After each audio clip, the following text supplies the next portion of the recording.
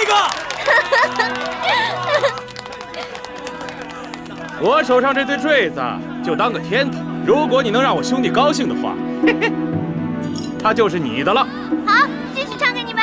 好。哎，对了，如果这个耳坠您不喜欢，簪子也不喜欢，这儿还有金镯子哟。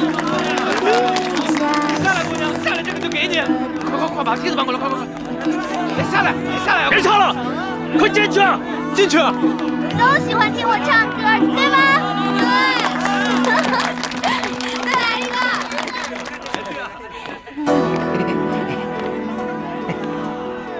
来，姑娘，也给你戴上。来，伸出手来。金镯子，我才不要什么金镯子呢！不要。这个不喜欢呐？没事，爷还有杨志毅的镯子呢。后妹，给我下来！哎，小心，老爷！谁啊？你呀，好大的胆子，敢搅爷的好事儿！你哪来的？搅你好事怎么？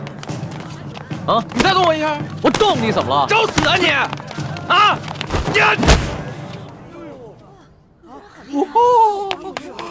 主子。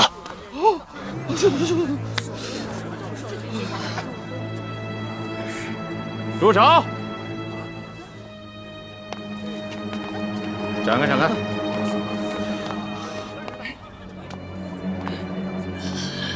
怎么回事啊，老杨？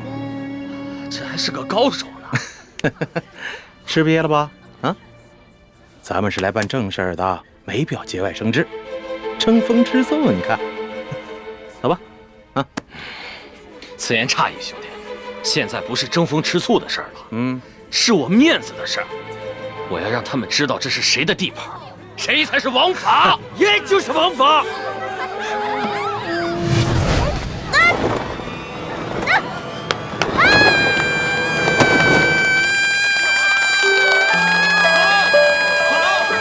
别叫！酒醒了之后，看着，看我怎么罚你。哎呦，公子，多有得罪了。我不知道这姑娘是您的丫头，要不您把她让给我，我给您1000两银子。我出2000两，我出3000两，滚！猪哥哥，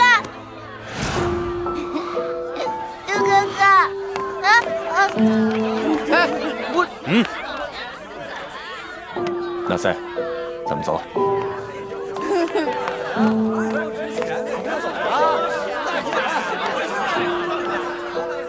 这两个人好生眼熟，是不是在哪儿见过？主子，这两个就是那日在客栈里调戏世淑姑娘的人，其中那个领头的把总还被主子教训过。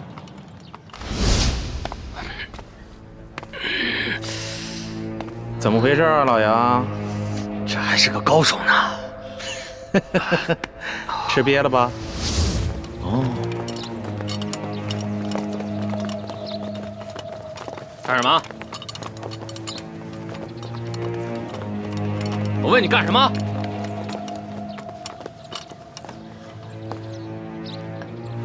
杨婆子，我还正纳闷呢，就凭你不敢抗命啊？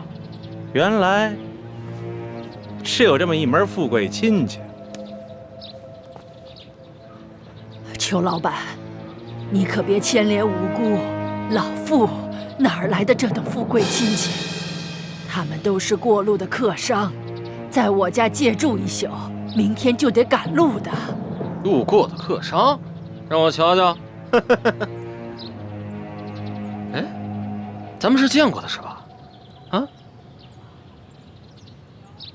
哟，姑娘，你也在这儿呢，真是缘分呐！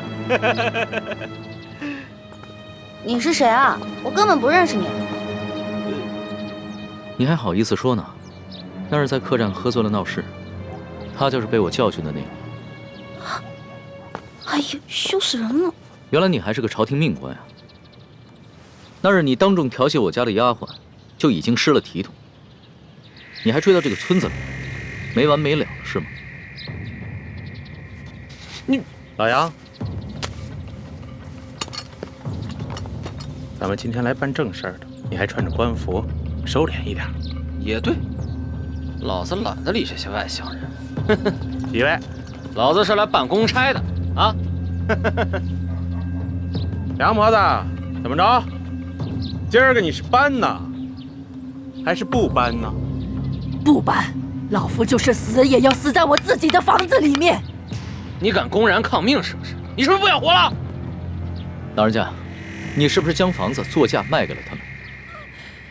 卖给他们？客官，这房子是老夫夫家留下来的祖产，房子后面还有几亩良田，老夫家祖孙几代人就靠这点良田生活。如今虽然不幸遭遇了旱灾，可老夫也舍不得变卖这个祖产呐。这个裘老板仗着官府里有人，随便给了仨瓜俩枣碎银，就要强行圈走咱们整村的房田地呀！你闭嘴！老不死！裘老板给你安置费已经是大发慈悲了，你还敢在这里计较或多或少的？你信不信我现在就捆了你？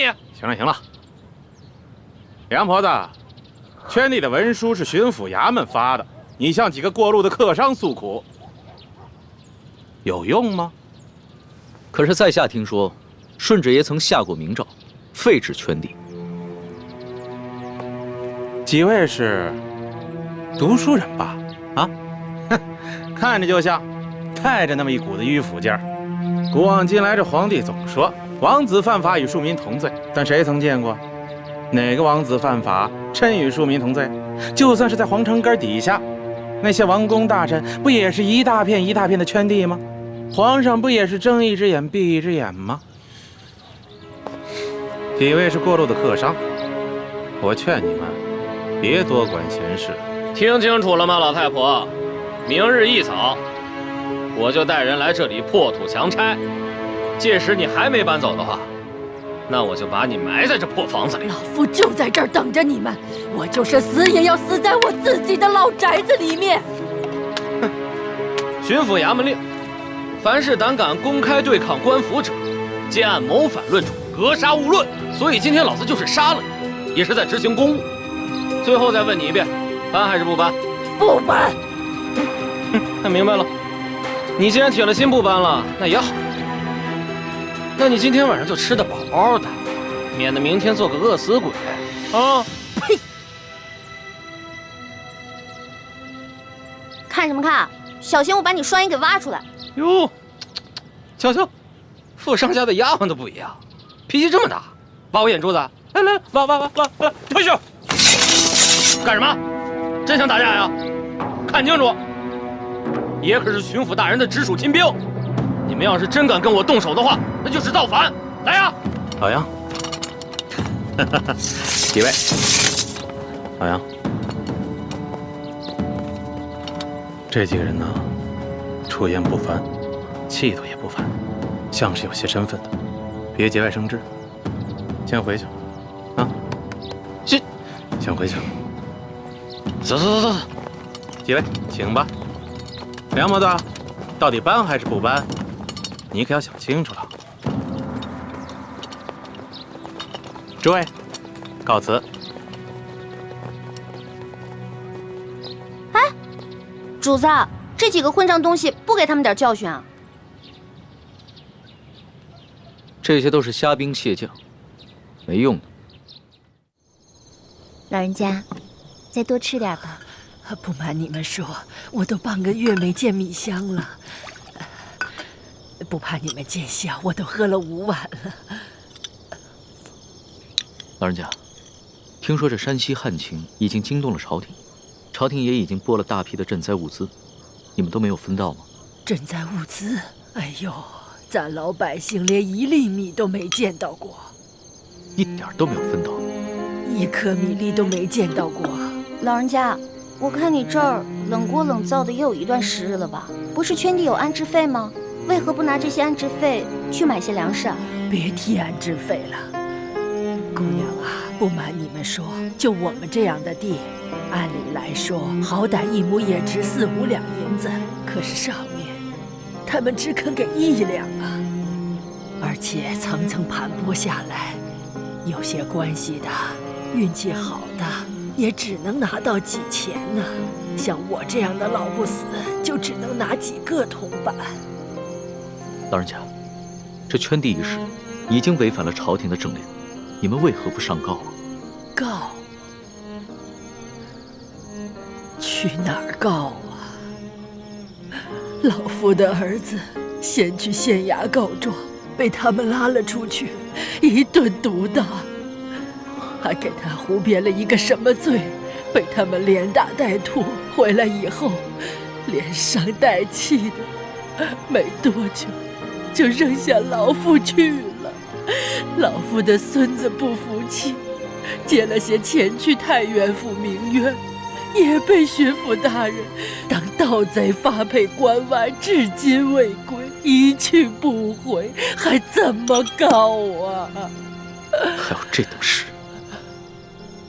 这山高皇帝远的，这圈地的人可是个通天的人。通天是当朝的大红人鳌拜，你知道吧？听说过。山西巡抚刘德昭，他就是鳌拜的门生，还有那个圈地的裘老板，他就是刘德昭寄娶的夫人的小舅子。您说还到哪儿去告啊？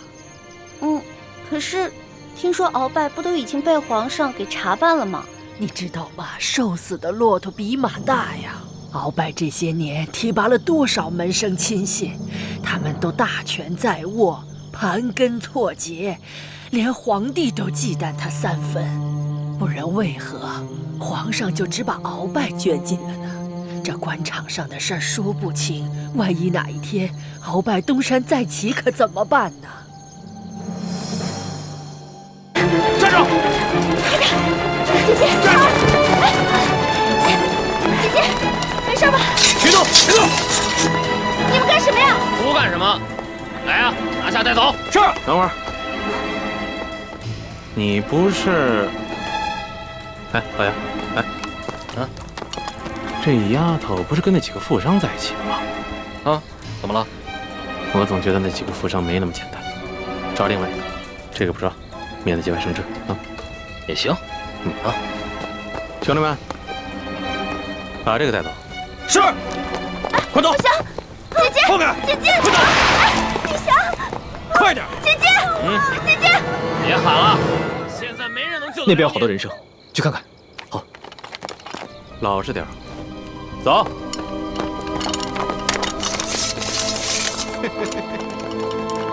小妮子，没看出来还是个练家子。之前是不是把我的鞭给打了？你脾气还真是烈呀！不过爷就喜欢骑烈马。之前你不是说要来挖我的眼珠子吗？现在看来，只能是爷挖你的肉了。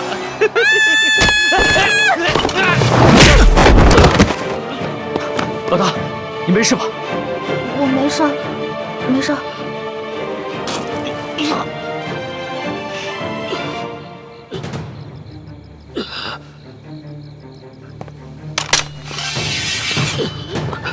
你们别乱来，我可是朝廷命官。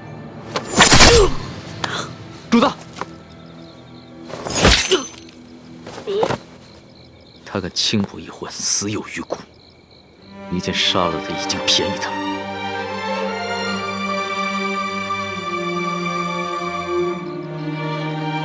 这还是我平生第一次亲自动手杀人。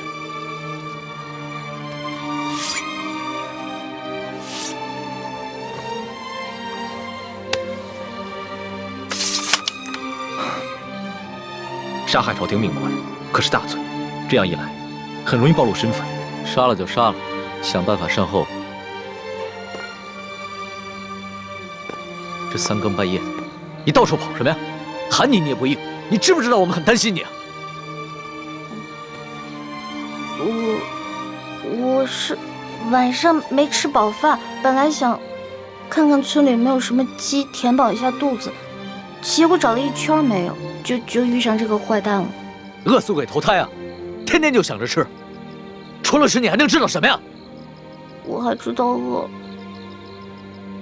你看看你这个妹妹，脑子里装的都是什么东西？陈妹从小生活艰苦，所以一有机会就惦记那张嘴。让主子见笑了。我知道，你们曾经都吃了不少苦，但现在跟了我，会保你们一世荣华富贵，再不受半点苦头。谢主子恩典。主子，光让我们两个不受苦也不行啊！你要让全天下的老百姓都不再受苦才是，这才是最重要的。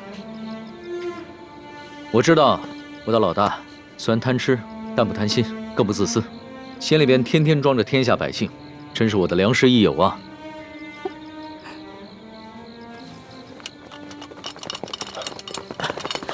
主子，主子，这怎么回事？不必慌张，先找个地方把他埋了吧。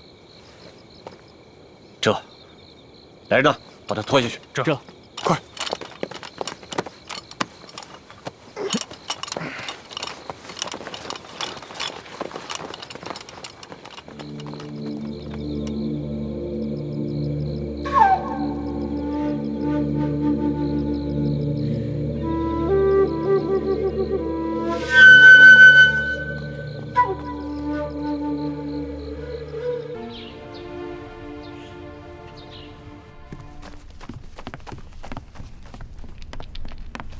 官儿啊，杨八总找着了，找着了。哼，不管他说出什么理由，先拖出去给我打50军棍。此风不可长啊！居然敢不声不响的玩失踪，这以后这对我还怎么办？还军什么棍呐？人是找着了，在一棵杨树底下埋着呢。死了，死了。肋骨断了几根，而且被一箭穿心。我纳闷呢，淮阳村的10几个村民没这个能耐啊，除非是那几个外地来的客商，他们带了一群保镖，而且个个身手不凡。秋官啊，你的意思是说，杨八总是被这几个客商所杀？要我看，不但杨八总是被他们杀的，连那10几个失踪的淮阳村民也跟他们脱不了干系。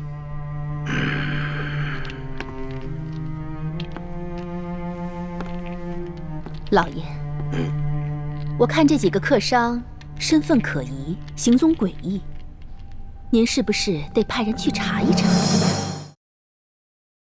他们究竟从何处入我山西境内，又去往何处，有什么来头？香娥，卑职在，此事就交由你去办。卑职遵命。秋官啊，你说这几个村民怎么会无缘无故的失踪了呢？而且这些剩下的村民皆是一些老弱病残，你说他们都去了哪儿了呢？要说他们杀了杨八总，是因为杨八总调戏了那个客商的婢女，他们失手杀人再埋尸，这说得过去。可是为什么要带走那10几个村民呢？这不合乎情理呀。难不成他们是想将这些村民留作证人，将来去京城告御状不成？有这个可能。淮阳村的梁老婆子一直都是个刺儿头。哎，你想啊，他儿子告状被咱们给弄死了，他孙子接着告，咱们给他发配关外，他能跟咱们善罢甘休吗？而且就这么巧，那几个客商就投宿在他家里，他肯定没少说咱们的坏话。说，还有脸说？消消气。既然知道这个老婆子是个刁妇，为什么早不处理啊？留下如此之祸患？我哪知道啊？他一个老婆子风烛残年了，有上顿没下顿，能活几天呀？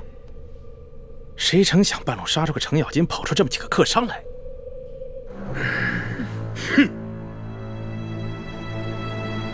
听密报说，这书建前1个月以前曾向皇上上了一道密折，去报我和整个山西官场的官员。当时皇上忙于敖中堂的事情，所以将此密折留中未发。现在敖中堂已经被皇上给捐尽了，看来这皇上可以腾出手来，有时间整顿吏治了。难不成那几个神秘的客商是来自京城的密使？什么意思啊？什么意思啊？来干什么来了啊？你慌什么？我告诉你，现在整个山西的官场那就是铁板一块，只要书建一死，任谁都查不出什么。你说的轻巧，书建什么时候死啊？他什么时候死？就最后这么一口气，他什么时候咽？他绝活不过今晚。哦。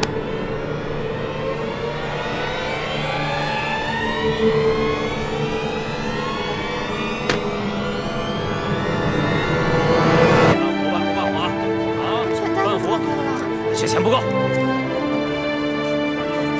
老板，能不能多给点？半壶不错了，这点钱明天半壶都买不了。你行行好吧。给他半壶。老板，你这钱不够。太原不是山西的首府吗？怎么这么萧条啊？这点粮食。给他。谢谢老板。老板，行行好吧。有钱没钱？没钱滚蛋。老板，我已经5天没吃东西了。能买啊你？大姐，请问你们这是在做什么呀？哎，买米啊！谢谢。买米？这城中只有这一家粮铺吗？为什么要排这么长的队伍啊？这位小兄弟啊，您是过路的外地人吗？难道您不知道这里遭遇了几10年不遇的旱灾？这个当然知道，只不过这朝廷不是已经调拨了赈灾粮吗？你们都没有领到吗？你还说朝廷的赈灾粮，我们一粒都没见到，只看到这米铺的米价，倒是翻了翻的往上翻跟头。吃不起饭了。老板，这儿的米怎么卖啊？你们那边不是有告示吗？自己看去。还要涨价呀？半壶，给他半壶。好嘞，半壶，后面跟上。买不买去？是啊，饭都吃不起了。后面跟上，给他半壶。行了，走吧。你卖每斗2000钱。下一个。哎，接着点儿。老大，你什么时候下来？哎，你以前跑江湖的时候，这米卖什么价格？那要看是丰年还是小年了。如果是丰年的话，一升差不多每升约10到12钱，1斗是10升，所以差不多就是100到120。但如果是小年的话，收成不好，那价格会翻1倍，差不多每斗200到240钱。龙小弟，你知道2000钱意味着什么吗？不行。若在以往啊，能买头猪了。不行，走。主子，下一个，别的。您先别着急啊。咱们还是先办完舒总兵的事儿吧。走，要买赶快啊！今天又不是这价了，快点啊！主子，您要是听到什么、看到什么，可千万要忍着，万事等咱们回了宫再计较啊。这山西太原是刘德昭的地盘，咱们确实得小心一点。主子，听说外头饥民在闹事，把整个府衙都包围起来了。走，看看去。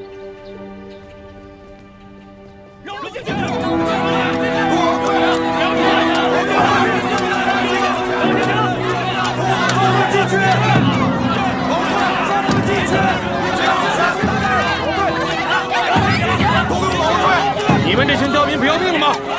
睁开你们的狗眼看清楚！你们知道这是什么地方吗？巡抚衙门军机重地。我告诉你们啊！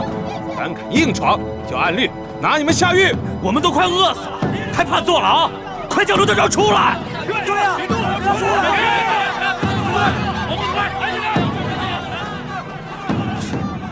易欢呢？他呀，准是仗着自己轻功好，溜进府衙打探消息去了。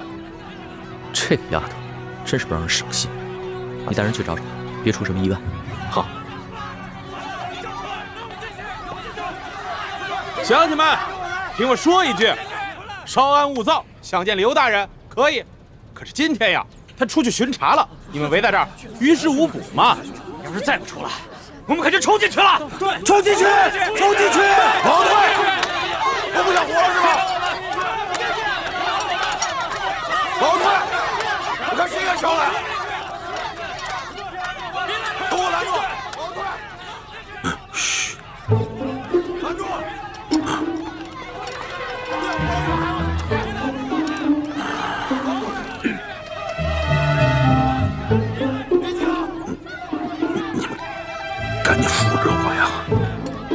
1、2、3，开门哦！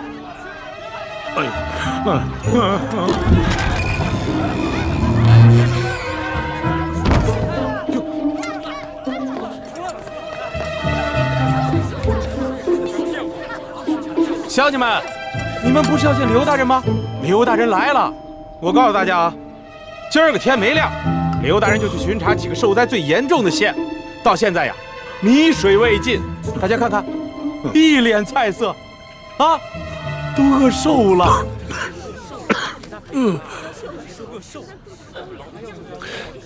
主子，无论一会儿发生什么事，您都暂且忍着，省得咱们打草惊蛇。父老乡亲们，大家这么急着见本官，是有什么话要对本官说呀？听说皇上有令，灾区的粥棚一天要供应早中晚3次，粥量可以果腹。眼下每日施粥1次不说，粥桶里的粥清的能看见人的影子，有的人的碗里连1粒米都没有啊！就是啊，1粒米都没有，怎么吃？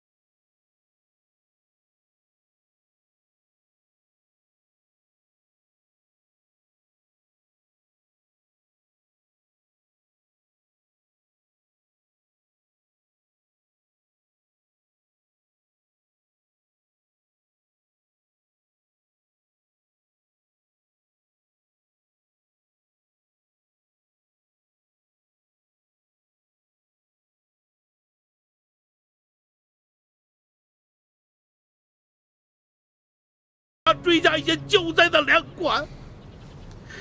乡亲们呐，我有愧啊，我刘德昭有愧大家，愧对大家呀！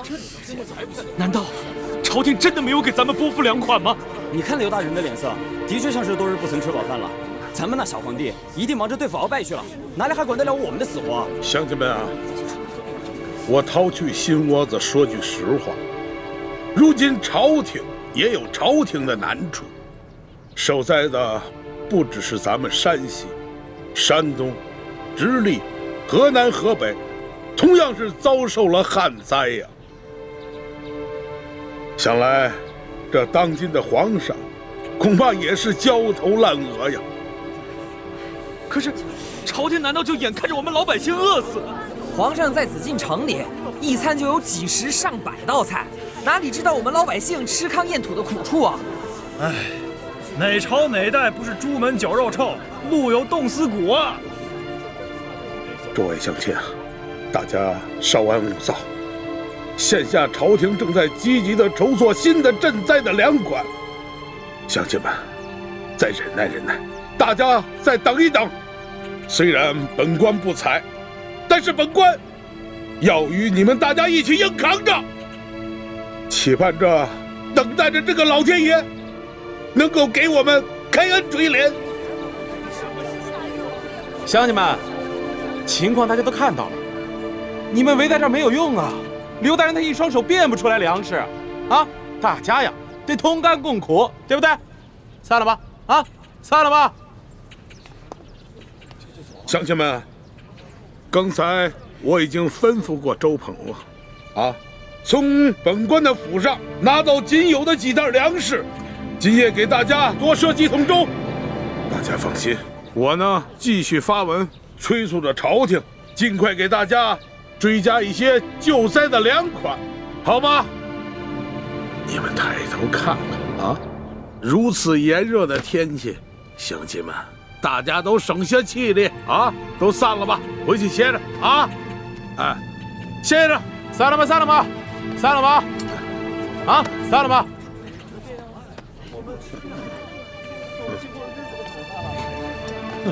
哎呦，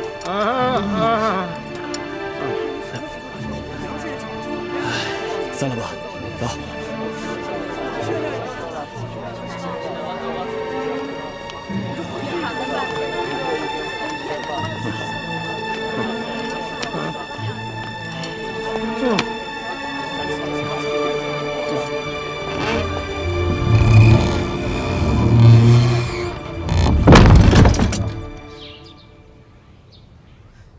哎，文心，这刘德昭上的折子上面写的是8万6，哎，6万8千。韦主子，是68600公顷。啊，对，是这个数字。那受灾人口是？受灾人口是23万4千人。对啊，我让索额图按照每人2两银子1担米的数额发放粮款，还增加了额外应对特殊情况的粮钱，一共是文银50万两，粮食30万担。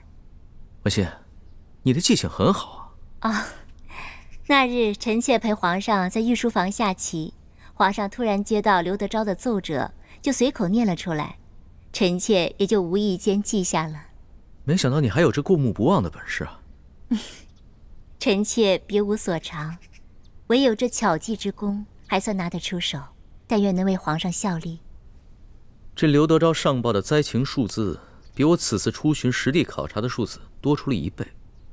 我是按照他上报的数字核发了救灾钱粮，就算他们层层截留，就算他们截留一半，那剩下的钱粮也应该足够灾民们对付到下一个收获季。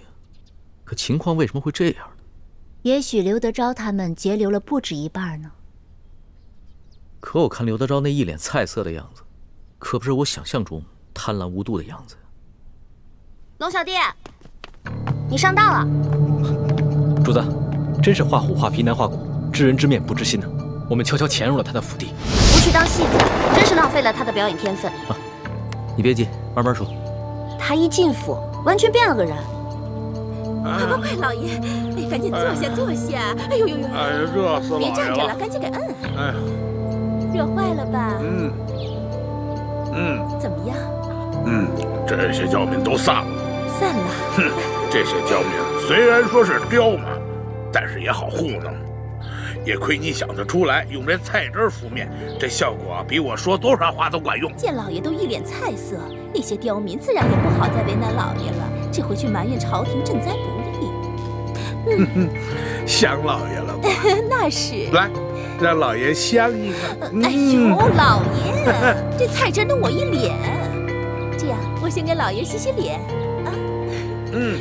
洗脸，洗完了脸再香香。这西瓜怎么了？特意给你冰这个。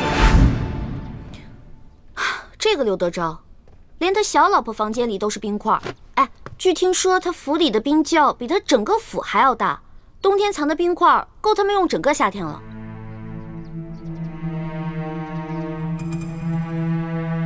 随后，刘德昭把按察使大人、跟布政使大人等几个亲近的官员，还有几个大粮商们召集起来，开了一个会，商议对策。大人，下官已去了书府吊唁，会过了钦差龙大人。他是奉了皇上的密旨，前来调查书剑遇刺一案。钦差龙三来我山西太原府办案，却不来我这知府召会一声。看来这个人也是一个拿枪做事不好相处之人呐。哼，你们以后办事一定要小心，不要让人家抓住咱们什么把柄。大人放心，那钦差只是针对书剑遇刺一案，那义成已经自尽，死无对证，他也奈何不了咱们呢。别的钦差呢，我多少知道点背景，多少呢能够找出点突破口来。唯独这个钦差龙三，我从未听说过。我这心里着实还有些不踏实。大人放心，我等已发动京城的所有关系来打探这个龙大人的背景了。像这种从来没听说过的钦差，多半是寒门出身，说不定啊是从什么偏远的地方提上来的。别看他表面一本正经，其实这个时候正是如饥似渴啊！大不了咱们多多破费，把他喂饱了就是了嘛。就是啊。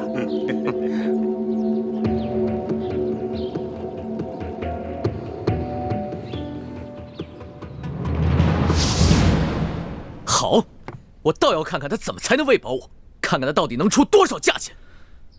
他们这些人在如何对付钦差方面，显然是经验丰富的。他们对于主子的到来有所警惕，但并不十分在意。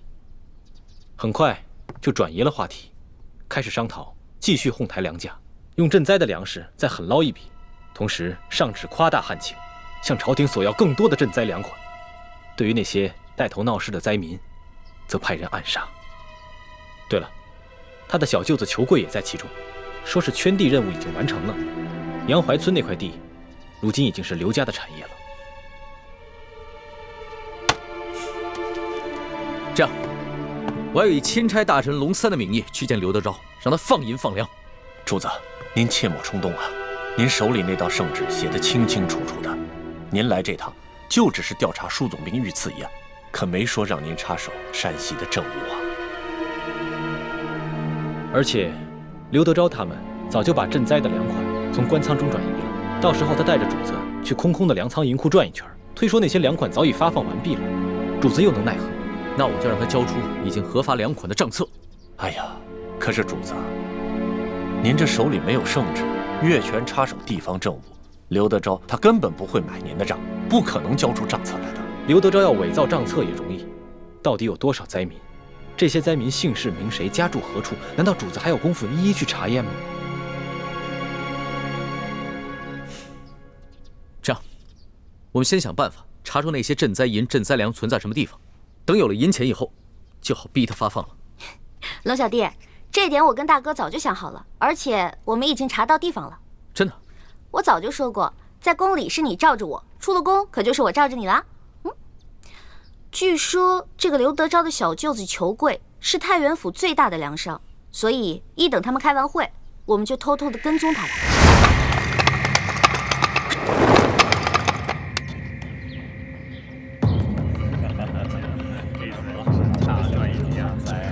杨教头山西的军队有两下子，他还是嫩了点。哎，诸位留步吧，请留步。两位大人，请了，请了。各位，请了。告辞，告辞。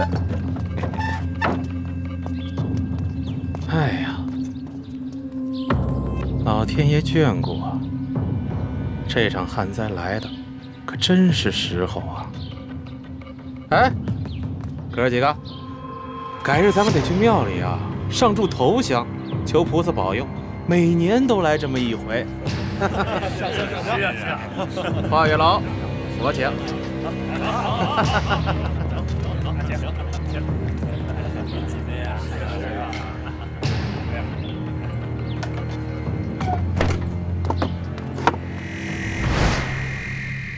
结果发现，这个裘贵啊，在城外有一座庄园，庄园里面有10几座粮仓，里面全都是粮食。今年大旱，他的粮仓里面哪来那么多粮食啊？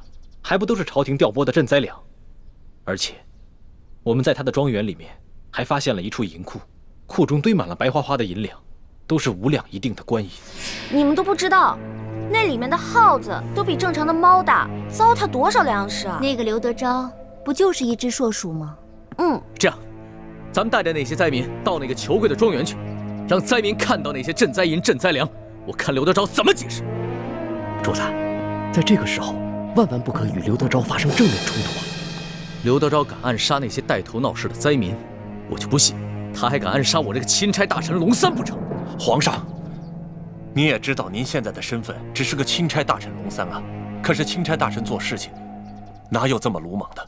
有了事情不先和当地官府通气，反而要带着饥民去闹事，这刘德昭何须再需要借口暗杀？他直接就可以明着调兵遣将，把我们都给镇压了。到时候，他可以以钦差大臣带着灾民闹事的借口，把您押送回京城，说不定半路上他暗中派人假扮盗匪，把主子您给害了。这不怕1万，就怕万一呀！是啊，主子，索大人说的对，这太原不比京城，这些地方的官也不比京官，您还是不要抛头露面的好。皇上，主子，其实我们大可以不必露面，只需暗中把消息泄露给灾民即可。是我一时冲动了。虽然我不宜露面，但是我真的很想看看这个刘德昭到底是怎么应付这些灾民的。好吧，包在我身上，保准别人认不出你。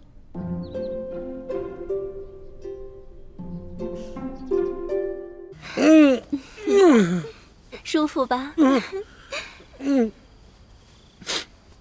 舒服。哎呀，没想到啊，舒婉欣这丫头还挺有能耐，进宫才2个月，摇身一变成了丽嫔娘娘。你这个小蹄子，怎么眼馋了？我有什么可眼馋的？咱们老爷不就是太原府的皇帝？咱们府里吃穿用度可不比那皇宫里差。你这小嘴巴巴的，还挺会说嘛。哎，我告诉你，舒婉欣，人家肯定把这笔账算在老爷我的头上了。他肯定会让这个钦差不断的找老爷我的麻烦。那可怎么办呀？哎，要不咱们还像以前一样，给这个钦差大人送点礼，探探口风。还不是时候。我正在找人探查这个龙三的底细，他刚一来太原，我就上赶着给他送礼，那就会更该引起他的猜疑了。咱们还是静观其变吧。还是老爷想的周到。来，想一个。大人，谁呀？舅老爷庄园那边出事了啊！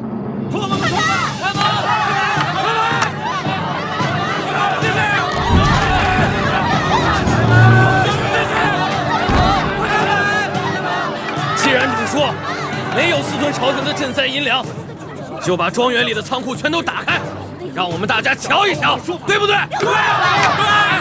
打开，让我们进去，给我们个说法。吵啊！再接着吵啊！这宅子是我裘贵的私产，你们想进去，凭什么呀？都是一群刁民！哼！你不敢给我们看，那就是心虚。让我们瞧瞧。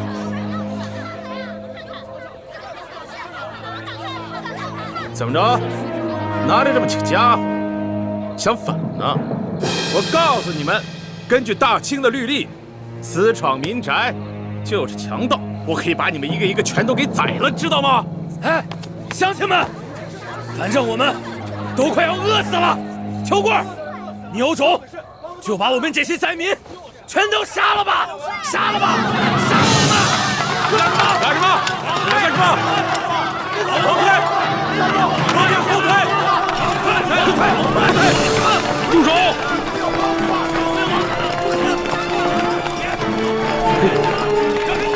看见没有？刘大人来了！你们想造反吗？别起来！起什么起？都吵什么？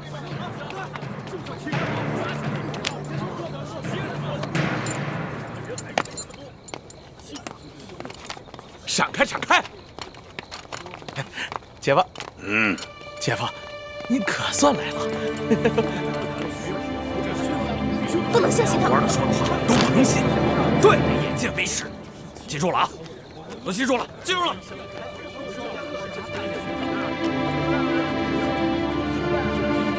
他来了，看他有什么要说的。看他怎么说。他带了这么多人，看他怎么说。看他有什么解释。各位父老乡亲，这么晚了，大家来到裘府门外，所为何事啊？刘德昭，你把朝廷拨下来的大批赈灾粮、赈灾银子，通通的转移到了你小舅子的庄园来了，却欺骗我们说朝廷赈灾不利。你这个欺君罔上的骗子！骗子！吵什么？都吵什么？给我闭嘴！骗子！骗子！你这简直是在造谣！若是引起民变，你吃罪得起吗你？哼！他说我们造谣，在你小舅子的庄园里睁着眼睛说瞎话，堆满了粮食和银子，这些全部都是我亲眼看见的。你胡说八道，哪只狗眼看见的？你亲眼看见的？他肯定不。这位老者，难不成你开了天眼了？你可以隔墙视物，又难不成又在胡搅蛮缠？你这臂膀之上生了翅膀，可以飞越过这道院墙，到库中去查看？我跟你说，不要再造谣生事，否则本府即刻拿下你。刘德昭，你少吓我！就在1个时辰前，有2个蒙面大侠，带着我们2个年长的灾民，翻过院墙，去庄园里的仓库看了看，里面的粮食堆积如山呐！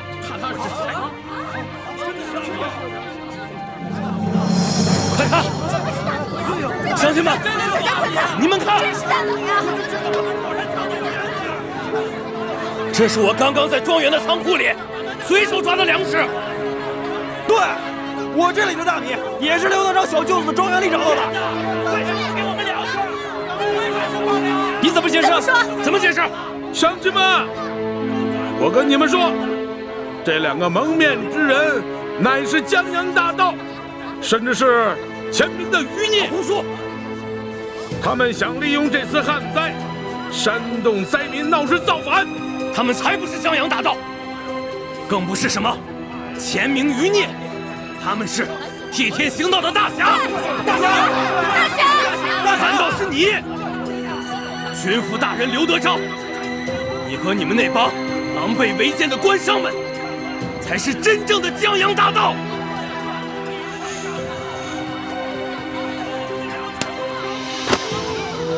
你们虽然吃着朝廷的俸禄，却上欺君下欺民，你们比那些前明余孽对大清的江山危害更大，祸国殃民。姐夫，好，即使他这院中的仓库之中放着官银官粮，你怎么能说就是朝廷调拨的赈灾之粮呢？这个刘德昭，对呀，你们听着，我裘贵就是这太原府最大的粮商，我的仓库里有粮食，奇怪吗？那也是我花高价从别的地方买来的，与你们何干呀？花钱买来的。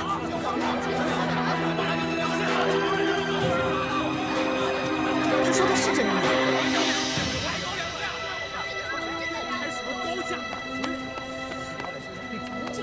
你说你这粮食是从外地运来的，那我问你，你是从何处贩来的？是从湖北。湖北。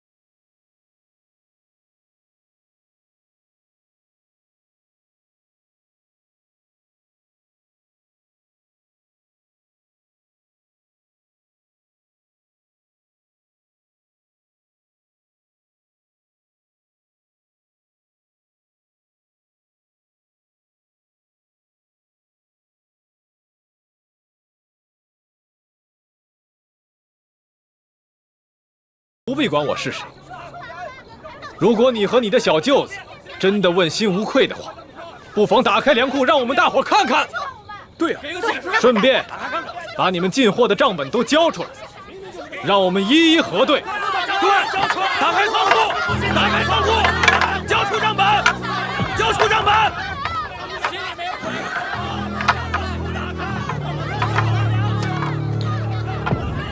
过儿啊，此人身份可疑，找人把他给我盯紧了。是。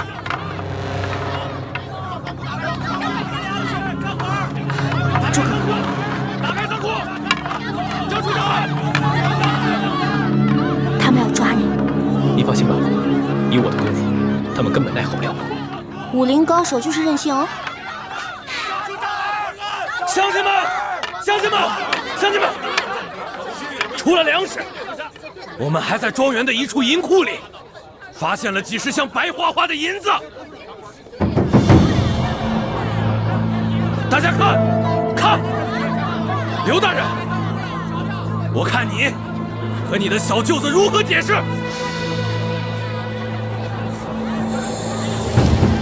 姐夫，这个事儿，怎么样？让他说，看他怎么说。你们大家说完了吗？好，说的不错，确实是这园中的仓库确实存放着部分的官银官粮，那是因为这么多年来，官府的仓库年久失修，是漏风漏雨啊。故而，本府就借用了他裘府的仓库。那就请刘大人开仓赈灾，放银放粮，放银放粮。对，乡亲们，让他放粮，放粮。乡亲们，我跟大家说句实话，这些放在里边的官银官粮，并不是朝廷下拨的赈灾的银两。这些乃是我太原府1万驻军的军粮军饷。他说这乡亲们呐，军粮军饷，岂可煽动啊？刘德昭，你凭什么说这些是军粮啊？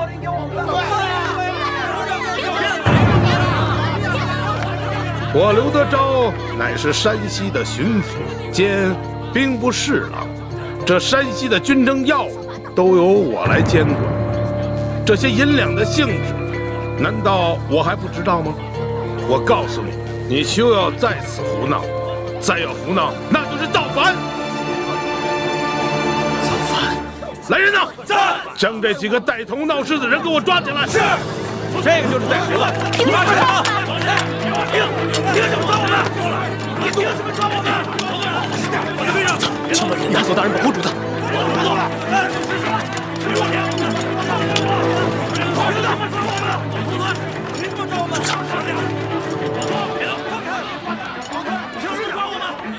主子，您不能冲动。刚才探子来报，刘德昭调了一队地方兵来保护他自己的庄园，我怕他狗急跳墙，对主子您不利啊。乡亲们呐，乡亲们呐，听我说啊，本府我心疼你们大家伙儿啊！别听他胡说！我刘德昭说句掏心掏肺的话呀，这园中囤的都是军粮军饷啊，谁敢强拿，那是要犯杀头之罪的，杀头之罪呀！方才逃走的那几个人，他们乃是前明的余孽，他们是想利用这次旱灾，想借此让大家闹事，那是忤逆不当，那是要造反。本府只追究这几个带头之人的罪责，其余之人如果在片刻之间离开此处，本官既往不咎。如果说还不离开的话，那本府就把他视同前明余孽，格杀无论。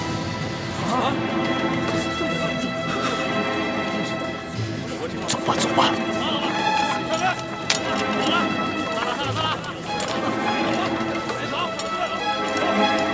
哎呦，姐夫，今儿亏的是你来了，你要不来，我太闲了我。不是你说你这小子，你说你怎么就这么没用呢？啊，孟护卫说了多少回了，你这庄园之内的机关只能对付一般的盗匪，对些高手那是形同虚设呀。不听啊，现在知道厉害了吧？行行行，我呀立马加派人手，然后找孟护卫重新布置。哎，今儿个孟护卫怎么没跟你一起来啊？我派祥和去舒府打探消息了。如果这个舒婉心要为难咱们，让这个钦差大臣给咱们出难题的话，到那个时候，就应该送他下去陪他爹。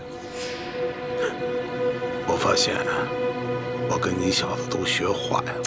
姐夫，我哪儿成啊？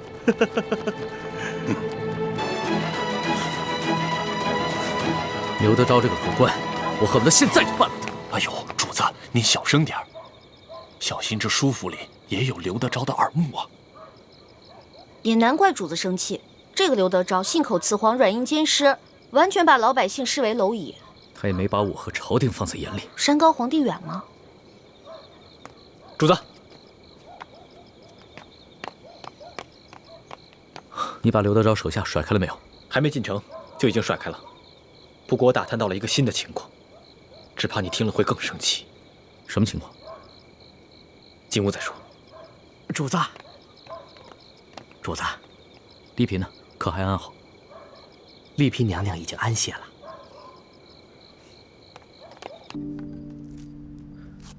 臣听灾民说，他们本来也有一些在外地做粮食生意的亲朋故友，想要运一些大米进山西，平价出售，以帮着缓解灾情。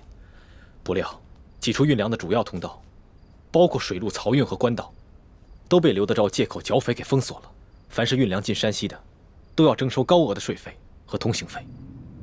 听说这个刘德昭的小舅子裘贵，不仅是本地最大的粮商，还是山西商会的会长。我觉得一定是他们把持了整个粮食市场，不让外地粮食进入，好大发国难财。不杀这个刘德昭，天理不容！主子息怒。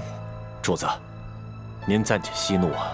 奴才看着刘德昭的行事风格，那是先软后硬，能骗就骗，骗不了，他可就打算霸王硬上弓了。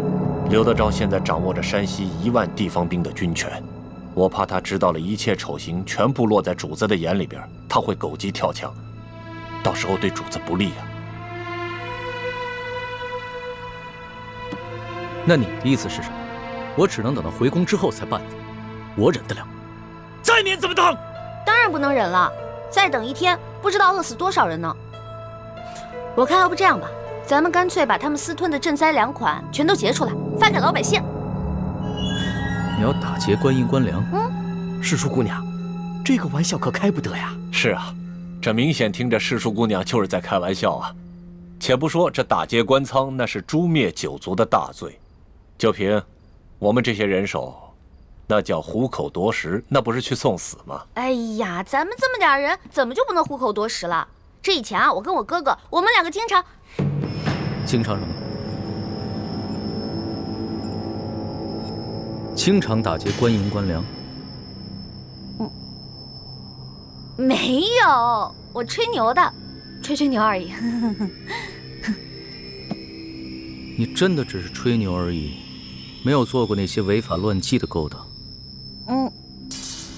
我也不能骗你，但是我们两个是看那种贪赃枉法的贪官，偶尔会想教训他们，所以顺便开点油，顺点东西。哎，但都是小打小闹，无伤大雅，无伤大雅。主子，您千万别听易欢瞎说。我们之前行走江湖时，难免做过一些上不了台面的小勾当，但都是迫不得已，我们从来就没有做过什么违法乱纪的事。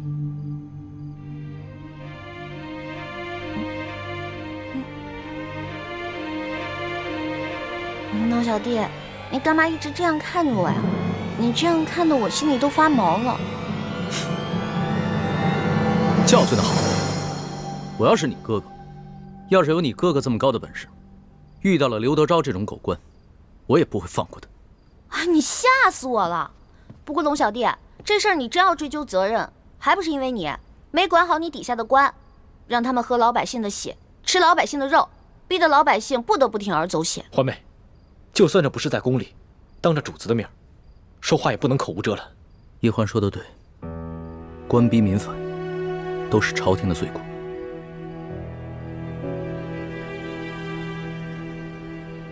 是我的罪过。索图，在。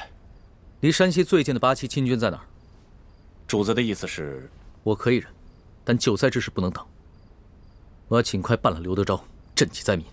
主子，在咱们出京之时，太皇太后曾经悄悄地吩咐过奴才，说若路途当中遇到什么意外，可以去山西和直隶交界处，去掉玉巴赞统领的一队清军。这队清军驻有3万人，而且装备精良，兵士也全是咱们八旗子弟。好，那你带上我的金牌，带上几个侍卫，天一亮就出发。我留在这儿继续和刘德昭周旋，待玉巴赞亲军一到，我就把刘德昭就地正法。可是皇上，怎么了？奴才此去调兵最快也得10日。出门的时候，太皇太后一再交代，让奴才寸步不离地保护主子。若你不亲自去，就算有我的令牌，也难以调动玉巴赞的亲军。哎呀，可是皇上，奴才这一走，您身边就只剩下几个侍卫了。万一和刘德昭冲突起来，我怕他们保护不了您的周全呢。怕什么呀？不是还有我跟我哥哥吗？我跟我哥哥可以保护。主子的安危大事，其实我们能担当得起的。还是听索大人安排吧。索图也得听我的安排，就按我说的做。你去调兵，我身边还有奕欢和李太医呢。那就有劳奕欢姑娘还有李太医了。放心吧，奴才明日就出发。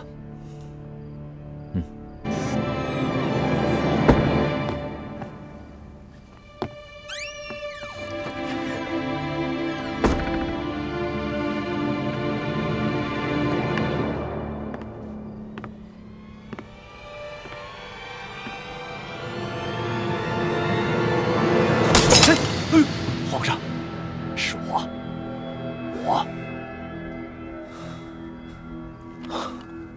索图啊，你是要吓死朕？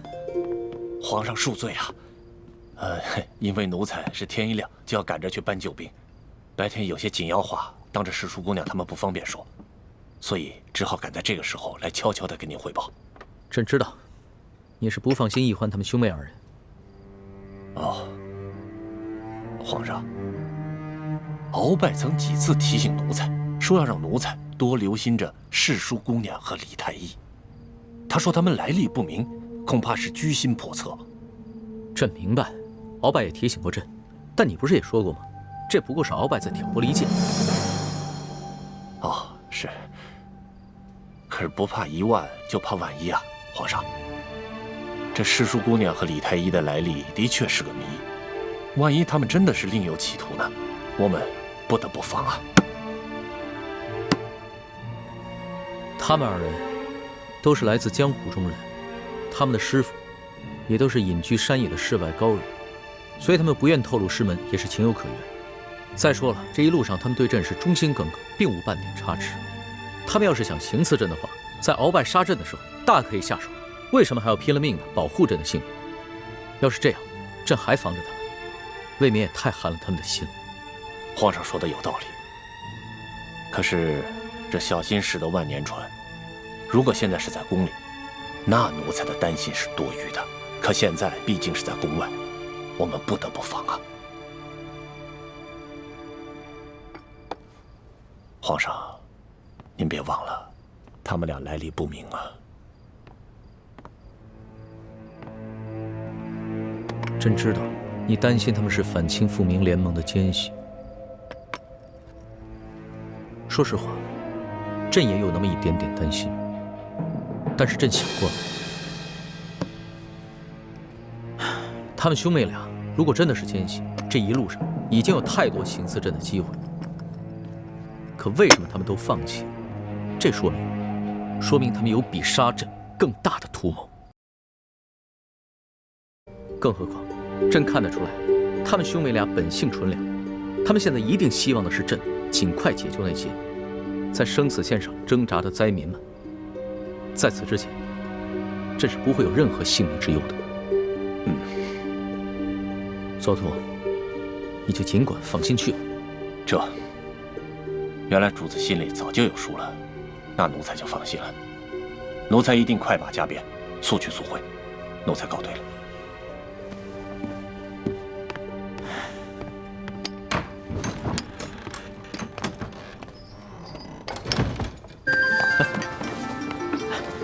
我来试试。哎呀，行了，别给我们添乱了。我来。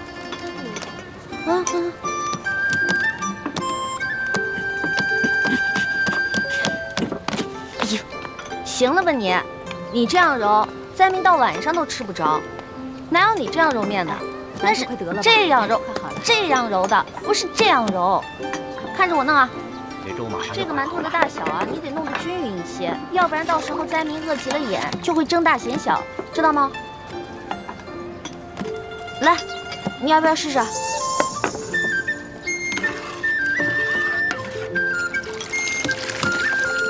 得了。慢点了。大家来排队了，吃粥拿馒头啦！每人一个馒头，1碗粥。别急啊，来这边拿馒头。排队啦！来，你拿啊，拿好，拿只小心烫，小心点啊。拿着。每个人都有份啊，不要急。来，拿好。给。来。给你。来，拿好，拿馒头。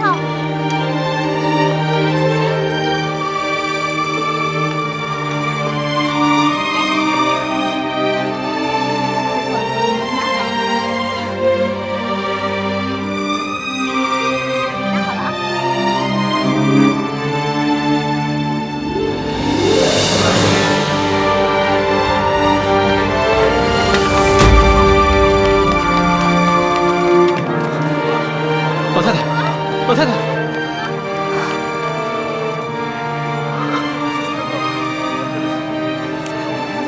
怎么样？人已经没了。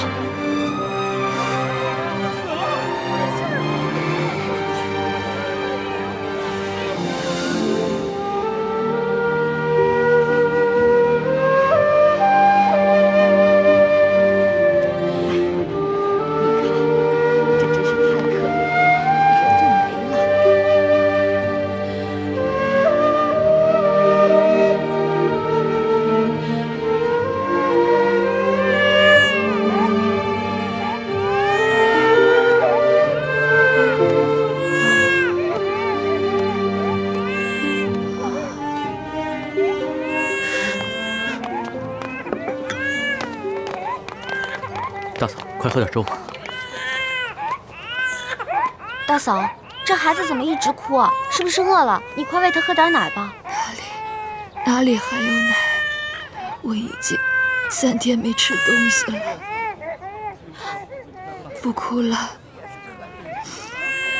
你爹跟哥哥姐姐们都已经饿死了，要不了多久，说不定我们一家子就可以团聚了。大嫂，来，把孩子给我，我帮你哄。你先吃点东西吧。来，给我。好。哎呦，哦，乖，不哭了啊。谢谢小哥了。大嫂，粥太烫了，先吃个馒头吧。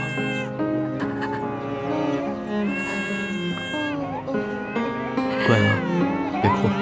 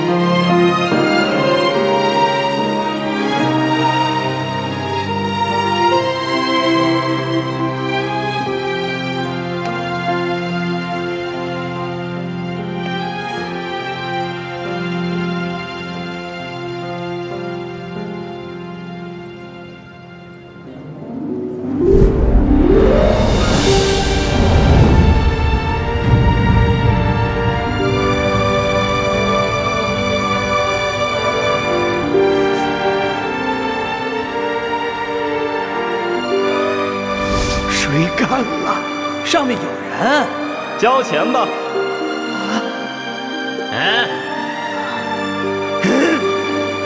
拿下！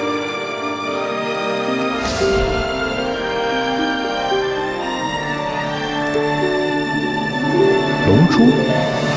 什么是龙珠？就是皇上的眼泪，就是您的眼泪啊！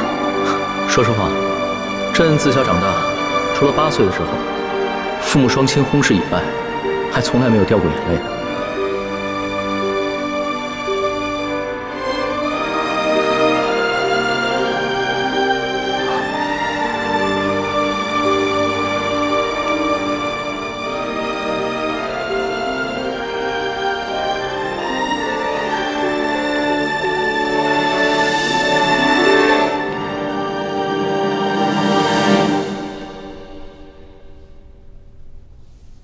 让管家找个奶娘，好好把她养着，好好把她抚养成人。所需用途，我会派人一一送过来。钦差大人真是心善。这孩子虽然父母双亡，很是不幸，但能遇到钦差大人也是他的福分。奴婢一定好好照料这个孩子。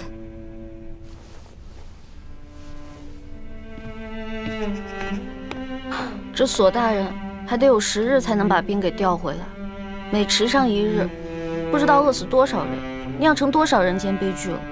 据我打探的消息，现在每天都有成百上千的灾民涌进太原城，每天都要饿死好几10个。官府来不及掩埋尸体，只能把尸体集中到城外，一把火烧了。龙小弟，我们真的还要再等上10日吗？这10日不知道饿死多少人了。要不然这样吧，我们干脆一不做二不休，我们去把那些私吞的官银官粮全都劫出来，发给老百姓。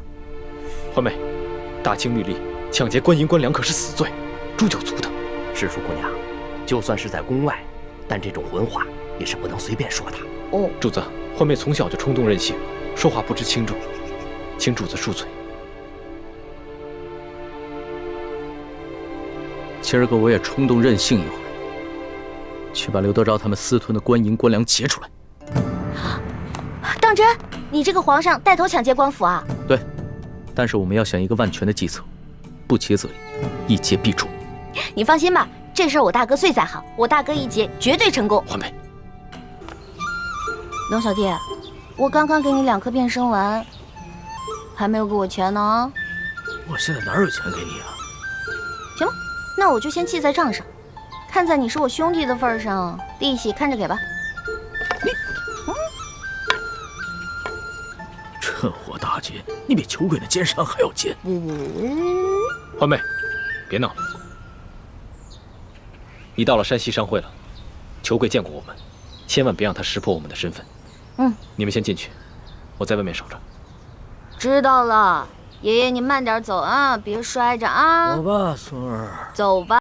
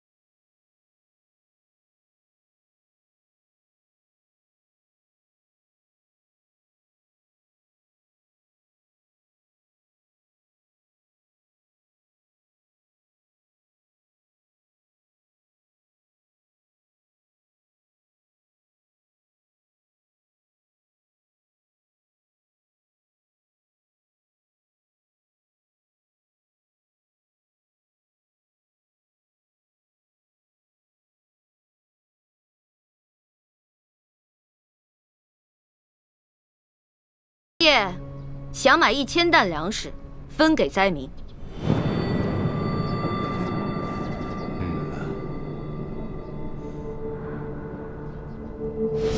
我已经查探明白了，裘贵和整个山西粮商手里，大约囤着20多万担粮食。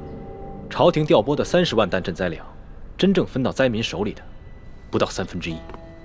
剩下的2/3都被他们官商勾结，给私吞了。所以这20多万担粮食也得等索大人调兵回来，把刘德昭抓住以后再发给灾民。目前我们就先结一部分发给灾民，让他们支撑到索大人回来以后就行了。眼下城中有1万灾民，离索额图调兵回来之日还有10日左右。若每日每人按1升粮食算的话，10日便是1斗，1万灾民就是1万斗，折合下来便是1000担粮。1000担相当于12万5千斤。我跟易欢再加上随行的侍卫，无论如何也没办法在这么短的时间内把这么多的粮食从裘贵的庄园里偷运出来，所以就只剩下一个办法。什么办法？论到这种勾当，你们兄妹俩肯定比我这个当皇帝的有经验多了。龙小弟，你这句话里有骨头，话里有话啊。咱们先说好了，之前的事呢，你要既往不咎；这次的事，是我们奉旨行事，你不许秋后算账。我自然是开玩笑的，我金口玉言说过的话，岂会反悔？什么办法？快说吧。既然不能偷，也没有办法从外地运过来，那么就只剩下一个法子：买。嗨，老板，您有这份善心，那是大喜事啊！裘某和兄弟们也都敬佩得很，对吧？是啊。只是，您祖孙2位可知现在山西粮价的行情吗？每斗米2000钱，1担米呢20两银子，所以这1000担米就是2万两银子。我说对了吗？如今太原的粮价被哄抬到了每斗2000钱，折合成银子就是2两，10斗为1担，那么每1担粮食就需要银子20两，1000担粮食就需要银子2万两。哎，我们从宫里带出来的还有多少银子？刚开始的时候是挺多的，不过一路上被你东送一下西捐一下的，现在也剩的不多了。那我的那些随身之物呢？全都当了，总能值2万两吧？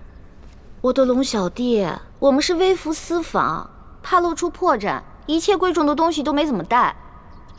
只有我跟丽嫔娘娘带了一些贵重的金银首饰，但是刨除一眼就能看出是宫里的金银首饰以外，其他的能典当的也只有2000两。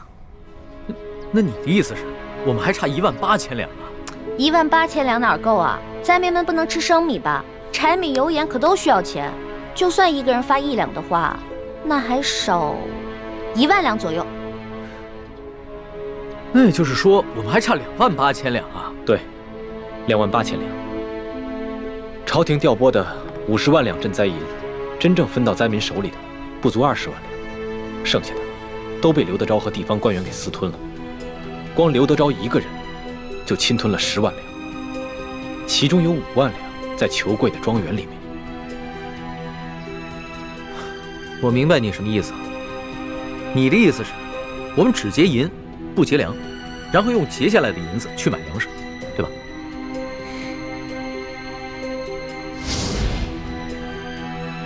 艾老板，裘某还要问一句：你真愿意花2万两银子给那些灾民吗？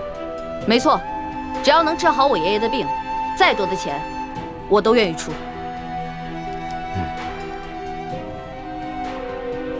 好，艾老板，真是财大气粗啊！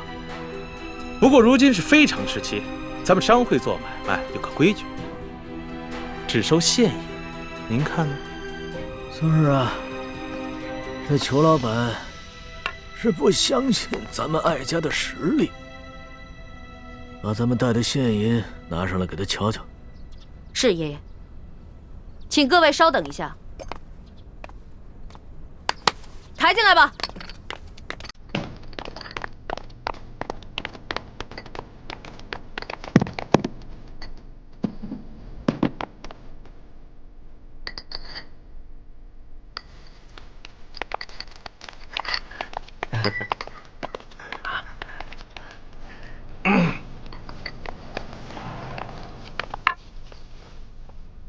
这里是2000定银，明天早上，在这个地方，一手交钱，一手交粮，如何呀？艾老板，性情中人，快人快语啊！那咱们可就一言为定了，击掌为凭。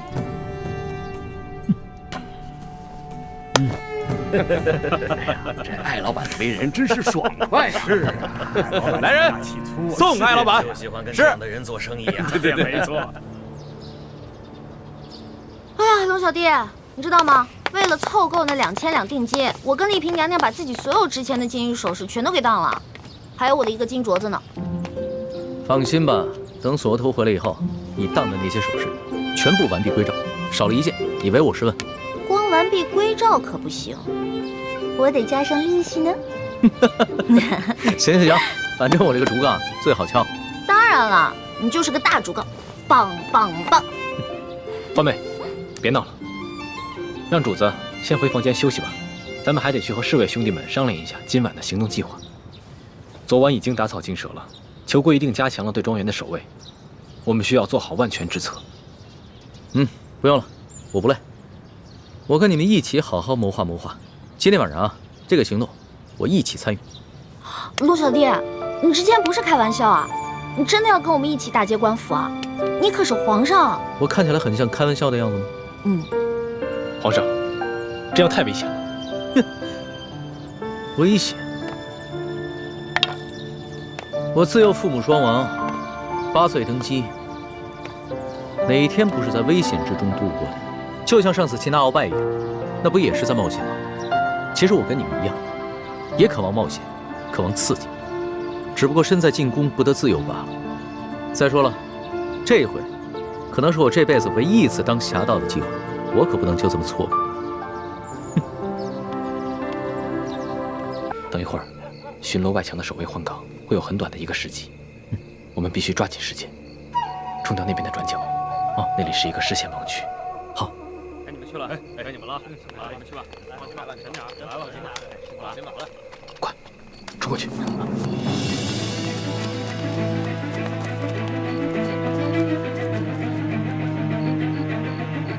陆小弟，紧张吗？紧张，但是好刺激啊！江洋大盗还挺好玩。带上。主子，千万别孩子气，这可是杀头的勾当啊！每年有多少盗匪，要么当场死于非命，要么被官府抓住处以极刑。只有极少数运气好的能够一再得手，但是久走夜路，哪能不是血？最终都是难逃一死。呸！你怎么老说这种不避讳的话呀？死的，我们才刚开工。第一组侍卫兄弟已经得手了，藏在墙头高处的暗哨已经被解决了，我们可以翻墙进入庄园了。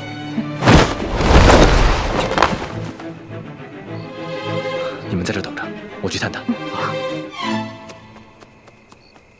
老大，你们刚刚不用把我架上来的，我平时也练过轻功，我自己可以的。你以为你是真龙啊？你还可以自己飞？得了吧你！记住我平时教你那些轻功的方法啊，下次没准能用得上，知道吗？知道了，老大最厉害。当然了，要不然怎么我是你老大呢？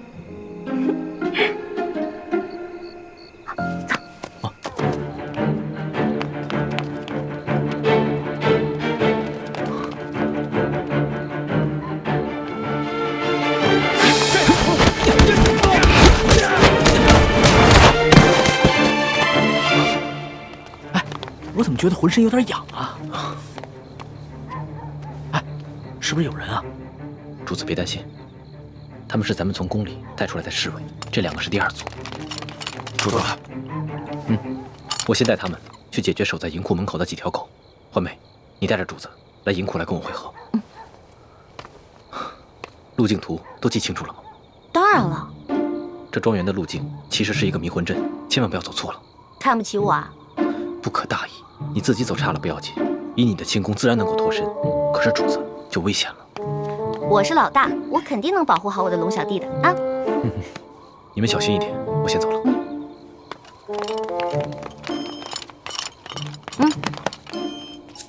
从现在开始，紧紧跟着我的步伐，一步都不能落，知道吗？知道了，老大。走。来，怎么了？不知道该怎么走了？应该是这边，走。那到底往左还是往右？好像是往左吧。你确定啊？往右。子有点迷糊。那好吧，我不懂这个机关阵法，还是往左吧。都听你这个老大的吧。这，停！咱们是不是又回到原地了？好像是。老大，你不会学艺不精吗？把这迷魂阵你都给认错了。我只是稍微失误了一下嘛。这回肯定没错，往右转。不是老大，你确定不是往中间吗？我是老大还是你是老大呀？你宫里老师教过你阵法吗？不是，我是没学过阵法，可是你哥哥刚才给的地形图我是看过的。我记得走到这个位置以后啊，似乎是往中间走。你看似乎，这说明你也不确定。不是，我是记得该往中间走，但是你又说是往这边，我就不确定了。不确定是吧？我是老大，听我的，走。那。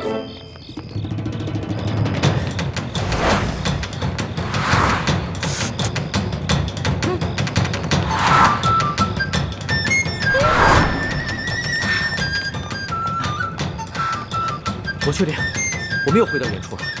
我也确定这就是原处。不是，老大，我现在总算知道你为什么总不说你的师承来历了。感情是你的师傅们从来不让你在外头打他们的名号吧？你怎么知道的？不过我师傅说了，说我天资聪慧，一点就通。我只不过差那么一点点的认真和努力。你哪是差那么一点点的认真和努力啊？我跟你说。你师傅没被你气死，也算是上天垂怜了。不许取笑我，朱哥哥老取笑我，你不许取笑我，我是你老大，知道吗？好，小弟不敢取笑老大。老大，那咱们现在该怎么办啊？你刚才不说往中间走吗？啊，那就听你的呗，中间走走看呗。那走吧。走。哎，你们谁呀？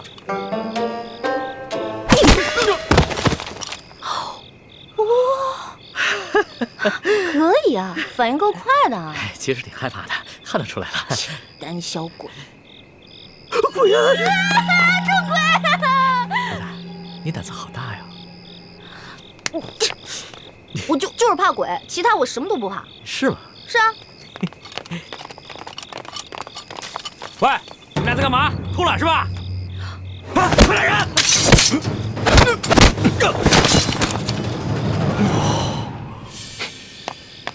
周哥哥，还好你来救我们了。我看你们迟迟不来，我就知道你一定又犯糊涂了。前面挡路狗已经被我解决了，离他们换班还有半个时辰，抓紧时间。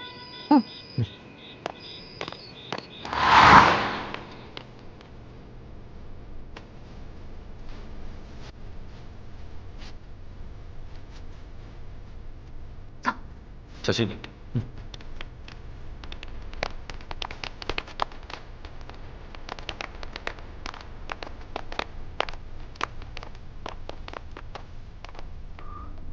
我来。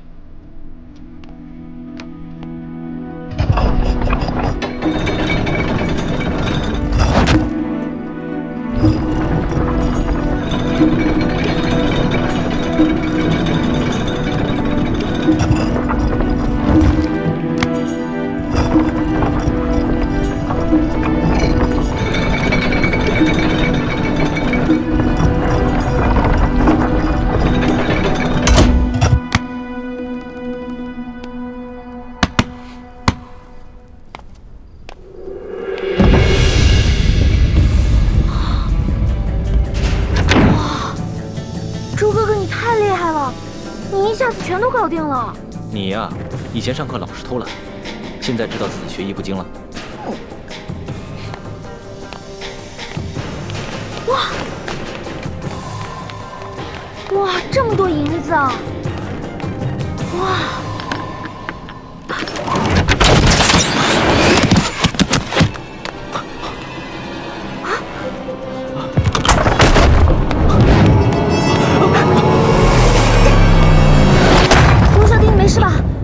我没事，幸亏你反应快，不然我现在只怕一。朱哥哥，对不起，刚刚都是我大意了。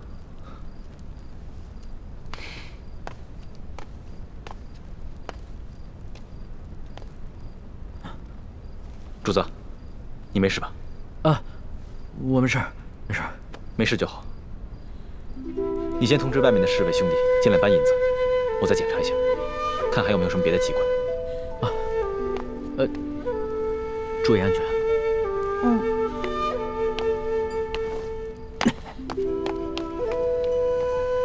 朱哥哥，对不起啊，我刚才真的不是故意的，你别再生气了。你以为我生你的气，是你不小心触动机关吗？没想到，在最危险的时候，你最先救的，竟然是他。你是因为这件事情生气啊？那你也太小心眼了吧？你看他武功不行，所以我肯定要先救他嘛，我得保护他嘛。你从小在我心里就是最强的，你肯定能保护好自己啊。但如果有一天我们两个同时遇到危险了，我第一个救的肯定是你，再救我自己。你呀，来，快点，快点，快点，能装多少是多少，快！多多益善，多多益善啊！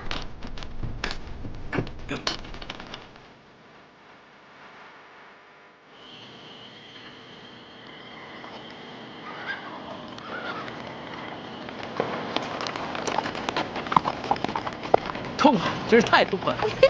今天晚上的经历真是太刺激了，我必将终身难忘。哎呀，可惜不能让史官把今夜的经历全都记入史册，更不能让太皇太后知道了。要是让她知道了，肯定有说把你带坏了。那可不就是你这个老大带坏我这个小弟的。嘿，你现在是赖上我了是不是？那好，不赖你，不赖你啊！老大辛苦了，等回宫了以后呢，我就重重的赏你。赏我呀？赏我什么？你说个数。你现在跟以前不一样了，我也不能狮子大开口。500两，300两，200两成交。你越来越小气了，你不会赖账吧？我发誓，绝不赖账。我以我本人做担保。我要是赖账的话，到时候我就把我这个人赏给你。哎，算了吧，你一次用膳就要吃上上百道菜，我可养不起你。如果你要赖账的话，我自认倒霉呗。李太医啊，今天晚上真是辛苦你了。我真是没想到，身边还有你这样一个全才，不仅医术好，武功好，还懂得机关阵法，懂谋略。让你做一个太医啊，实在是太委屈了。等回了宫以后，我一定好好提拔你。主子，其实今夜此次行动能如此顺利，并非臣有多厉害，而是臣的运气好，事先得到了裘贵庄园的机关地形图和卫队巡逻表。你能得到如此机密的东西，是裘贵身边有人给你做内应？是。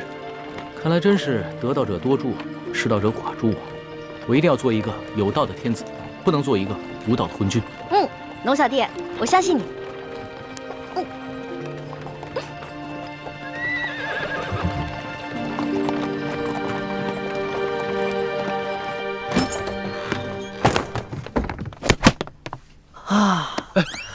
李公公得罪了。主子，你终于平安回来了。你要是再不回来，奴才也要吓死了。李德福，这件事情你得替我保密，不能告诉任何人，尤其是太皇太后，要不然我就砍了你的脑袋。只要主子能平安回来，这件事情奴才就当不知道。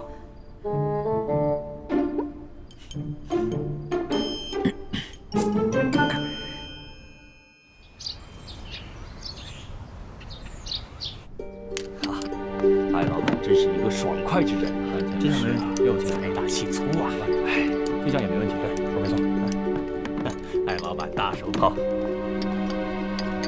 老爷，银子都验过了，都是成色十足的官银。好，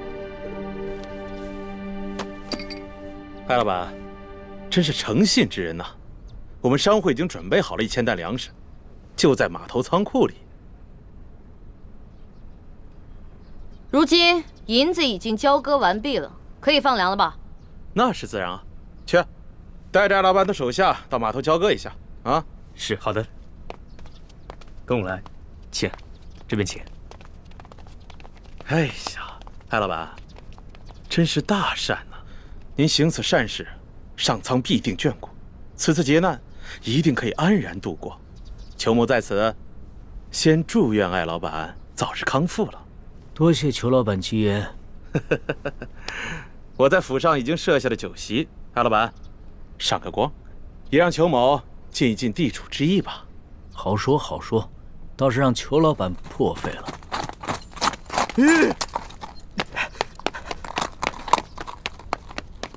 老爷，不好了，老爷，老爷，不好了，老爷！慌什么？说，庄园进了盗贼，银库里的银子少了整整3万两。这3万两？你说什么？再说一遍。昨夜，庄园进了贼，盗走了3万两银子。你废话你！啊！这么大的事，现在才来报？报了，今儿4更天就发现出了事儿。庄园管事马上派人给老爷还有巡抚大人报信儿，可等到5更天没见回音，庄园管事就派出了第2批、第3批人报信，可还是没有回音。庄园管事意识到事情不妙，便让小人骑马绕行了10几里前来报信，这才顺利进了城。哎呀，这怎么这么不小心呢？怎么回事啊？这是怎么会出现这样的事情啊？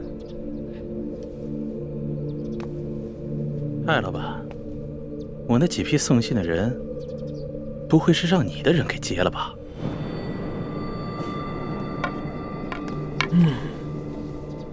你说呢？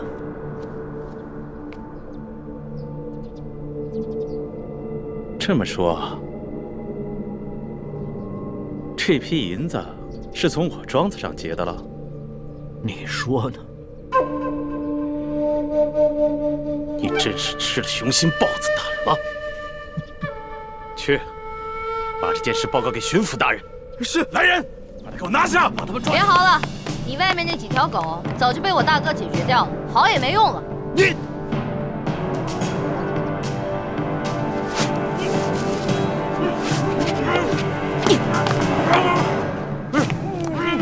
爷爷，咱们不能把银子都给他们留下来。把银子全都抬出去，交给李护卫发放给灾民。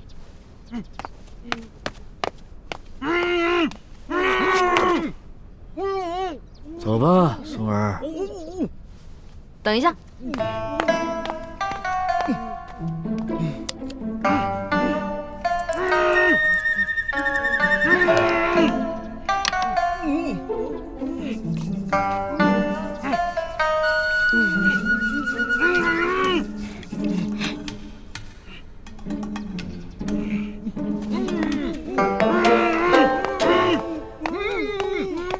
爷爷，我想了想，应该在这几个禽兽不如的东西脸上留点墨宝，也相当于给刘德昭那个狗官下了战书了。意下如何？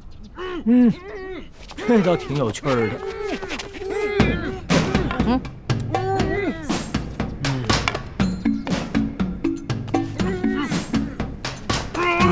别动！再动的话，拿刀在你们脸上刻字了啊！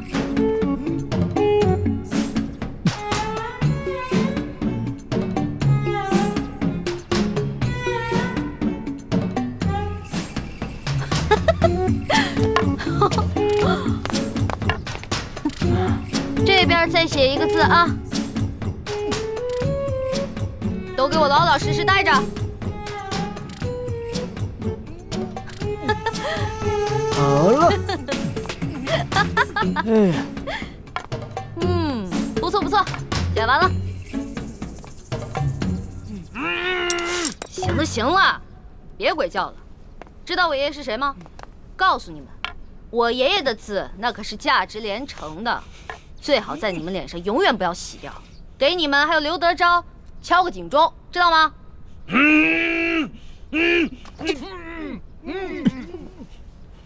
走吧，松儿。走吧，爷爷。慢点啊，爷爷。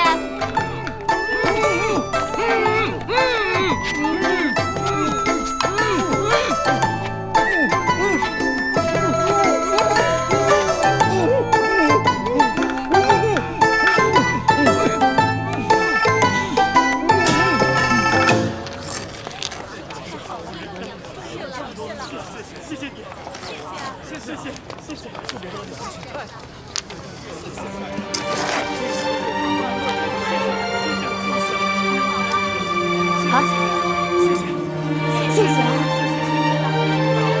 终于有吃的了。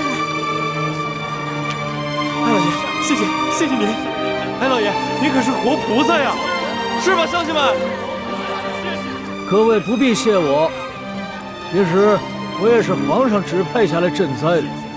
你们手上拿的粮食和银两，全都是朝廷调拨的赈灾银和赈灾粮。接下来，朝廷还会有更多的赈灾计划，帮大家重建家园，度过灾年。谢谢皇上，谢谢大家。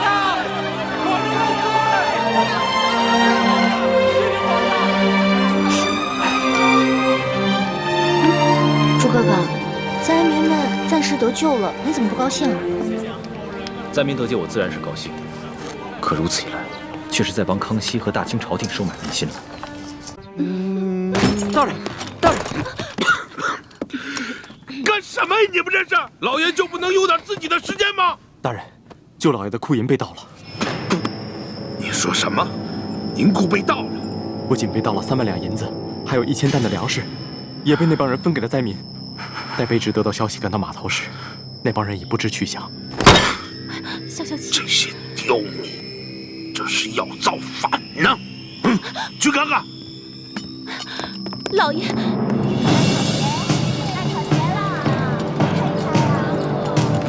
闪开！闪开！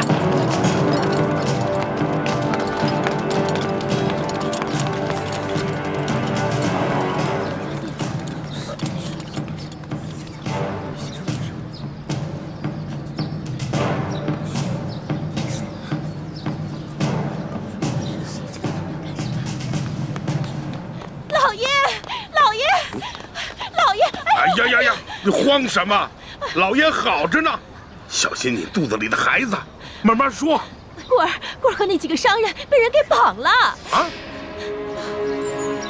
看看去。走。棍儿啊！你知道轻点。棍儿啊！这是哪伤着了？怎么不起来？这人怎么了？啊！哪个不要命的干的？你到底出啥事儿了？你倒是说话呀！你别吓我！你这是怎么了？来，先起来说啊！先起来！别碰我！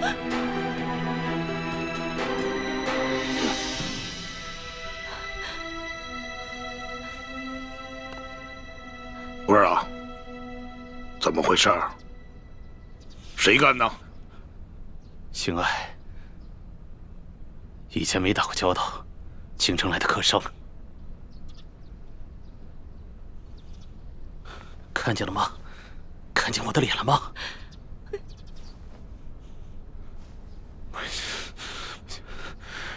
让我抓到他！我扒了他的皮！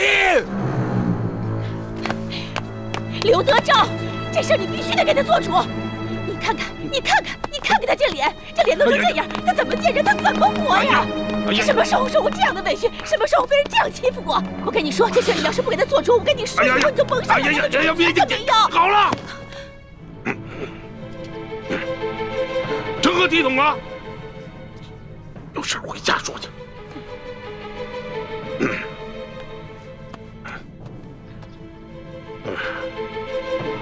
这真是吃了雄心豹子胆，居然敢在我小舅子头上动土啊！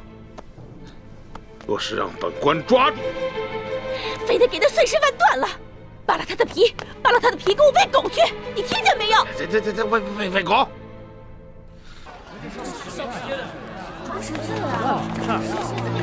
我跟你们说，听说前些天有人在码头上给灾民们分粮分银。龙小弟，咱们都成了官府通缉的江洋大盗了。多亏了他们呀！怎么会像是铁匪呢？活菩萨呀！对呀，是呀，哪怕是活菩萨，现在都4缺难保了。这劫了官粮官银，可都是杀头的罪啊！是啊，就咱们老百姓啊，最可怜了。逆来顺受是个死，这官逼民反还是个死啊！你说他们这些好人都给抓了，多好的人生，太可怜分粮了。老百姓真没有活路了。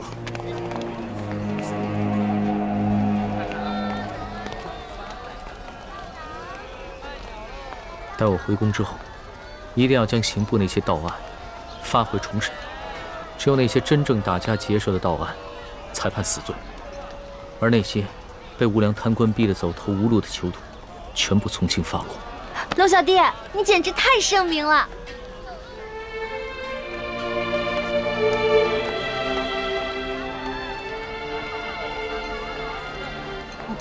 怎么了？他不过是随口一说，你还当真了？你就这么容易被他感动了？你不信他说的吗？我觉得这次来山西对他感触挺深的，他刚才说的都是真心话。只怕他的真心，不过是一时头脑发热。你别看他现在义愤填膺，对官逼民反的百姓充满了同情，但只要回到了紫禁城，他的心境和立场立马就不一样了。到那个时候，他最先考虑的是如何维护朝廷的权威和自己的龙椅，而不是百姓的疾苦。朱哥哥，你这么一说，我心里怎么那么失落跟害怕呀？环梅，我知道你对康熙充满了幻想，但将来你就会慢慢明白，他绝对不可能是你想象中的那个样子。让开，让开！官爷，求你再仔细看看这画像，和老朽只是略有几分相似。闪开，闪开，闪开！这3个人看上去跟老实巴交的，哪有胆量去劫官粮官银啊？就是啊，看他那个小身板，个个瘦的跟皮包骨头似的，就算有那个贼胆，也没那个能耐呀。行，这3位活菩萨神龙见首不见尾，给灾民发放完钱粮之后就消失得无影无踪，肯定是有来历的高人啊！就这帮饭桶，只知道欺压老百姓，他们哪有本事去抓人呢？就是啊。还不是只能找几只替罪羊上去交差呀？可是这3个人只是跟通缉的要犯长得有点像，当官的无凭无据的，能随便判人死刑啊？要证据还不简单吗？这帮官老爷哪个不是无中生有、栽赃陷害的能手啊？这可是死罪，这犯人不认罪，当官的他也能硬判啊？嗨，只要进了公堂，还由不得你不认罪啊！3目之下，何共不可？对，到了秋后，3个人头落地，这案子就了结了，关老爷又可以高枕无忧了。走，咱们去看看去，看看巡抚大人看看去，看看去。对，走。龙小弟，怎么办啊？他们不会真把无辜的百姓屈打成招吧？咱们也跟上看看去。也不知道要怎么审啊！哎，咱们快去看看。走，快点！跪下！让开！主子，现在怎么办？临出来之前，为了预防万一，我把那道圣旨带了，要不然以钦差的身份进去问一下。不急，咱们先看看这个刘德昭怎么办这个胡乱。这也不让我们进呐！走。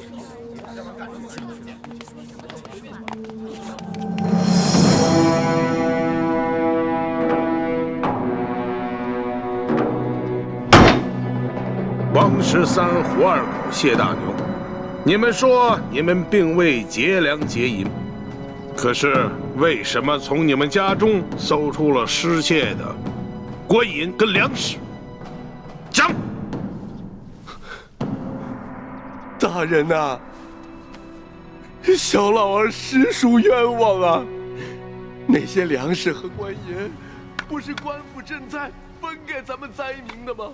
那夜在码头取了好些个灾民，每人都分到了1斗粮食和1锭银子啊！大人，大人，小人更冤枉啊！那夜小人听说有活菩萨要在码头上给灾民们分钱分粮，本想赶着去的。不料小人的娘子摔了一跤，把怀了3个月的孩子划掉了。等小人安顿好娘子，赶到码头，银子和粮食早就分光了，活菩萨也不知去了哪里。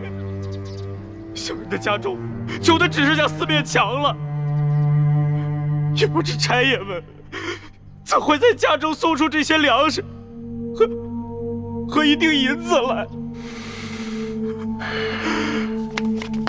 大人，大人，小人冤枉的。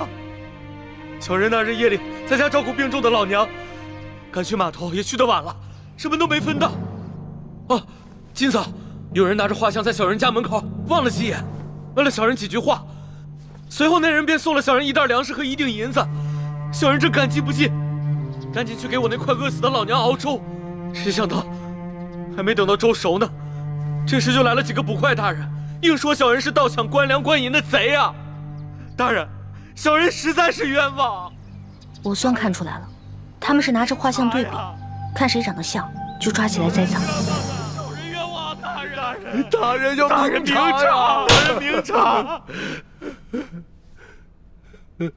大胆的刁民，你们竟敢诬陷本府的公差！哼，来啊，传证人！带证人！这架势，我看着都害怕，何况寻常老百姓呢？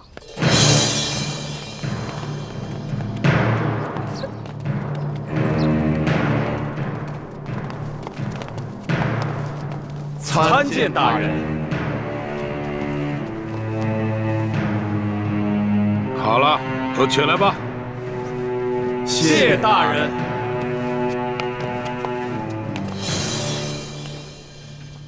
主子，他们脸上那些墨汁啊，是我之前加过药的。要是想洗掉的话，除非搓掉一层脸皮，不然的话1个月都别想洗掉。这些梁上丝毫没有吸取教训，脸上的字还在，却又在陷害无辜百姓了。他们竟然如此不知悔改，将来我便命人将这些字刺在他们脸上，除非他们撕掉脸皮，要不然一辈子都洗不掉。真的？那就太痛快了，这就叫做恶人自有恶人磨。你什么意思啊？我也是恶人。我不是那个意思，我的意思是说，古往今来哪个皇帝不杀人啊？一句话不就血流成河吗？难道不是最大的恶人？环美，就算主子说了，在宫外可以畅所欲言，但你也不能不知轻重，胡乱说话。我知道了。龙小弟嘛，宰相肚里能撑船啊，更何况你是皇上，所以你肚里可以撑100只、1000只，可以撑上万只啊，所以你肯定不会跟小女子计较的，对不对？哎，行了，别说那么吵，我都听不清公堂上的动静了。哦，你们几个证人，认一认前面这3个，他们可是那日打劫你们的匪徒。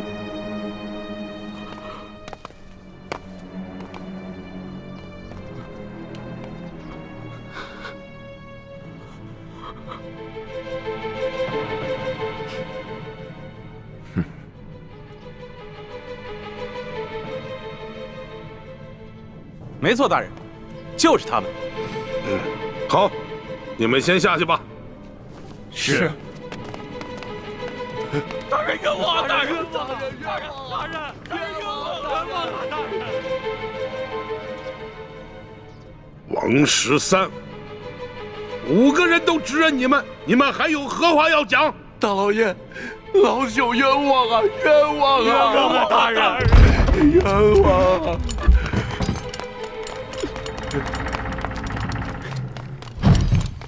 大人，这是我等从那3人家中搜出的迷药。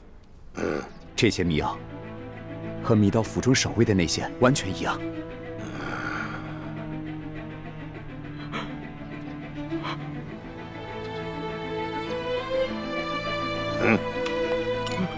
大人，大人，小人跟老娘直肠挨饿，早都不想活了，就连买包老鼠药的钱都没有，哪里来的钱买迷药啊？大人，冤枉啊！大人，大人，小人和娘子也饿了好些天了，家中若有迷药，早就不管这么多，先吃下去了，哪里还能留到官爷们来搜啊？大人，冤枉啊！大人，大人，大人，卑职刚刚在高级药铺调查到，王13前些日子曾去药铺买过药材，这些药材正好可以配出强效迷药。这是高级药铺掌柜高老师的书证，大人请过目。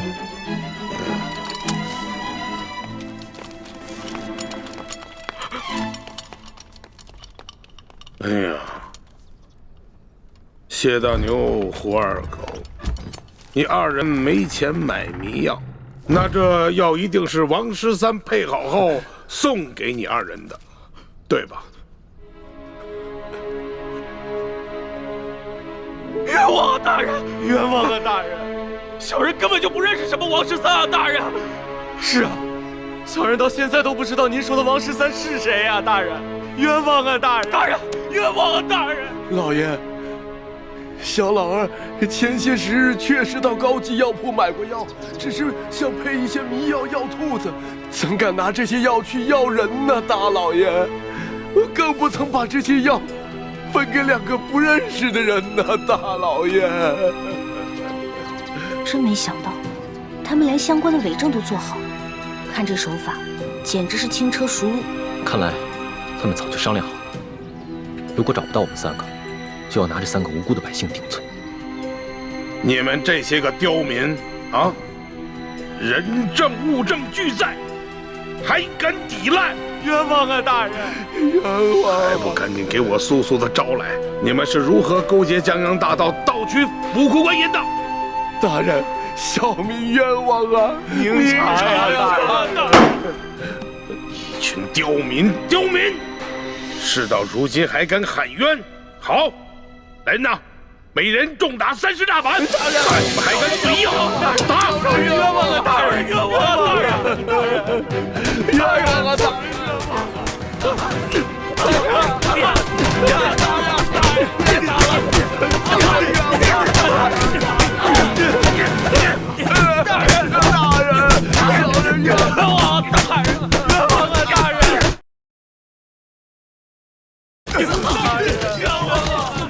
这个苦官，看来刘德昭是铁了心要将这3个百姓屈打成招了。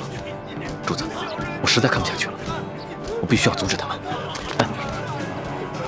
我眼下好歹也是奉旨查处书剑一案的钦差大臣，纵然无权过问山西的地方政府，但刘德昭应该也不敢把我怎么样。这样吧，你先去击鼓鸣冤。是。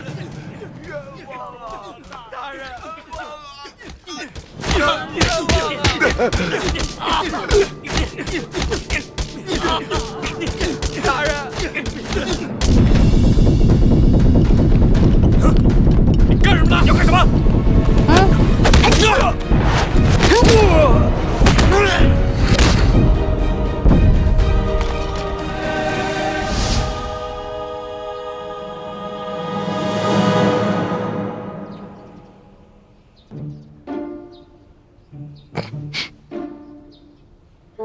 龙小弟，武功长进了吗？那是，跟了老大这么久，总得学点本事不是？干什么？你们干什么？我们家大人奉旨前来山西查案，还不赶紧让你们巡抚大人出来迎接？你们真是钦差大人？圣旨在此，还有假吗？喂，一道圣旨这么威风啊！老大，这个代表着至高无上的皇权。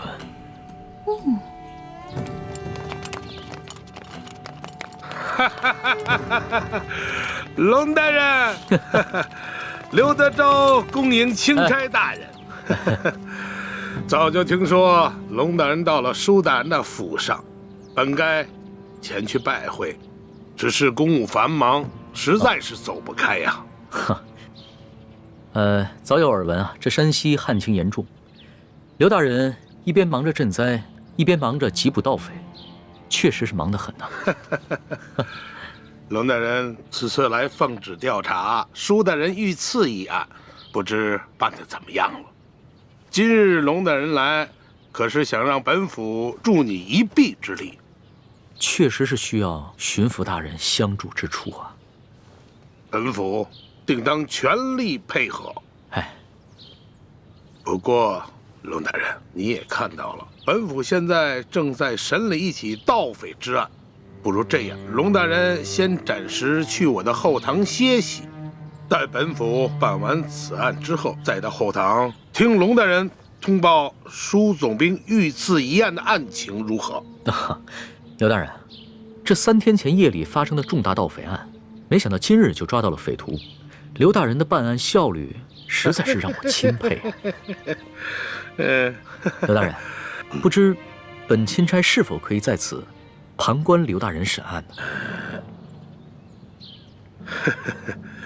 龙大人呐，你不过是奉旨来查办舒总兵遇刺一案的，这盗匪之案呢，与舒案呐没有任何之相关联。哎呀，若是要旁听的话，不太合适吧？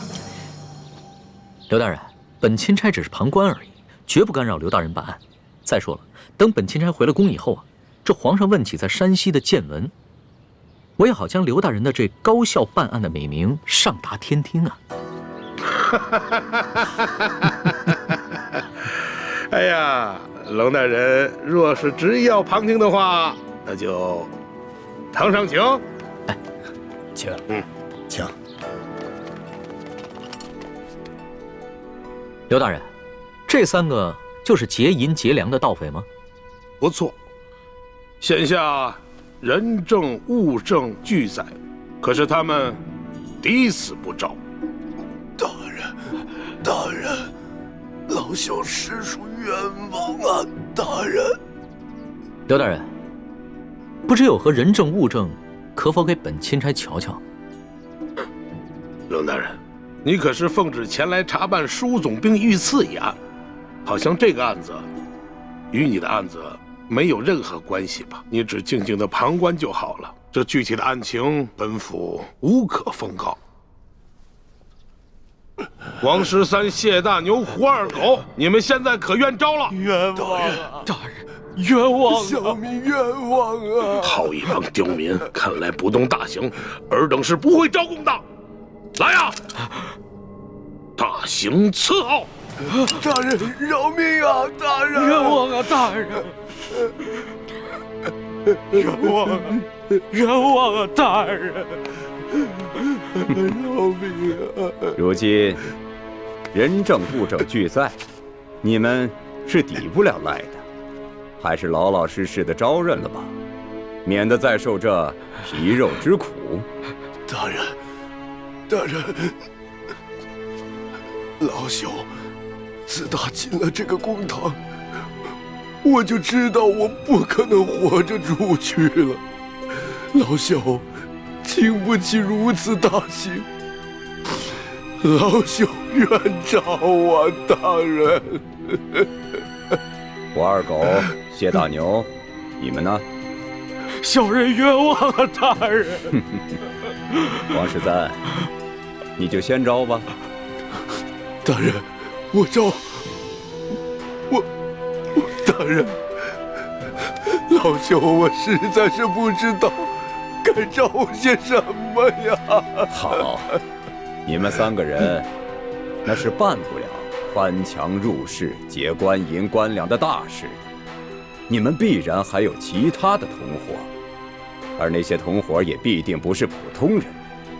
那些人应该是盘踞在牛角寨上的钱明余孽，才会如此的胆大包天，是不是啊？大人，您说是就是吧？那你就将如何勾结牛角寨贼人的经过如实的招来吧。这经过，大人，老朽年老昏聩，这经过我实在是记不清了，就以大人调查的为准吧。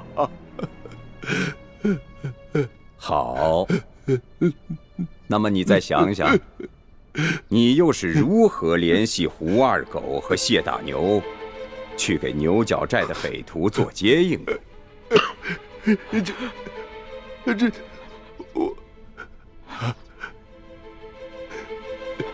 这位老伯，你我素不相识，你要认罪是你的事，可不能胡乱拍咬我们呢。前日我家娘子刚刚流产，还等着我回去照顾她呢。这位老伯伯，我家里还有瞎了眼的老娘等我回去照顾，这盗抢官粮官银，可是死罪啊！大人，老朽无儿无女无家产，我死不足惜。可是我与这2位小兄弟素不相识，你要让我胡乱指证，小老儿我心里实在是不安呐。看样子你还是没想明白呀。来人呐，在，让他清醒清醒。大人，老朽冤诏啊！大人，这案情经过，您比老朽更清楚，就请你们代老朽写下供词，让老朽画押便是啊。这就对了。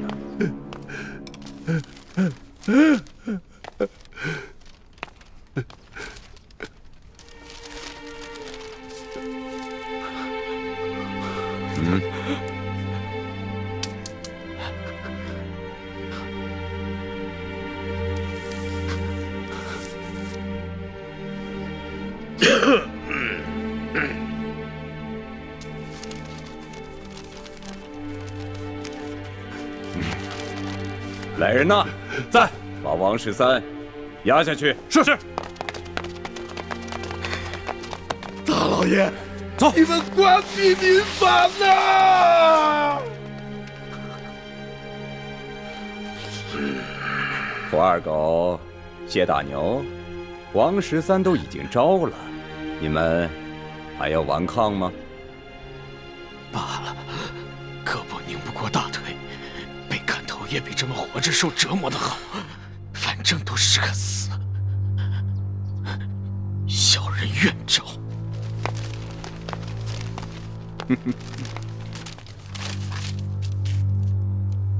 有劳大人状告小人娘子，小人不能陪他白头到老了，让他自行改嫁吧。你就放心吧。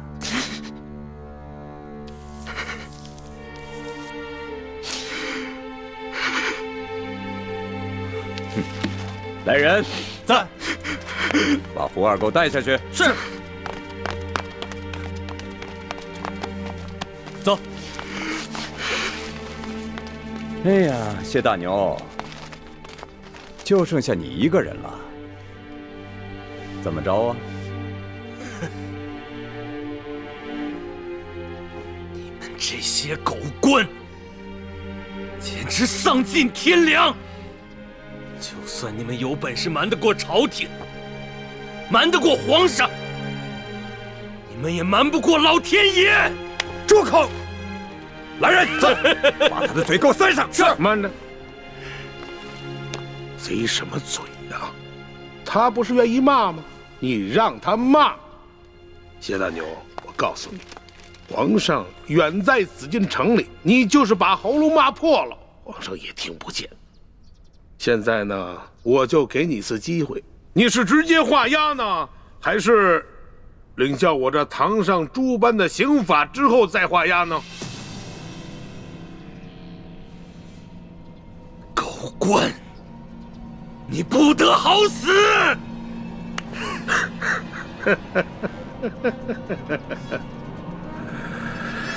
动刑！慢着，不能动刑。刘大人，想不到如此一起惊天大案，你们居然是如此办理的，真是让本钦差大开眼界。龙大人，有些事情你是不知道的。此地民风向来是彪悍奸诈，这几个人装出一副可怜的模样，不过是想博取龙大人的同情罢了。尤其是这个谢大牛，他爹曾是牛角寨上前明余孽中的一员，前2年刚被判了腰斩，而且那起案子就是谢大牛他娘亲自出手的。可是我实在没有想到啊，如今他谢大牛长大了，仍然与这牛角寨暗中勾结。当初我娘出手，害得我爹被腰斩。我一直以为我娘做得对，我爹就是个大逆不道的糊涂虫，他该死。可我如今才明白，是我娘错了，是我娘错了。这大清的天，简直比锅底还要黑呀！这百姓就该反！口不口？龙大人，你听见了吧？你看见了吧？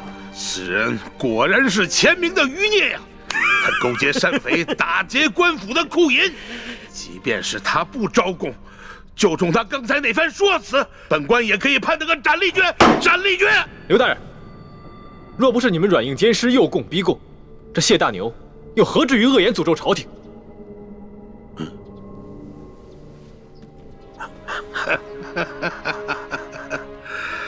龙大人啊，这二位，一个是您的贴身丫鬟，一个呢是您的贴身护卫，算起来也是您的奴才。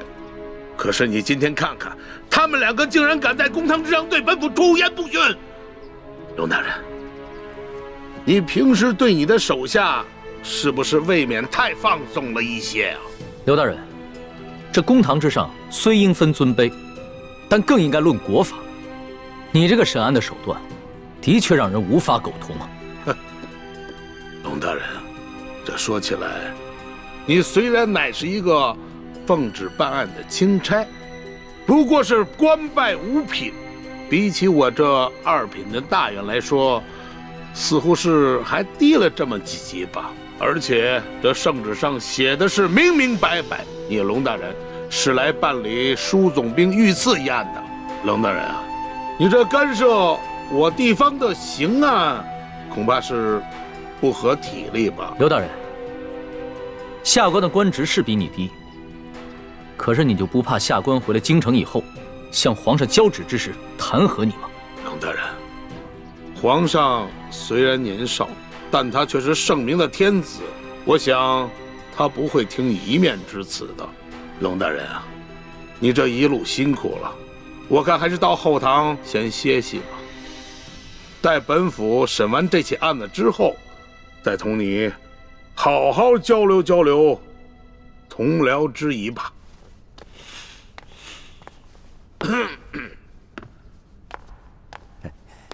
龙大人，请随下官到后堂歇息吧。慢着，你们可知我乃是？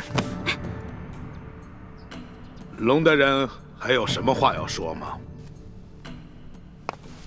主子，要不然您把密旨拿出来给刘大人看看吧。密旨？对啊，皇上不是给您下了一道密旨吗？让您调查舒总兵一案之时，顺便督查一下山西赈灾情况以及地方官员官风吗？哎呀，龙大人啊，实在没有想到啊，龙大人身上还有皇上的密旨啊！不知皇上的密旨现在何处啊？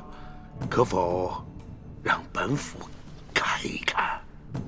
这密旨？这密旨啊，让奴婢小心翼翼地藏在行李箱里了。主子，要不然您随奴婢回去取一趟吧。也好，刘大人请稍等一下，下官这就去取。那个龙大人，是否让本府派一队兵士护送啊？不必了。李护卫，你接着替本官陪审，顺便提醒一下刘大人，不要滥用酷刑啊。卑职遵命。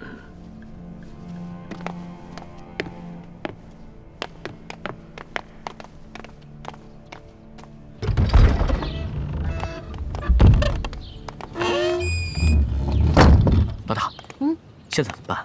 如果咱们拿不出密旨的话，刘德昭一定会说我们假传圣旨，到时候必定跟我们翻脸，那3个人就死定了。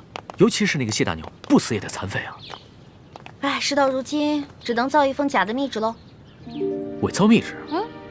这个刘德昭身为山西巡抚，又加兵部侍郎衔，乃2品大员。即使他不知道你长什么样，你的字他总归认识吧？老大，你疯了吧？这是我首次微服私访，毫无经验。我没有带上玉玺，也没有带上书写圣旨的龙文黄卷啊！万事都有变通的嘛，龙小弟。这个密旨肯定不能正式的写在龙文黄卷上啊！我们把宫里御用的花笺，加上你的御笔亲书，还有玉玺印鉴拿出来给他看，肯定能唬住他了。不是，可问题就在于没有玉玺啊！我可以帮你搞定啊！我照着你圣旨上的玺印刻一个不就得了？你还会刻章啊？那当然了。老大，我18般武艺样样精通，医药赌蛊、机关杂耍、金石篆刻都不在话下。走吧。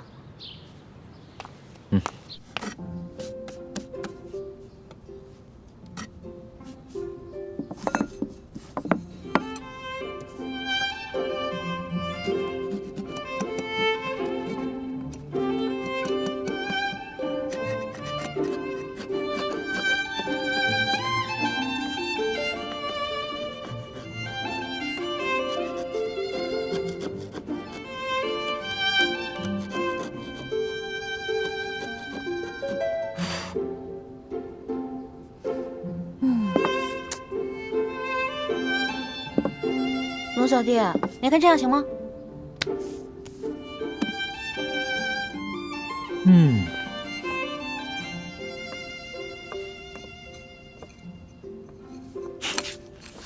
老大，你这个篆刻的功夫果然和你的武功一样，不能深究啊。刘德昭只要仔细一看，就能看出其中的破绽了。切，问题在于他不可能仔细看。你那道圣旨是真的，他已经仔细看过了，怎么可能怀疑这个是假的呢？那我们只能碰碰运气了。刘德昭只要一看到这个密旨上的内容全部都戳中了他的软肋，必定就会心下大乱，不会仔细查看最后的印鉴了。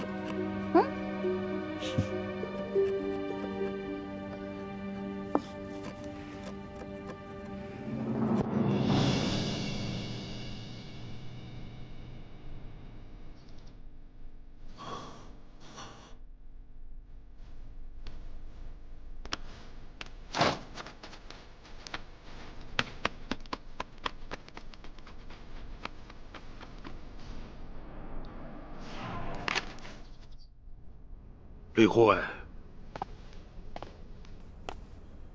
不知你家大人和令妹何时会回来呀？我家大人回去以后还需要沐浴更衣，就麻烦刘大人和诸位大人再等等。要不，先把这谢大牛押下去，等我家大人回来了再审。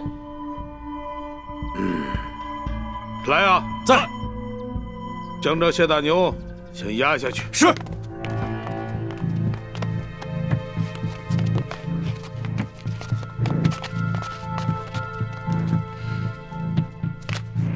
李护卫，不知你家大人是哪一年考取的功名，出自谁的门下？我家大人身份尊贵，恕卑职无可奉告。好，身份显赫，好啊！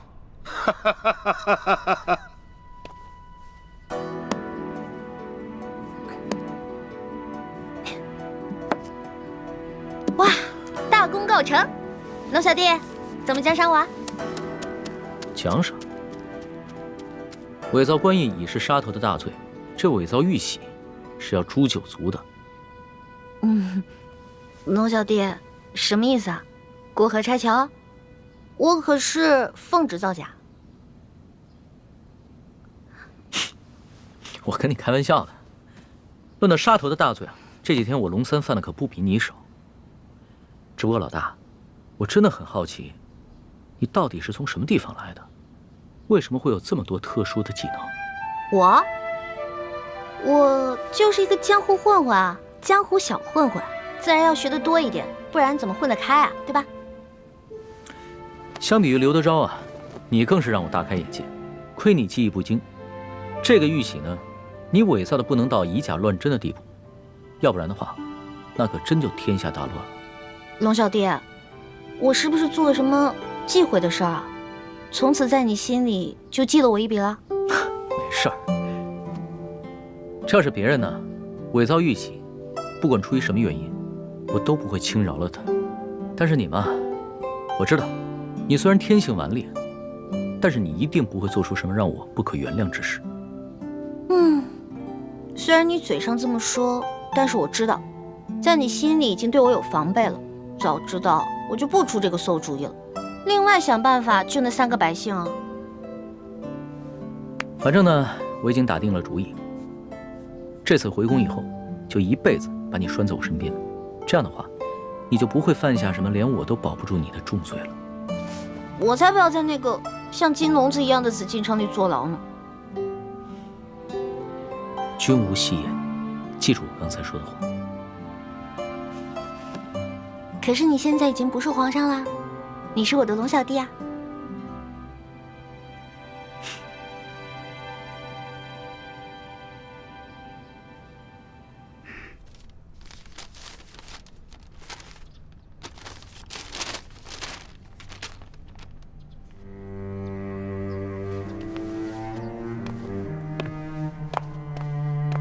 李护卫，待会儿等你家大人回来之后，还请您在你家大人面前替我等多多美言几句啊！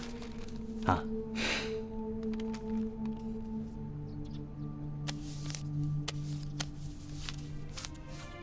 好说，好说。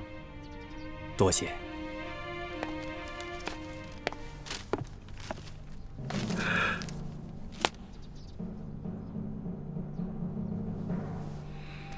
钦差大人到，圣旨下。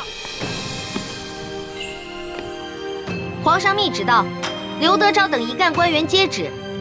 臣刘德昭接旨。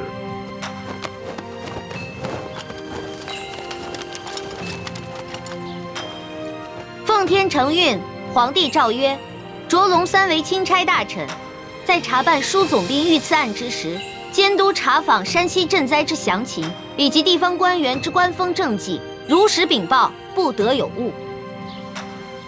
吾皇万岁万岁万万岁！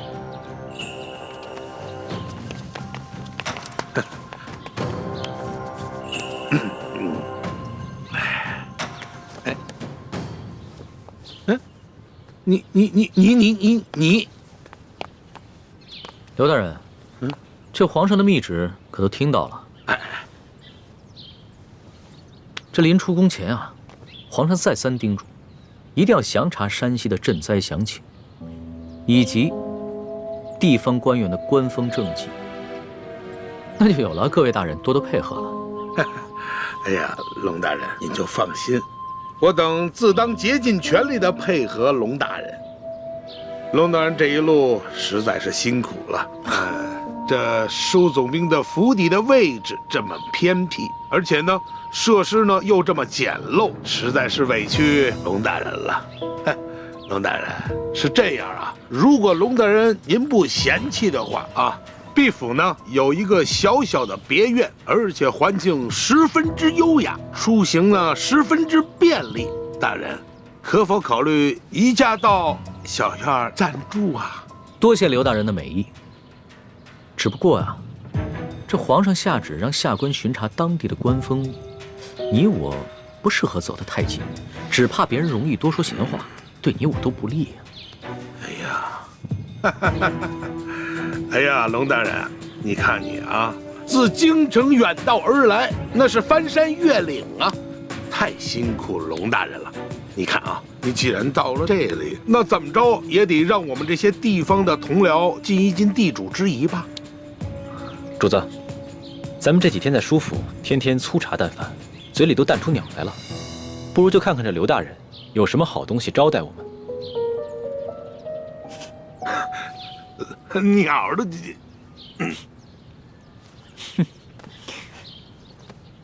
行，那就多谢刘大人了。龙大人，请，请。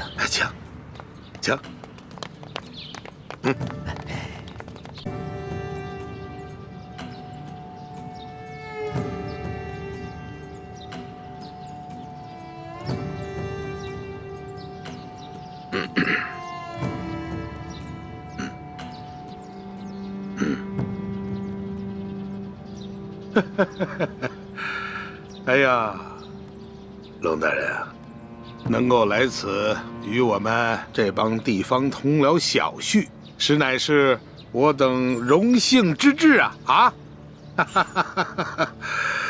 龙大人啊，咱们就别干看着了啊！这些呢，都是毕府的小厨做的一些家常小菜，不知可否合龙大人的胃口？来，龙大人尝尝，尝一尝。刘大人，哎，你这一桌佳肴，不见寻常的鸡鸭鱼肉，全是些难得的山珍海味。刘大人啊，你这家常小菜可比皇上御膳的规格还要高啊！龙大人说笑了啊，这是夸奖我啊。是这样，有菜不能没酒啊。来，龙大人，尝一尝，这可是啊，来，自西域而来的葡萄酒，冰镇之后口感更佳。来，尝一尝。来，二位你们也随意。外面赤日炎炎，焦土千里，没想到刘大人府上还有这冰镇的葡萄美酒啊！不怕龙大人笑话，本府呢体胖怕热，故而呢在这家中多挖了几口冰窖，每到隆冬之时呢，就会大量的取些冰块，以度炎夏。刘大人，会享福。此次山西等省大旱，这皇上啊，在紫禁城里是食不下咽，寝不安枕，麻衣素食1个月之久，还赐龙血抄佛经，这才求得一场甘霖。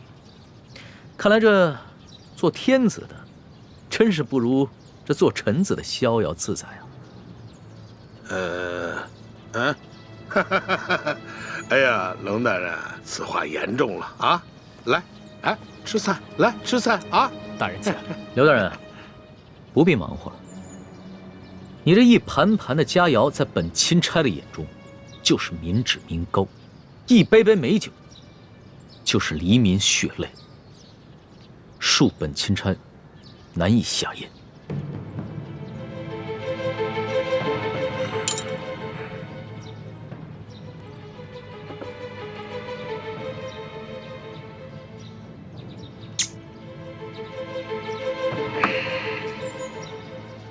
龙大人果然是忧国忧民呐，让我等十分惭愧啊！你有什么话，不妨直说，我等洗耳恭听。刘大人，咱们也不必拐弯抹角了。你我已算是心照不宣，我只要求刘大人做好3件事情。不知哪3件？第一，放了王13等人，还有那日你在你小舅子园外抓捕的那些灾民，全部无罪释放，并加以赔偿。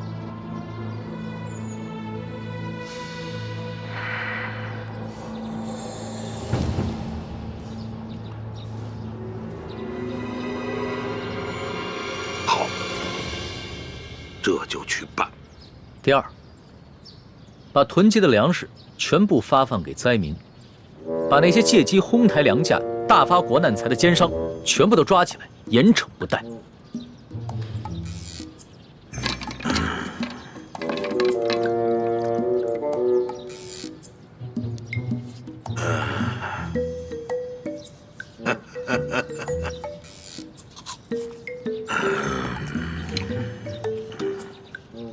好，这就去办。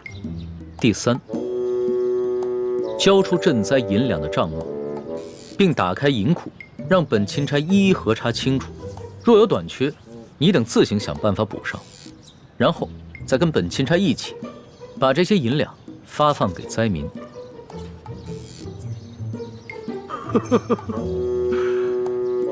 二位没觉得这个天儿格外的闷热吗？是啊，热得很。好啊。我这就调集人马，即刻就办。刘大人啊，你可不要敷衍本钦差啊！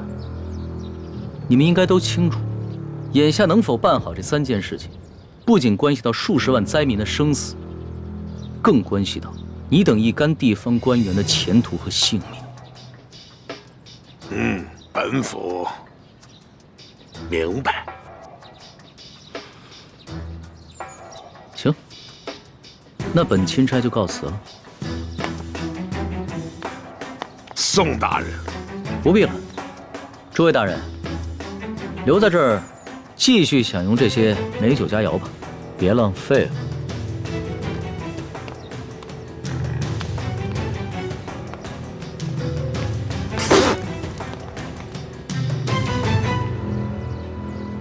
一欢，你真是太不知天高地厚了，居然敢刻假玉玺！你知不知道，你这可是犯了帝王的大忌。虽然皇上表面上夸奖，但你知道他内心是怎么想的吗？我知道啊，我当时说完就感觉到了，他心里肯定不开心了。可是现在反悔也没办法了呀。叔父，一欢也是救人心切，他一向心性单纯，不明白帝王的复杂心思，现在埋怨他也没用了。本来就是啊，我以为我在帮他解围，而且是他让我刻的，谁知道会这样。朱哥哥，我是不是又办傻事了？是有点傻，但是我不怪你。我们本来就跟康熙势不两立，翻脸也是早晚的事情。好在眼下他跟我们还算是同一条船上的人，就算是对我们起了防备之心，也只能暂时和我们维持眼下的关系。你不必过于自责。从小到大你都这么包容我。你呀，我早晚得死在你们两兄妹手里。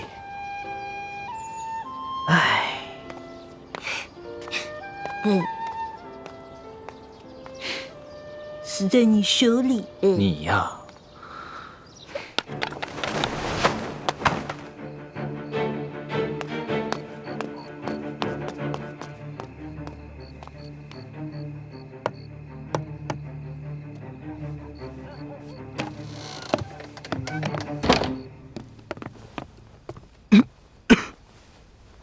都是因为那夜我下手太重，要不我先用内力替你疗伤。多谢前辈，不必了。刘德昭一直怀疑他身边有了奸细，只是还没有怀疑到我身上，所以我不能耽搁太久。是不是刘德昭他们又有新举动了？今天钦差大人直接来了府衙，还亮出了皇上的密旨，把刘德昭他们吓了个半死。钦差大人走后，刘德昭便召集了他那几个心腹的官员和府上，一起商量对策。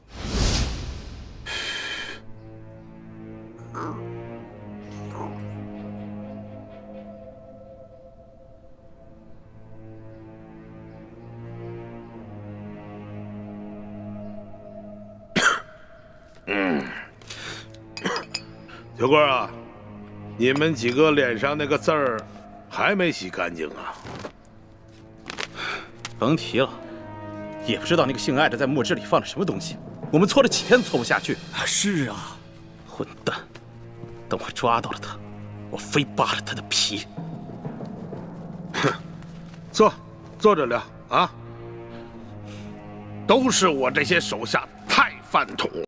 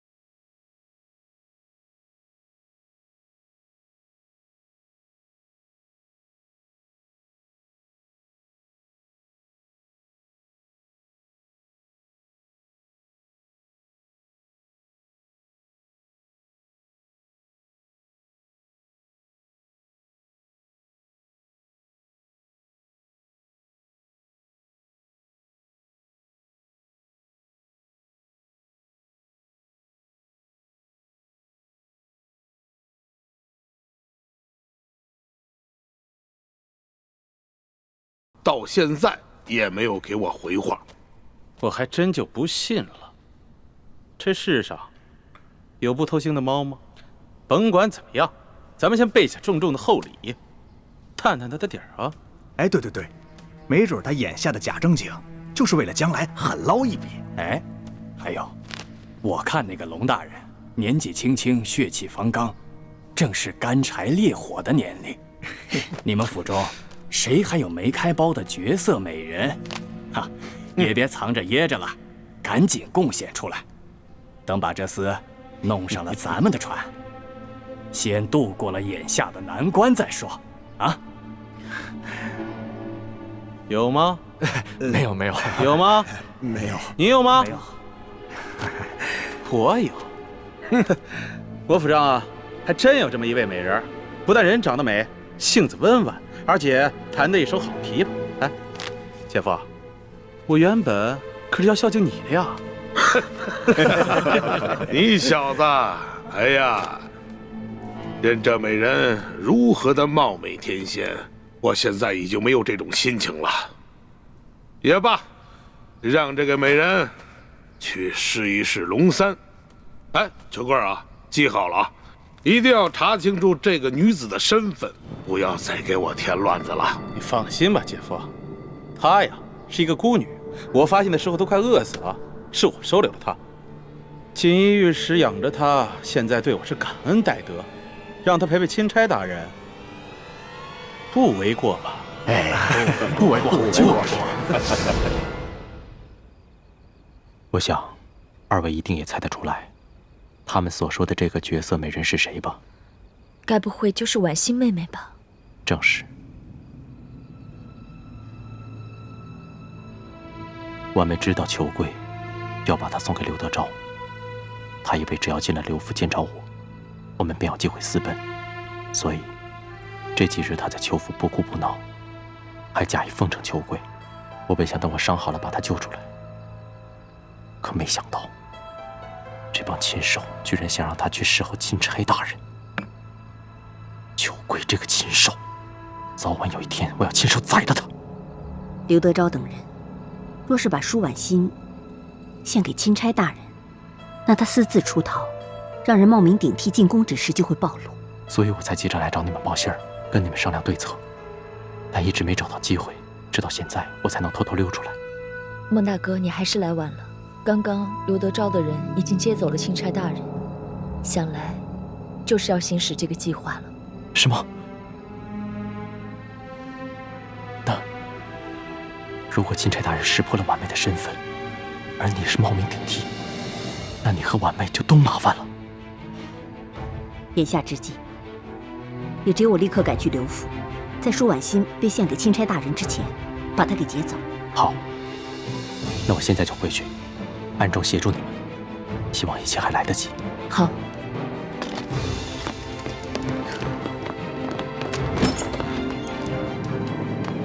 我走了。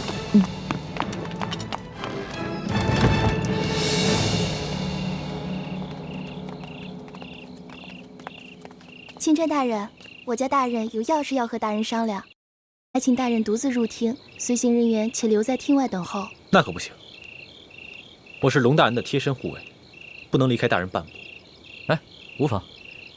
刘大人这么晚叫我过来，肯定是有好事，不会有什么危险的。你们就先在外面等着吧。哎，你那件背心穿了吗？主子，跟刘大人有事好好商量，千万别翻脸哦。你这么关心我？哎呀，我知道了，现在还不是翻脸的时候。大人这边走。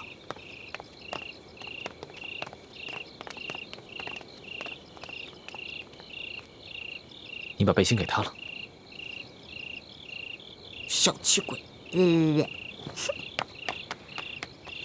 龙大人，请。哎呀，龙大人，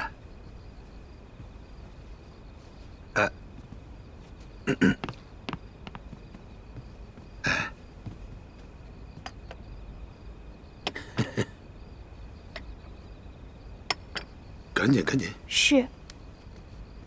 蓝大人，来，坐。坐坐坐。刘大人，你这私人府邸用度之奢华，丝毫不逊于皇宫啊！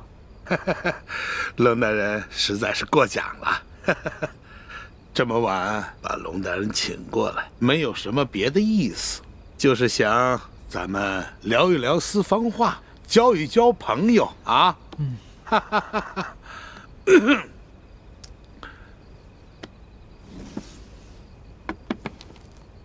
龙大人啊，这下面这一层的金银珠宝，是本地的同僚一点小小的心意；这上面的10万的银票，是本地的商户们孝敬龙大人的，一点点小意思，还请龙大人能够笑纳。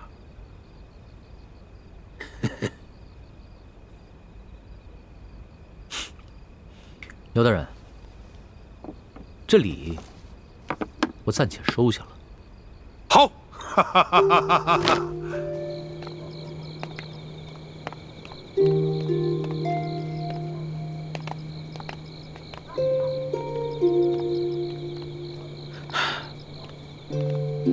万姑娘，等一下见了钦差大人，你可要好生服侍啊。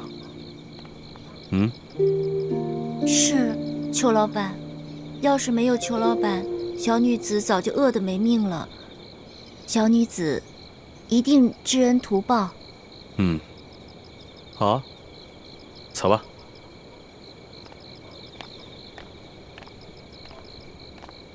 孟哥哥，你在哪里？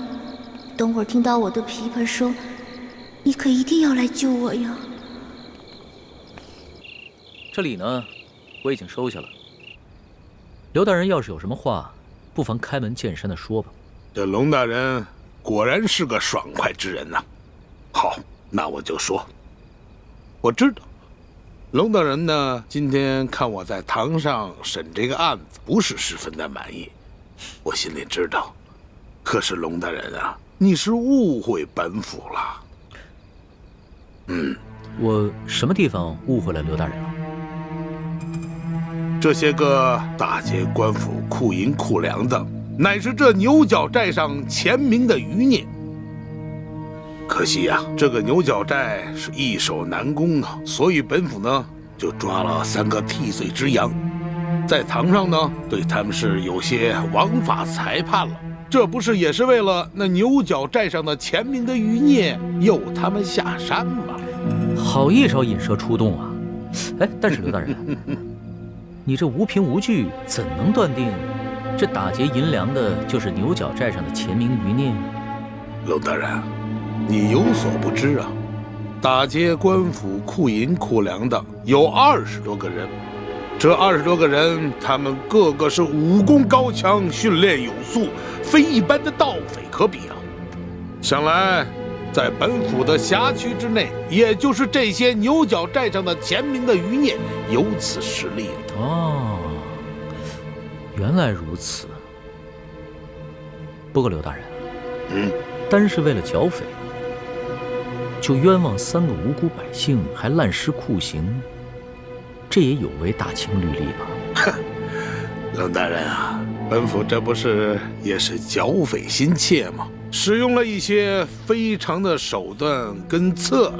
我知道啊，龙大人呢，你有些疑义，可是我不是也按照龙大人的吩咐把这3个百姓给放了吗？啊，还有前些日子在裘贵的庄园抓了几个闹事的灾民，不是也一律都给放了吗？不瞒你说呀，本府还赔了不少的银两。龙大人啊，这样说来，您所交派本府的第1件事儿，算是办妥了吧？那另外2件呢？这第2件嘛，粮食可以放，但是不能发放过多。多少呢？咱们就意思意思，能够让龙大人回去交差就可以了。至于那几个粮商嘛，他们一个个的跟本地的官员那是有着盘根错节的关系。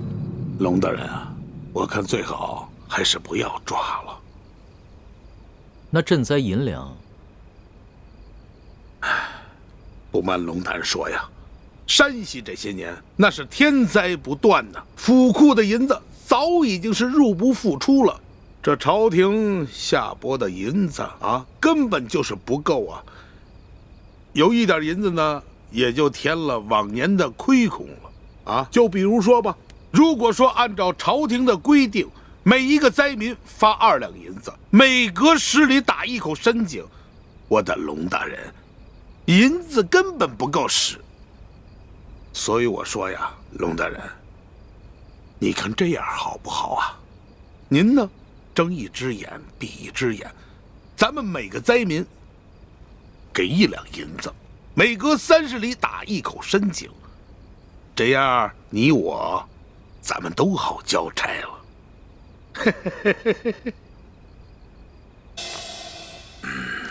龙大人可否给一句话呀？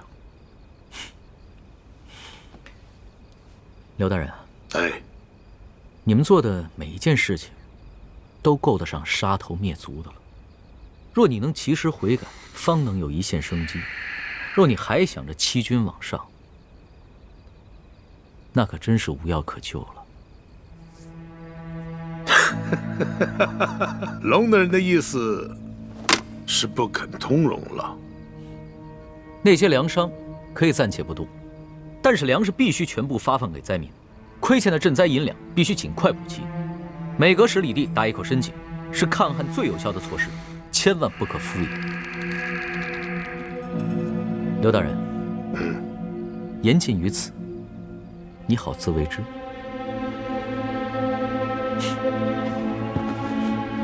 慢！什么？他们让舒婉心去色诱钦差大人？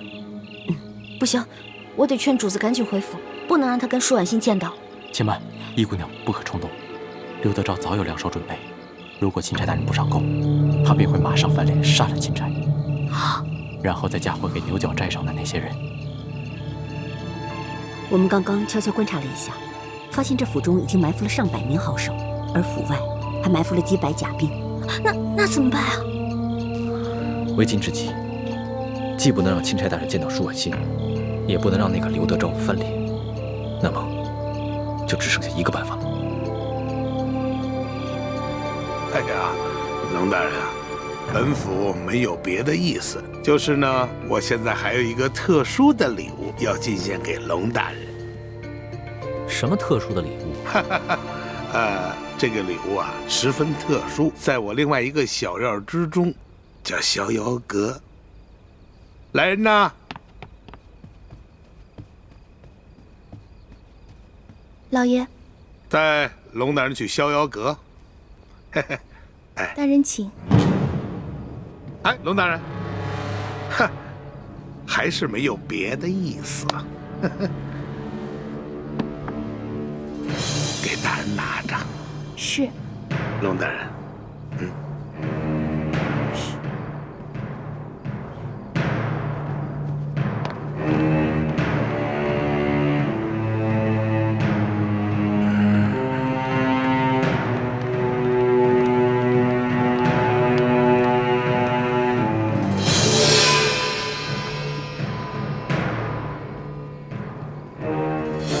这个龙大人也太不讲规矩了，收了咱们那么多好处，还这么咄咄逼人。秋桂啊，看来下面就要指望你送的这个美人儿收服这个龙大人了。放心吧，老爷，弟弟这次挑的美人呐，可是绝色美人，就等着龙大人上钩了。只要咱们抓住了他的把柄，看他装什么假正经。可是就是怕他不咬钩啊！怕！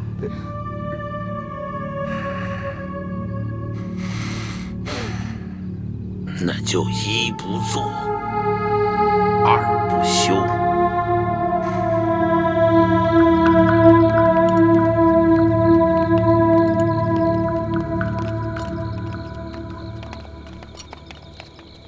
哎，易欢呢？啊，易欢晚上不知道吃坏了什么东西，我让他回舒府了。你先去前面等我。是。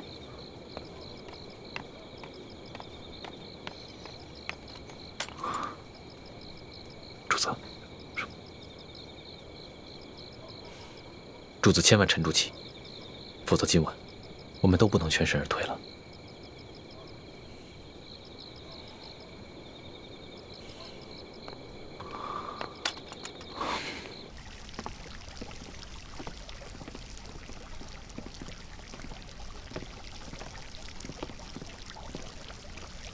万姑娘，钦差大人随后就到，你可要小心伺候啊。放心吧，裘老板。如今小女子已经没有了依靠，也想着能讨钦差大人欢心，谋个出路。万姑娘色艺双绝，我相信钦差大人一定会对你动心的。你先准备一下。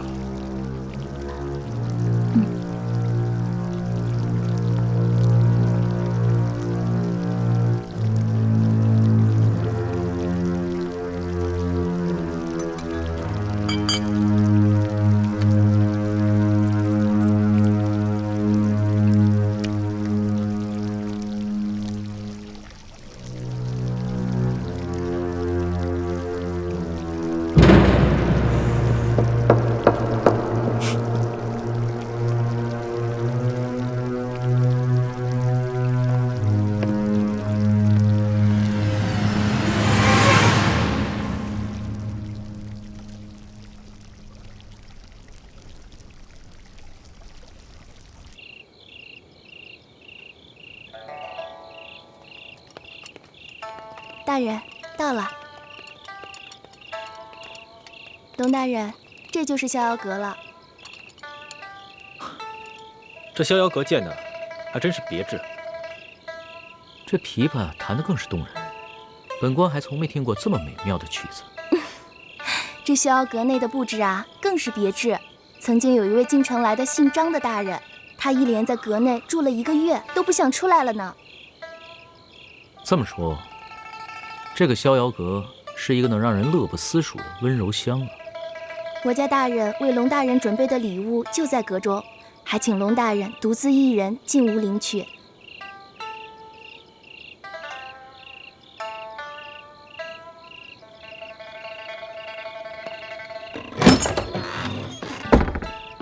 哎，护卫大人，你还是先去耳房待着吧。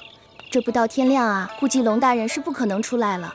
啊，对了，这是我家大人给龙大人的礼物，您先收好了。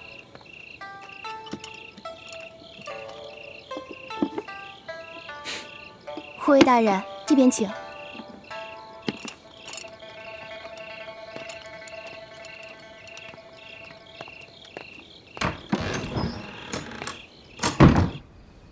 什么？你是说这龙大人就是那一伙神秘的客商？没错。难怪我第一次见到他就觉得此人气宇不凡呢。杨参将跟他发生冲突，我还帮忙拦着来着。也就是说，这个杨八总是被这龙大人一伙所杀了，应该是错不了。其他人没这么大本事，更没这么大胆子。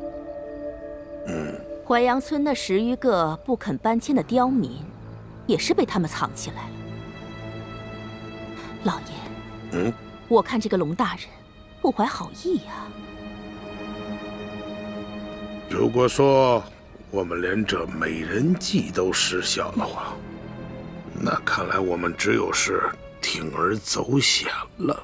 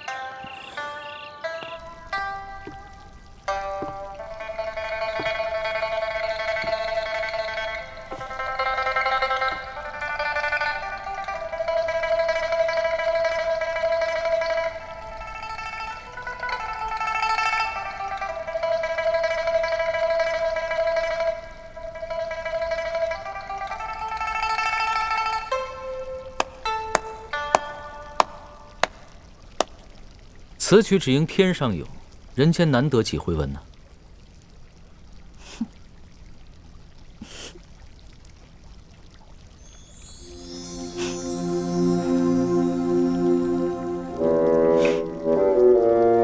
老大，你怎么是你啊？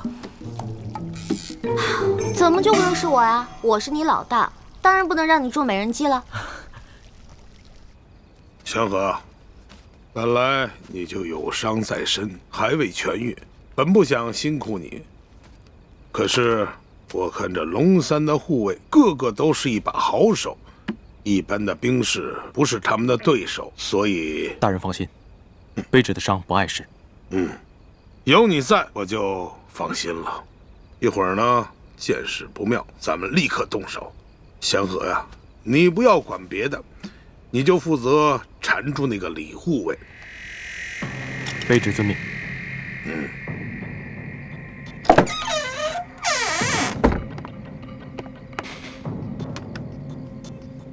老爷，龙大人已经进了逍遥阁了。听到里面有什么动静吗？没有，只听到不断有琵琶声传出，想是龙大人还在听曲子。是。你就放心吧，今天在逍遥阁，我可是用上那催情香了。那东西是青楼专治那些不听话厨的，保证万无一失。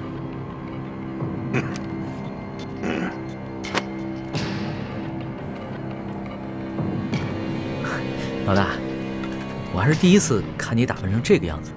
平时吧，就知道你刁钻古怪，没想到你还有这么温柔妩媚的一面。嘘，小点声，小心隔墙有耳。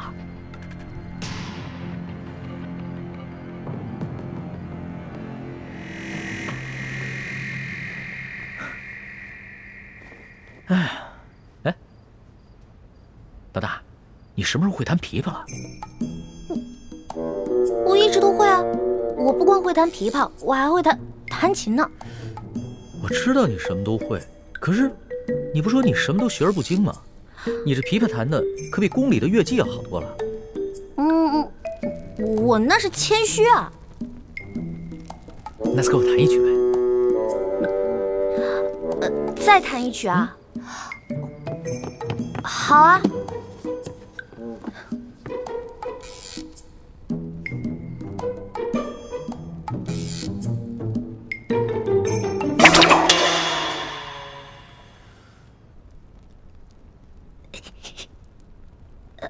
哎呀，你看，这个弦断了，弹不了了。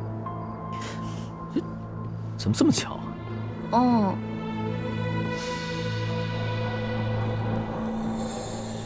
老大，那刘德昭给我准备的美人呢？别找了，被我迷晕了，藏起来了。藏哪儿去了？哎，刘德昭准备的一定是一个倾国倾城的大美女，你让我瞅瞅呗。不行不行，我不能让你见到她。为什么呀？老大，你是不是吃醋了？我怎么可能会吃醋呢？我知道，你平时就是个色狼，但这个时候你千万不能乱了分寸。你要是被色了，那你一世英名就被毁了。我怎么平时就是个色狼啊？我要真是色狼的话，早就把你给吃了。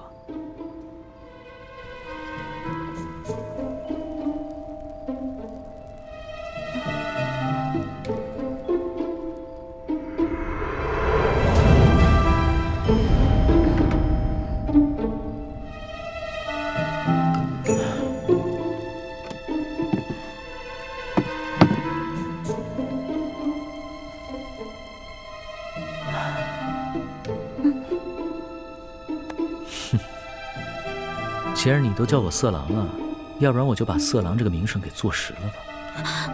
干什么呢？你这是咸猪手，不，咸龙爪，离我远点。什么？强效催情香？没错，这强效催情香药效十分了得，任凭你什么甄夫烈女都抵挡不住。你手上可有解药？没有。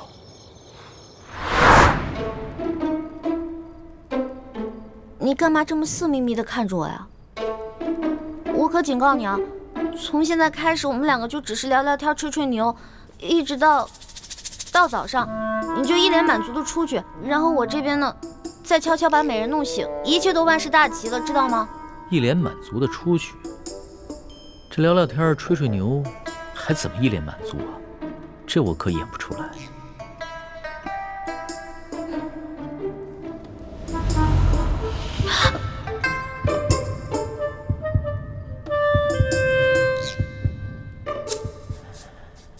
老大，你身上好香啊！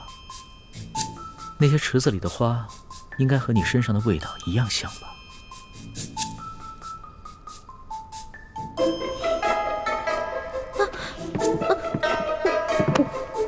你干什么呀？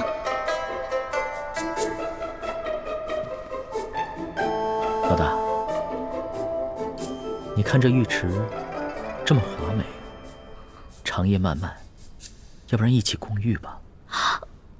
不行。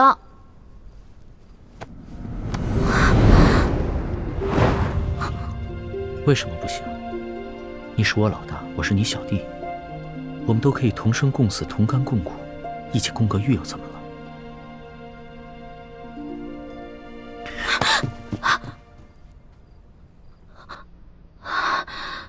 罗小弟，你干什么呀？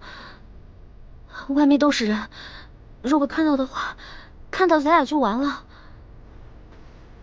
刘府里的人都已经避开了，没有人会发现。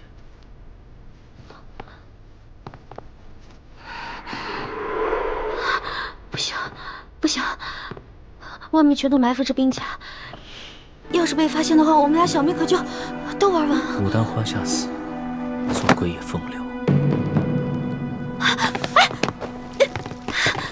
龙小弟，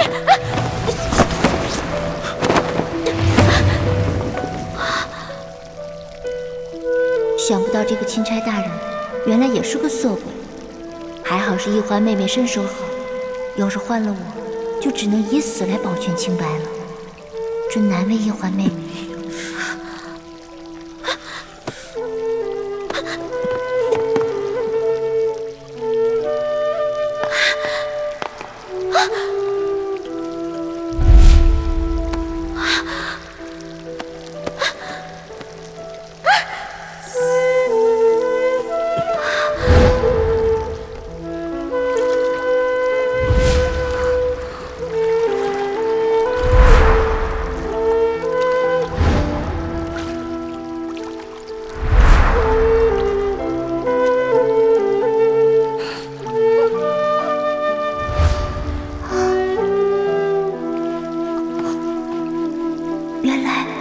原来一环妹妹和这个钦差大人早有私情。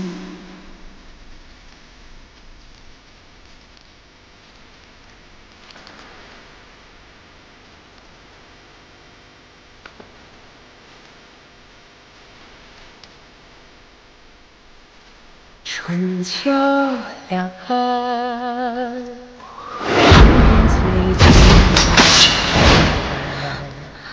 一生的愿，将心留于人世间，受我乾坤。这强小之形象，药效十分了得，任凭你什么贞妇烈女都抵挡不住。你手上可有解药？没有。不过，秋桂好像说了一嘴，要破此香，最有效的方式是痛，痛，没错，痛。待他们药效发作了，你趁机潜进去，用重手法电他们几处最生痛的穴道，如此，他们应该可以清醒。好。心中细流，回远方清绝，回首一生。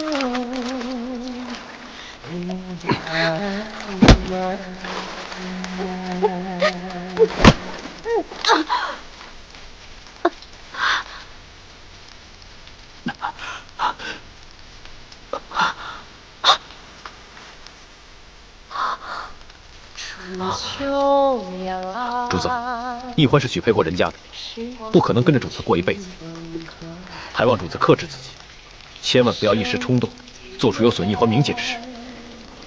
将心留于人世间，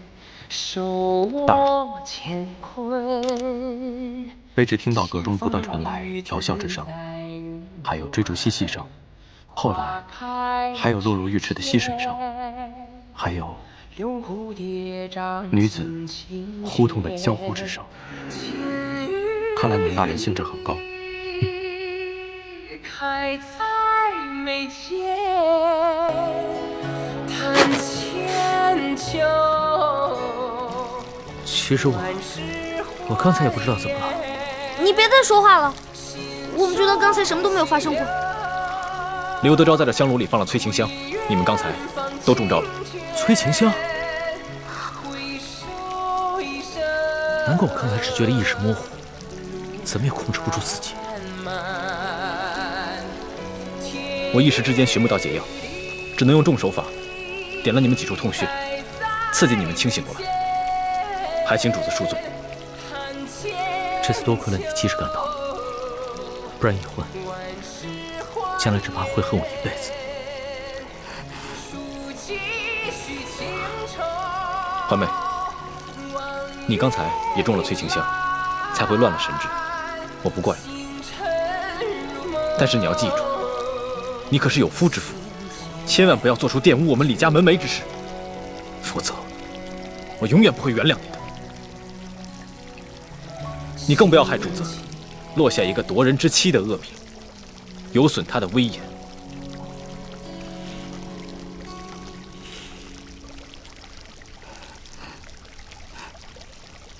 不过，刘德昭安排了人在外面探听阁中的动静。刚才你们那一番闹腾，反倒会让他们放心。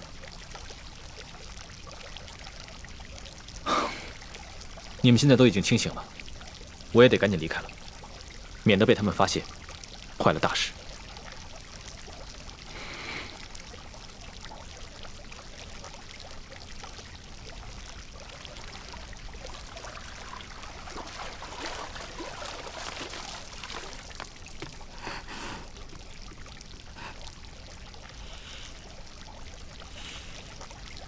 原来叶欢妹妹和我一样，早已许配了人家，心中喜欢的却是另外一个人。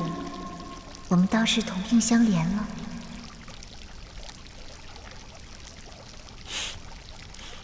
你现在的样子，哪里还像我的老大？你不说话，没人把你当哑巴。若是不说话的话，岂不更尴尬？其实，就算刚才发生了什么，也没事。大不了你先退婚，然后再嫁给我。呸呸呸！狗嘴里吐不出象牙。老大，龙嘴里自然吐不出象牙，只能吐出龙涎。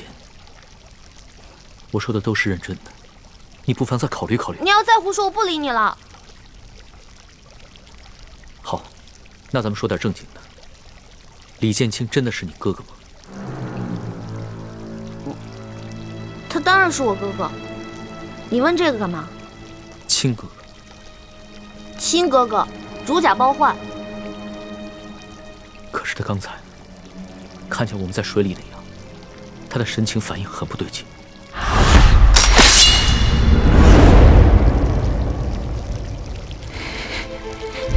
当时他很是气急败坏，似乎还曾想对我出手，连剑都拔出来。他是因为他以为这屋里还有刘德昭的人，他拔剑是为了保护我们。可是他眼神中有一种恶狠狠的东西在看着我，像针尖一样锐利。虽只是一闪而过，可我的心却不寒而栗。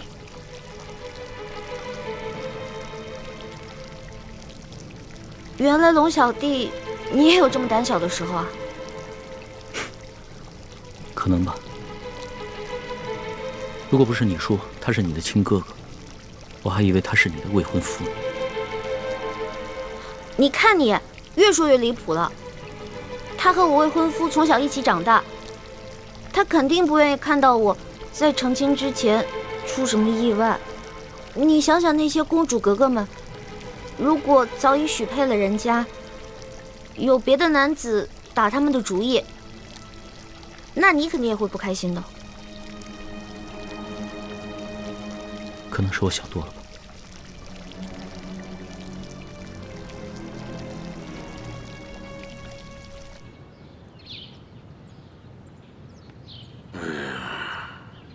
还不出来呀？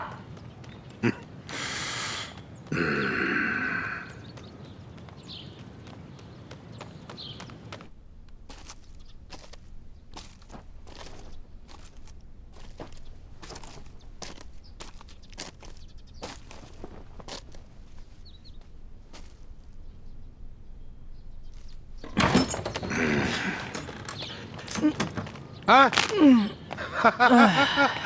哎呀，龙大人，真是春风满面呀！啊，哎，对于下官送的礼物，可还满意呀？挺好，有劳六大人了。那就好。哎，龙大人，那就随本府到我书房，咱们把那个事情再重新的。不用在意了，就按照你说的安排吧。多谢龙大人。不过，这本钦差啊，毕竟是来视察官风的。眼下灾民闹事不断，又有这牛角寨的乱党在远处盯着，这本钦差啊，也不宜常来你府上见万姑娘，不是？是。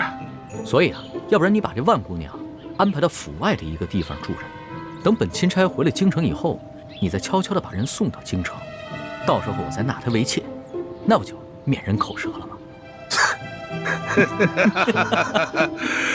明白，本官明白。龙大人放心，我一定把此事给你办的是妥妥帖帖啊！此事简单，大人，我先在城东置办一所宅院，然后把万姑娘安置在那里。大人只要有空，就可以悄悄去会万姑娘。等到大人回京之后，我亲自护送万姑娘进京。如此一来，可保万无一失。刘大人，这裘老板做事极为妥帖呀！啊，我平时调教的好。主子，咱们先回书府吧。那先行告辞了。宋龙大人。哎，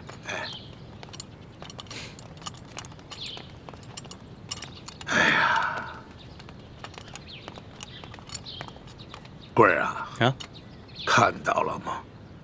原来此人的弱点是好色呀。亏了你那儿有一个美人万苏，否则这一关真的难过呀。事不宜迟，我先给他置办宅院，再送几个丫鬟给他。这件事儿就算是大功告成了。哎，然后让孟祥和把万苏姑娘赶紧送过去。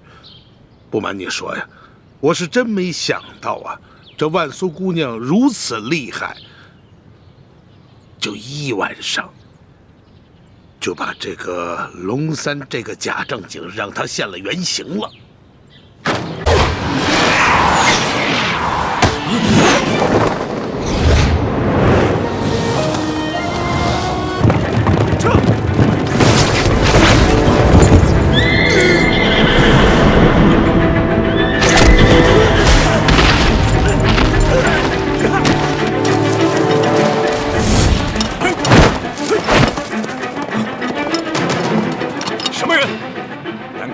化日之下，拦路抢劫！识相的就把钱留下，啊，还有马也得留下。义父，他们多半是附近牛角山寨的山匪。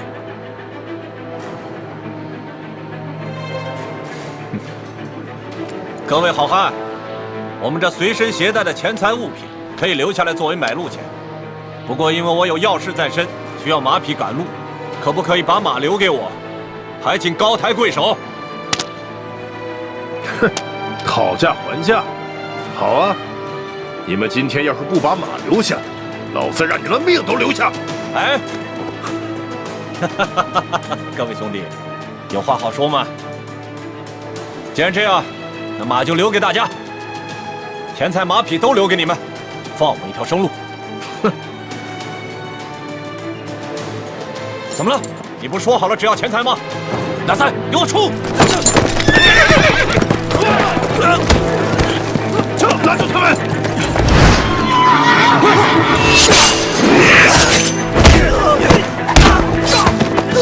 义父，你腿受伤了，没事，快走！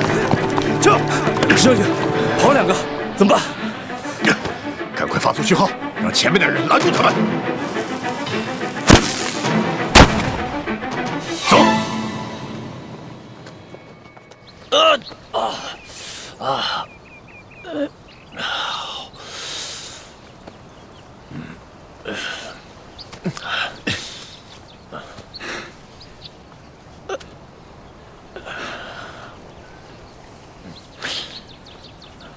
义父，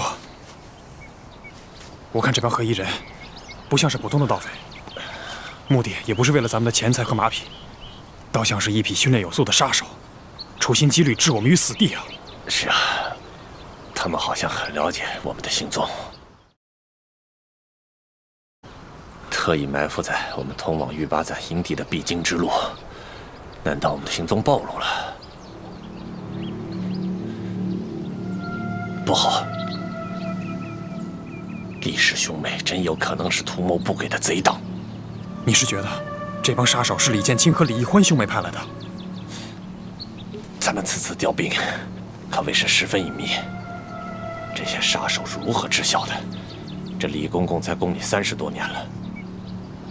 丽萍是舒总兵的女儿，其他侍卫都是我精挑细选的霸气子弟，他们个个来历清白，绝不会勾结杀手暗害我们。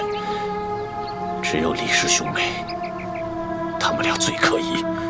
义父，如果说李建清和李易欢兄妹是乱党，那他们的目的不仅仅是要置我们2个于死地，恐怕皇上有危险。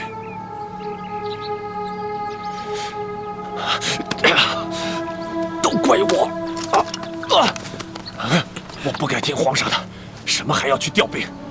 我应该死谏皇上，让他赶快回京才对。现在也没有办法，那我们该继续调兵，还是回去见皇上？他们跑不了太远，快跟上！不好，我们快跑！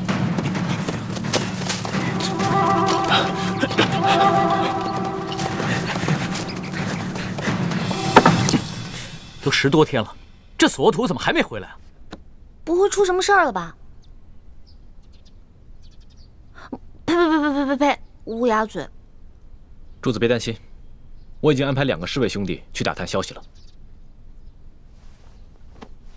也不知道这索额图什么时候能回来。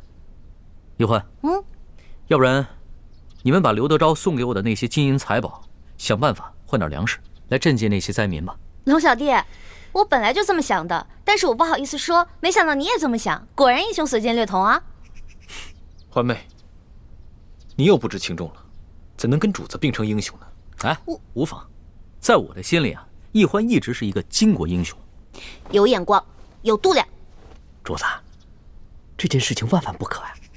如果拿刘德昭行贿的金银珠宝去买大批的粮食，就会引起刘德昭和裘贵的注意，他们一定会识破主子跟他们不是一条船上的人，说不定他们会铤而走险，向主子您下手，强龙难压地头蛇呀！李公公说的没错，刘德昭一定安排了诸多眼线盯着我们。眼下索大人情况不明，我们切不可轻举妄动。我们顶多在城的东南西北各设一处粥棚，但不可再大肆赈济灾民，万一有什么闪失，我等担待不起。你们说的对啊，是我考虑不周。一时的赈济只能缓解眼前的灾情，而不能一劳永逸。只有我顺利地回到了京城，才能肃清吏治，以后让全天下的老百姓免遭刘德昭这样的贪官荼毒。主子，您能这么想就对了。天大的事情，也没有主子您的安危重要啊。易欢，咱们现在有银子了，你什么时候啊，把你跟丽嫔当的那些首饰给赎回来吧，要不然回了宫里啊，又要向我多讨点利息了。刘小弟，我发现你现在越来越会精打细算了啊。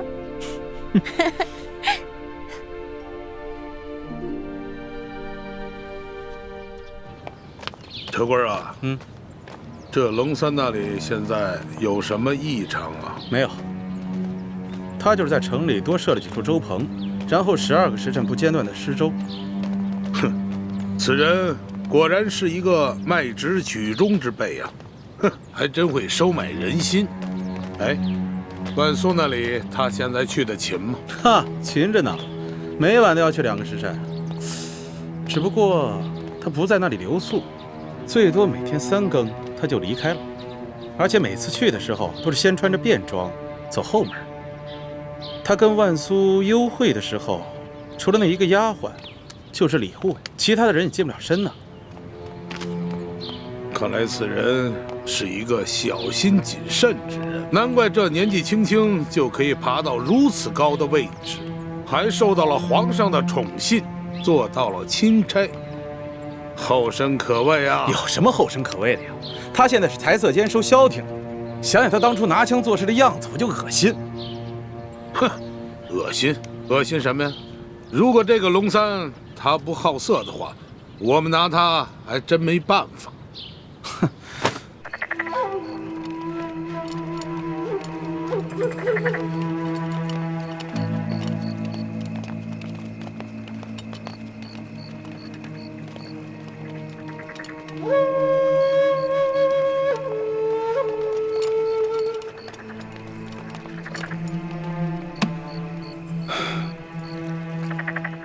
孟护卫，这个龙大人每次都是午夜来，3更离开吗？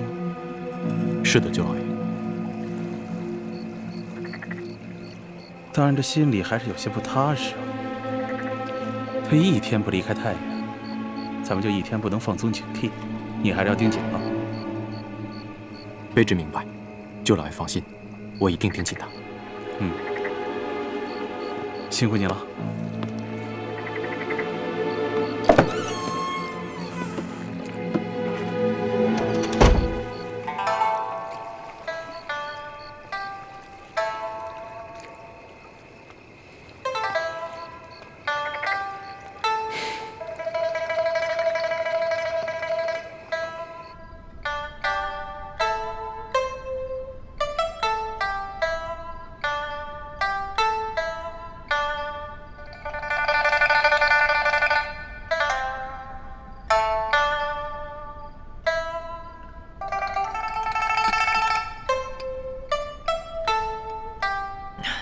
老大，那日在逍遥阁里面，我听到的琵琶声也是这万苏姑娘弹的，不是你吧？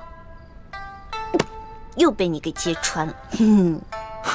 我就说嘛，就以老大你这性格，做什么事情都是半刻钟的热情，怎么可能弹出这么一手好琵琶嘛？我有一件事做得特别好啊，吹牛啊，所向披靡啊。说到吹牛啊，老大你谦称第2，没人敢称第1啊。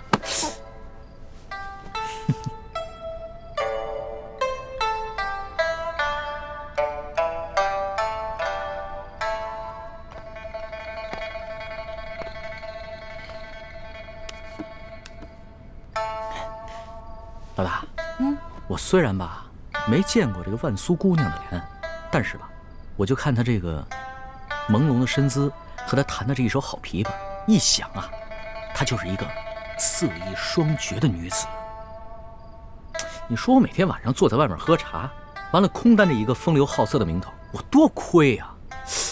要不然这样吧，你呢，先回避一下，好让我真的一亲万苏姑娘的芳草。不行啊。为什么？这万苏姑娘是刘德昭送给我的美人，我假戏真做怎么了？再说了，我就算真的看上她了，我回头带她回京就好了。我说不行就是不行。你吃醋了？我没吃醋，我是在维护你龙小弟的形象。原来我在老大的心中还有形象呢。那当时在宫里是谁说的这个？哎呀，全世界最不值得女人爱的男人啊！要不然这样吧，老大，你呢就承认你吃醋了。那我吧，也就看在你心里难受的这个份上，我就做一个美色当前不动摇的柳下惠。要不然我这一连10个晚上都在这儿喝素茶，我受不了啊！哎，你给我站住！哎，站住！不行，老毛病又犯了。上次对我也是，差点假戏真做。我告诉你啊。万苏姑娘不一样，她心有所属了，而她心里喜欢的人是帮咱们的，所以你千万不能对她打主意。得了吧，上一次你也是这么骗我的，说什么非龙三不嫁，不能动心腹手下的女人，怎么又想故技重施啊？我才不会上你的当。我不会骗你的，真的。你知道咱们抢官银为何这么顺利吗？因为在刘德昭身边有咱们的内应，而这个内应就是万苏姑娘她的心上人。如果你真的对她起了什么色心的话，那你就是轻重不分、见色忘义的大坏蛋了。真的？真的，我骗你是小狗。好吧，那我就暂且放过你。老大，其实经过这些日子以来的见闻吧，我还哪有心思风流快活，只不过想逗逗你罢了。不过呢，我倒不像是某些人，表面上一本正经的说一些冠冕堂皇的理由，其实就是吃醋。这个康熙真是色心不死，想找机会撩拨欢梅。欢梅，你可一定要守住，万万不能对咱们的死敌动心。懒得理你我。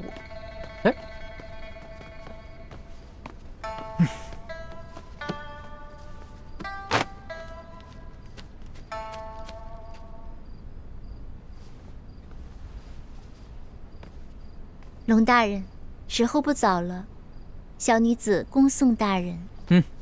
看看，人家万苏姑娘心里压根就没有你，催你走呢，别赖着了。好酸啊，好酸啊！好了，万苏姑娘，在下先告辞了。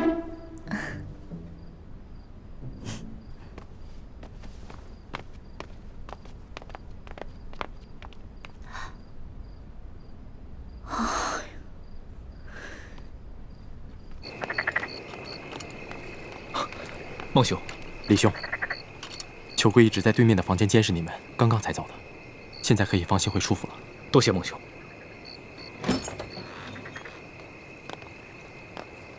钦差大人，这个就是孟祥和，我刚刚跟你说的万姑娘的心上人，也是一直帮咱们的好汉。怎么样，比你长得英武吧？你越是拿话呛我，就越说明你吃醋。真是一把好刀！拿下！别挣扎了，孟府哎，没力气了吧？啊？知道今天早上你喝的汤药里我加了什么佐料吗？大人，你这是何意？孟祥和，亏我那么信任你，我实在是没有想到啊！你竟然跟这个龙三勾结在一起！大人，卑职不明白你在说什么，还在骗我什么？昨夜我已经查明了，就是这个钦差龙三劫走了我庄严之内的观音。大人，您说龙三大人，他是盗取官银之人，大人可有凭证？你要凭证，我就告诉你。舒府管家说了，官银失窃的当晚，龙三和他的一干护卫根本就不在舒府，而是天快亮的时候才回来，个个黑衣蒙面，行踪诡异。而那个龙三，天亮的时候乔装成一位老人出去，我画了画像让管家看，没想到，姓艾的客商就是这个王八蛋乔装的，老子现在脸上的字到今日还没洗掉。孟祥和，你还不知道对不对？告诉你，昨天晚上我们给奶娘下了迷魂药，她可什么都说了。孟祥和，你快走开！小姐现在已经是皇上的嫔妃了，而且还回了龙潭。祥和呀，你跟了我这么多年，我实在是想不通啊！你与那钦差龙三无亲无故，并不相识，你居然勾结他背叛于我！我知道，这么多年，我赏赐你的银两你都收下了，我赏赐你的丫头你却不收，这是为什么？你心中早已有了人了。但是我万万没有想到啊，你心中的那个女人居然是舒剑的女儿舒婉金。你和丽嫔早有私情。没错，我心中的人就是舒婉心。大人，你有恩于我不假，孟某在你身边护卫10年，平日你待孟某不薄，孟某从没想过要出卖大人，卑职是不愿看着大人一步一步陷得更深。大人，你也听卑职一句劝，切勿再行伤天害理之事，回头是岸吧，大人。什么？这里有案吗？这有案没有啊？啊！我早就知道了，钦差大人龙三收我的金银财宝跟美人，只不过就是为了麻痹本官。龙三进京之时，那就是我刘德昭赴死之日。我们还有什么办法？能有什么退路啊？大不了就拼死一搏。待他死后，我就将这个责任推给那些牛角寨上盘踞的山匪。大人，你可曾想过，牛角寨位于山西境内，就算皇上信了，钦差大人和丽嫔娘娘死于牛角寨之手，可你身为山西巡抚，你逃得了失职之罪吗？失职之罪，祥和呀，你给我听好了，经本府调查，钦差龙三勾结牛角寨上的钱明余孽，他不但伪造圣旨，还勾结这些山贼打劫官府的库银，因分赃不均，起了内讧，自相残杀而亡。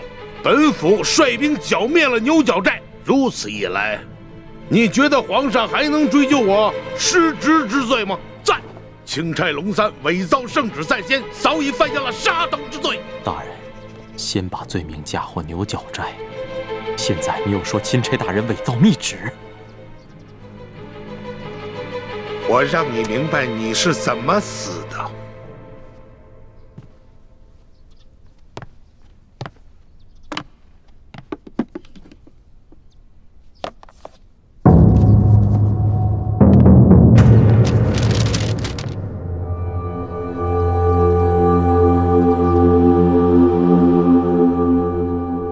看清楚了吗？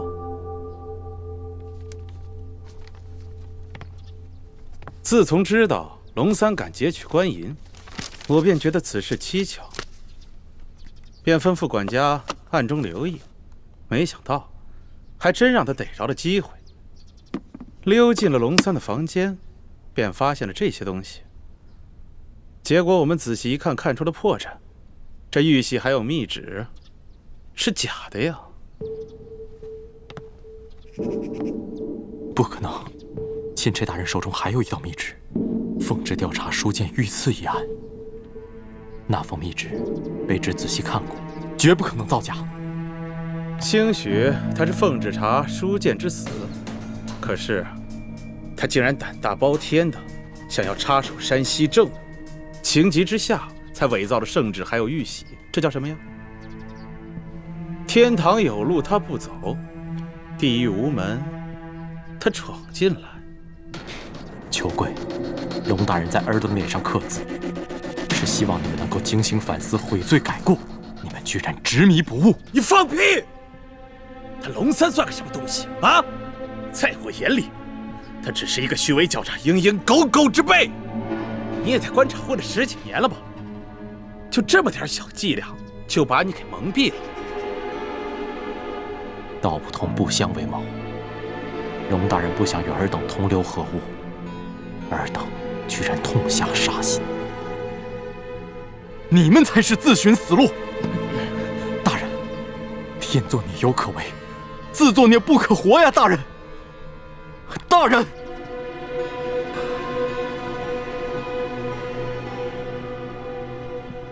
也罢，我曾答应我父，守卫你10年。如今10年之约已满，我也算不负信义。刘德昭，我既已落你手里，这条命就任你处置。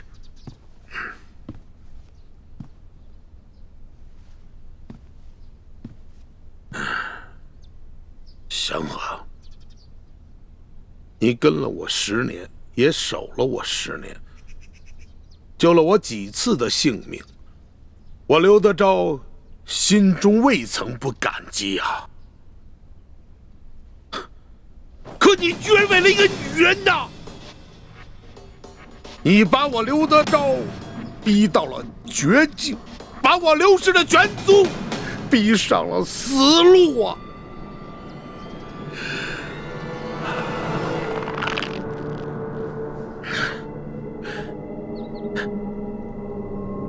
江河啊，别怪刘德昭，别怪我心狠手辣。龙大人，巡抚大人派人前来，请龙大人过府商议赈灾事宜。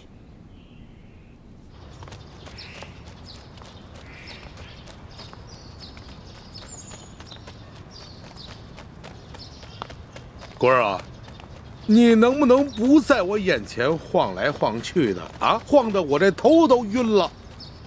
你头晕，我心还烦呢。啊，姐夫，你看看我脸上这字儿啊，到今天都没掉下去。你说这姓龙的他多可恨呢！还有，这小子铁疙瘩一个，官场上这些规矩他懂吗？你还浪费这一桌子酒菜。要我说，人来之后直接拿下，严刑逼供之后再把他灭口得了。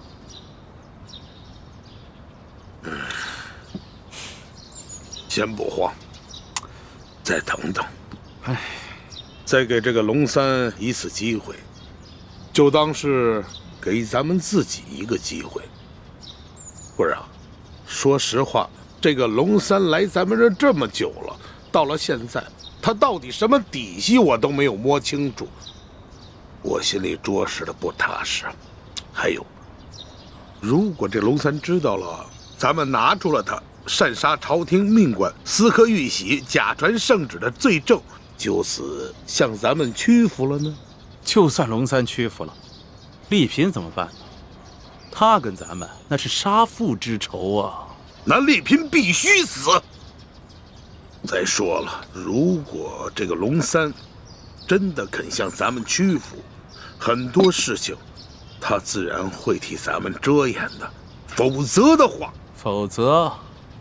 就送他们一块儿见阎王。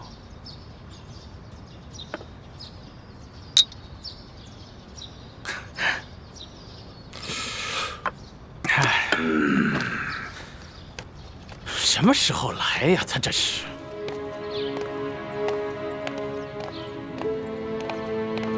龙大人，请。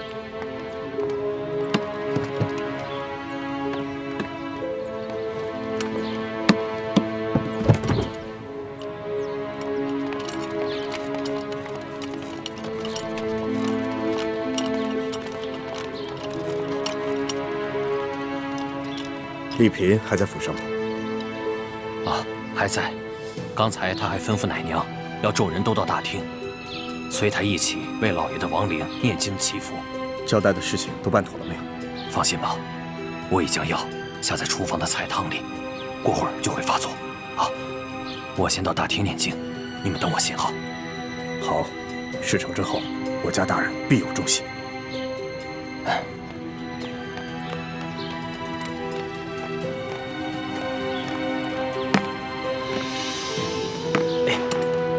慢点。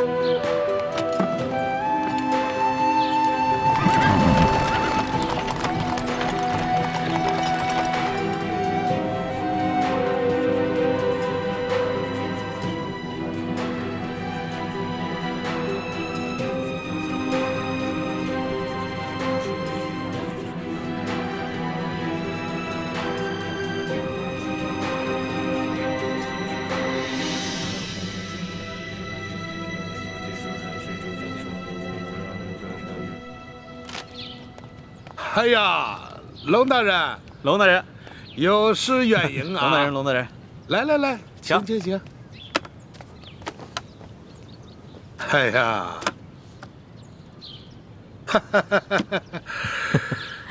哎呀，此次请龙大人过府，没有别的意思，就是有2件东西，想请龙大人亲自过目啊。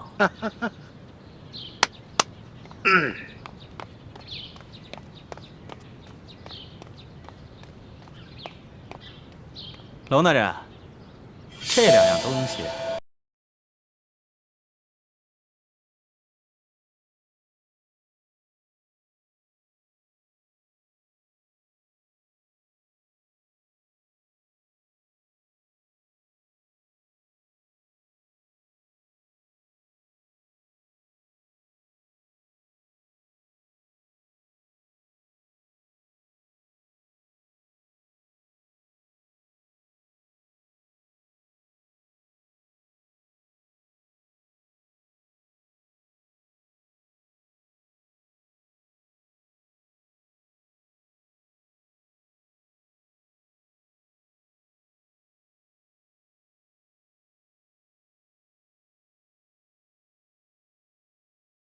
廖大人，好死不如赖活着。龙某自然是想与诸位一起活了。爽快，爽快！我就说嘛，龙大人是一个聪明之人。是啊，有道是识时务者为俊杰呀。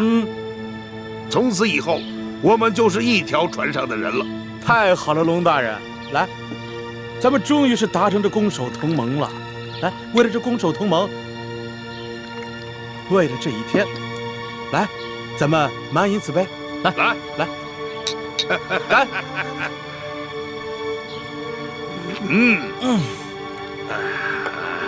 美酒啊！龙大人，既然咱们都是一家人了，那有件事儿，我得求您帮个忙。何事？您瞧我脸上这个字儿啊，您高抬贵手，把您的墨宝给我去了吧。乔老板啊，您脸上这个墨汁儿啊，是我家那个侍女特意调制的。这没有1个月以上，很难洗净。龙某也真是没有办法。乔老板，要不然您多等几日。行，不着急，不着急啊。抱歉抱歉啊，龙大人，您太客气了。来，自家人不说两家话。来啊，来。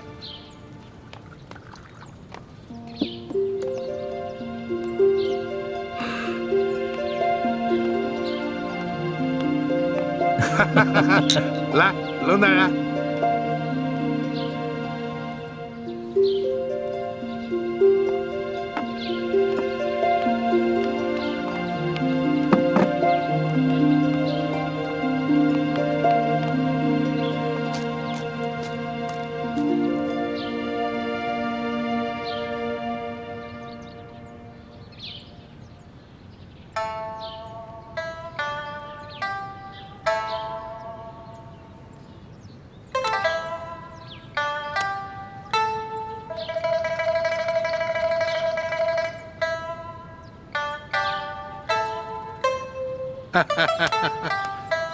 哎呀，龙大人呐，真是一个薄情的人儿啊！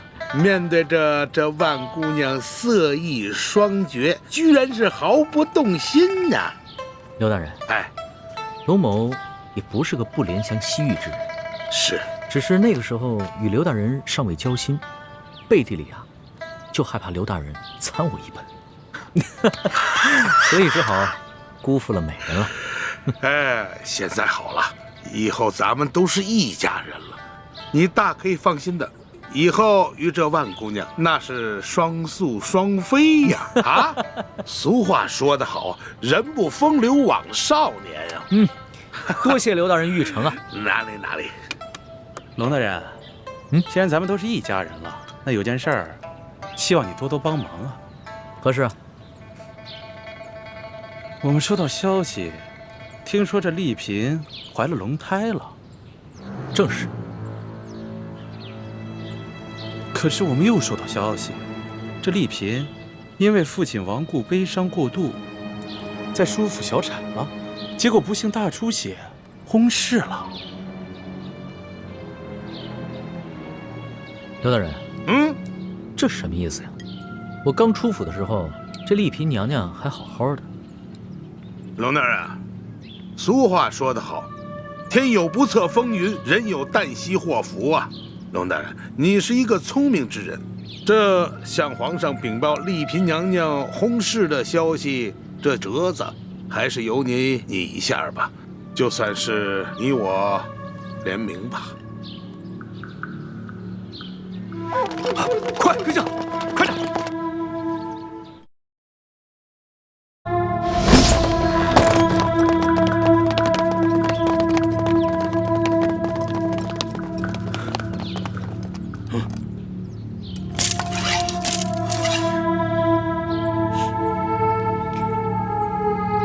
真是红颜薄命啊！皇上要是听到这个消息，肯定是圣心蒙忧啊！是啊，龙大人，皇上乍闻丽嫔娘娘薨逝的噩耗，难免是有些感伤啊。不过龙大人你是知道的，好在后宫佳丽3000呀。过些时日，这事情放一放，我看也就过去了。啊，来，其实这样也好啊。舒总兵跟着丽嫔，黄泉路上总算是有作伴的了。啊，他们这一走，我们总算是安心了啊。来，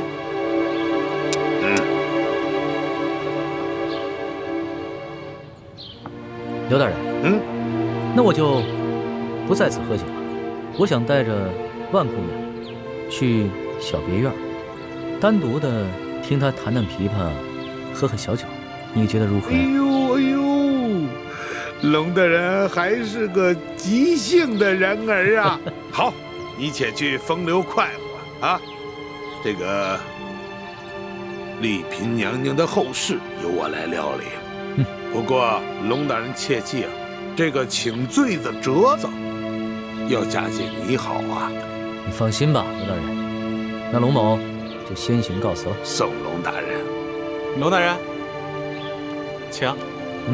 哎，万姑娘，哈哈哈，好生伺候龙大人。是，小女子一定听大人的话，服侍好龙大人。只是，小女子尚有一事相求。啊，万姑娘，请讲。听说，大人府上的孟祥和孟护卫，因为冒犯了大人而被您下了狱。小女子求大人开恩放了他。万姑娘，你为孟祥和求情，你认识他？刘大人，就看在龙某的面子上，放了孟护卫吧，让孟护卫送我们去别院。龙大人，放了孟祥和不难，不过本官有些糊涂啊。万姑娘，你是怎么认识孟祥和的？你又是怎么知道孟祥和犯了事，下了大狱呢？因为小女在裘老板府上和大人府上住的时候，孟护卫对我多有照顾，所以我对他心怀感激。老爷，老爷，不好了，老爷！慌什么？慢慢说。舒府出事儿了。出什么事儿了？丽嫔死了？不是，是丽嫔娘娘她不见了。什么？怎么会不见了呢？当时我们正在诵经祈福。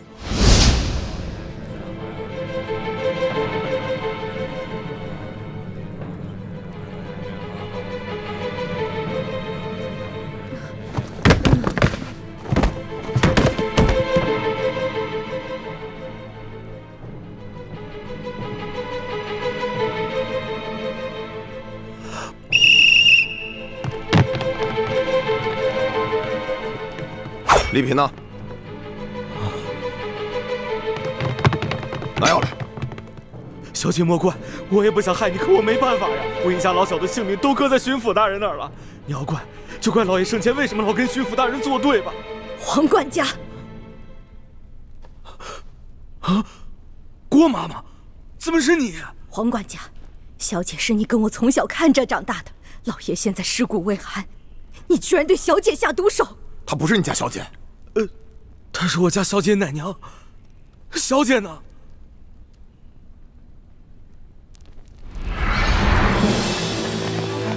走，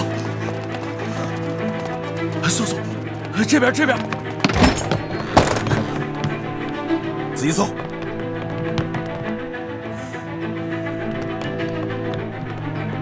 走。怎么样？没有啊！我念经的时候明明看见小姐走到屏风后的呀，这屏风直通后院，这后院大门又上着锁，她只能在这儿啊，这就奇了怪了。搜，继续搜。真是个废物！你们这么多人还看不出一个女人？大人饶命啊！大人，小人已经尽力了。这舒婉心是小的看着长大的，她可是手无缚鸡之力呀，又没有攀爬的工具，我就不明白。他是怎么爬上那么高的院墙逃走的？难不成他长了翅膀不成？不用说了，你们这还看不出来吗？这是早有准备啊！龙大人，这丽嫔娘娘现在何处，你应该是最清楚吧？我说我不知道，刘大人相信吗？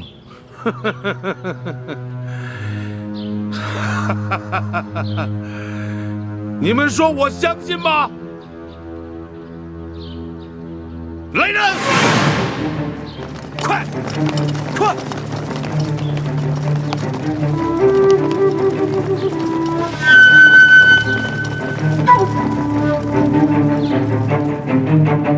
龙大人，你现在可以告诉我，我信吗？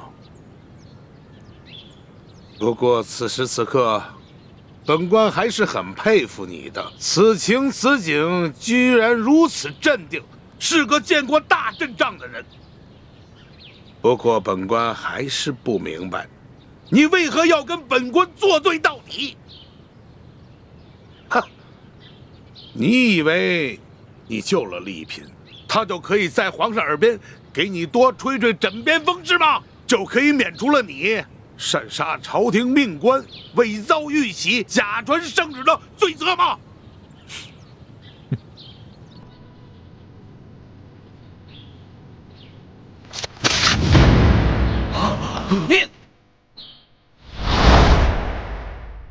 龙大人，巡抚大人派人前来，请龙大人过府商议赈灾事宜。好，我知道了，我换身衣服就过去。那小的先为大人准备车马。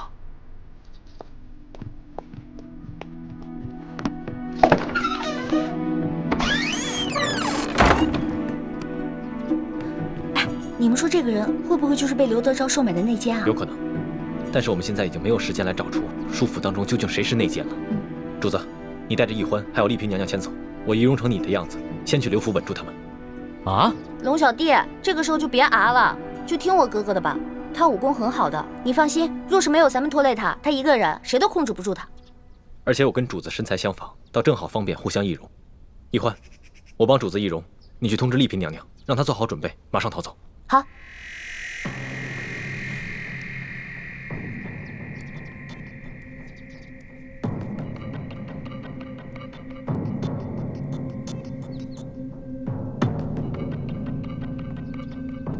主子，多保重。要不要带几个侍卫？不必了，你跟奕欢更需要人保护。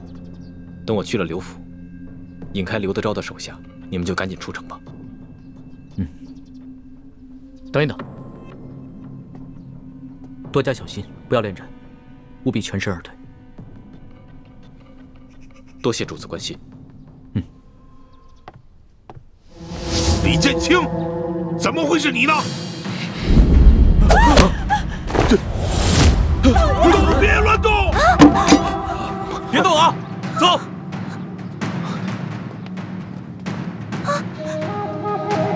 姓李的，放了我姐夫，不然我弄死他！我跟万姑娘非亲非故，你以为用她就能威胁到我吗？少跟我来这一套！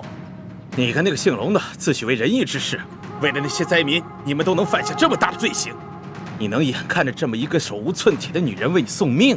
放人！万姑娘，我刚才就是顾及到你的安危，才想用计带你离开，没想到你还是放不下孟祥和。也罢，裘贵，只要你把他放了，我就放了你姐夫。你当我是傻子？先放了我姐夫，然后束手就擒，我就放了他。不然的话，我就弄死他和孟祥和。好，我答应。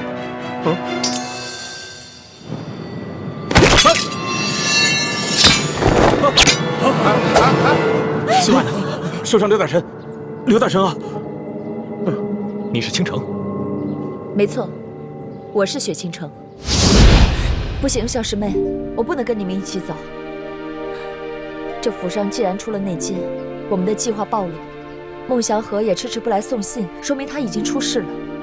我要留下来，跟师父一起救出孟祥和和舒婉心，放他们一条生路。行了行了，消消气消消气啊！水。哦，对对对。你说啊？哎呀，这个李建清啊，喝口水，喝口水。在外边没被别人打死，你想烫死本官啊？不能轻着点啊！啊！怪我，怪我。你说这个李建清啊，实在是太可恶了啊！临走还把本官给伤了。我不杀此人，我誓不为人。姐夫，你放心，如今整个山西境内都通缉他们呢，跑不了。秋哥啊，你说这个万苏姑娘，她会不会是这个丽嫔舒婉心啊？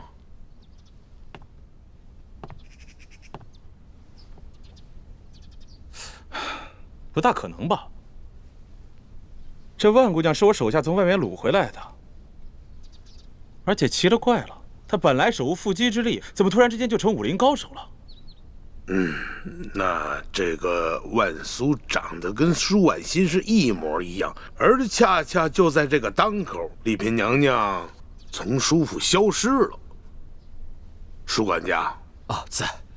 你仔细的回想一下，这个丽嫔娘娘回府以后，她与她进宫之前到底有没有区别？有。这次小姐回府以后，确实与以前有所不同。我还以为她是入宫做了娘娘，这气质仪态自然与做小姐是不同。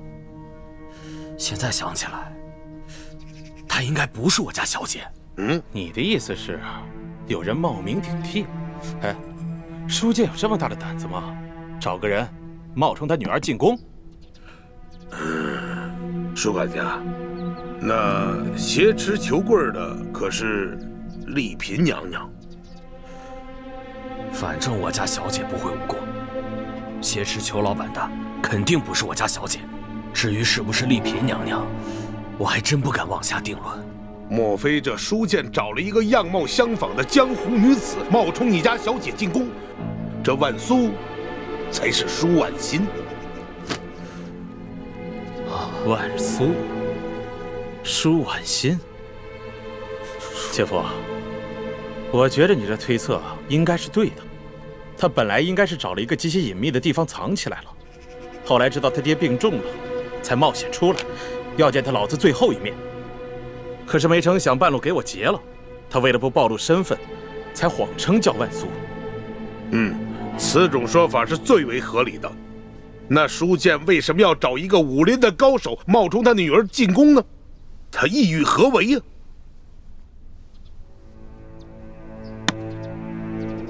既然咱们能够证明这个龙三是个假冒的钦差，若咱们同样能够证明这个丽嫔娘娘也是假冒的，那咱们可就什么都不怕了。轻点，轻点。是。皇祖母，可有皇上消息了？暂且还没有。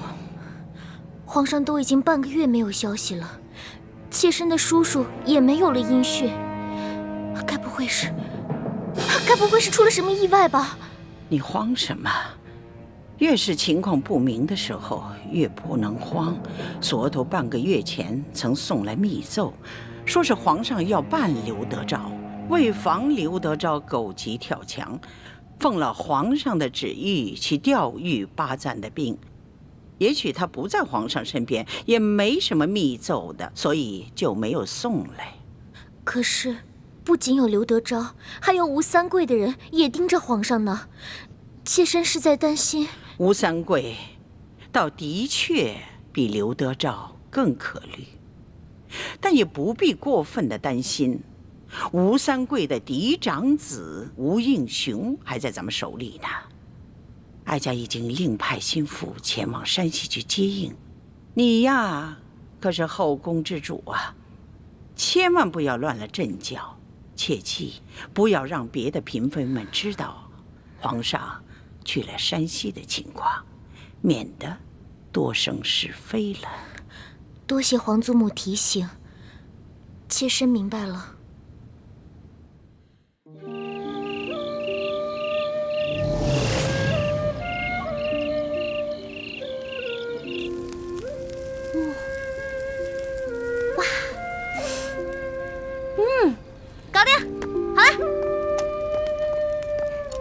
香。老大，你这偷鸡摸狗的本事还真不错呀。注意啊，我不是偷的，我在农户的鸡窝里放了一锭碎银子呢。得了吧，不告而取就是偷。行，我偷的，待会你别吃啊。丽萍娘娘，来，好香啊！来吃吧，吃完了这儿还有啊，接着来。哎，我的呢？你的？你刚才不说了吗？这是偷的，你就别吃了呗，要不然就跟我们分赃了。不是。哇，主子，您先用我这份吧。你看看，任婉心好。来，丽萍娘娘，来。好。好好吃。老大，没想到你还有这手艺。那当然了，我从小学别的不精，但是我以前有个师傅，他是前明的厨子，是最有名的厨子，所以我跟他学习的时候可认真了。前明最有名的厨子，御厨啊。主子，千万别听玉环瞎说，那个教咱们做饭的师傅，不过是在大户人家掌过勺而已。是啊，我不吹牛嘛，别戳穿我呀。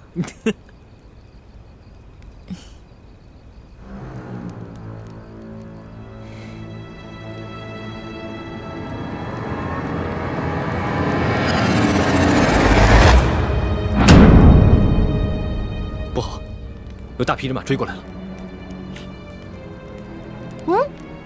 你怎么听到的？等你耳朵听到时，那就晚了。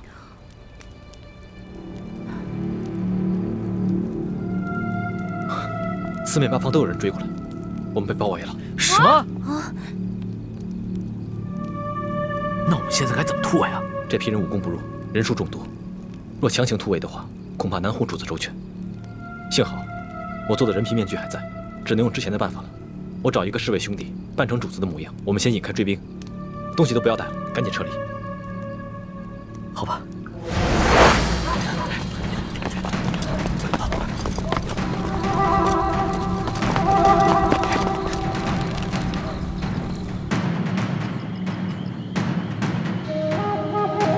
陆小弟，他们为什么都黑衣蒙面啊？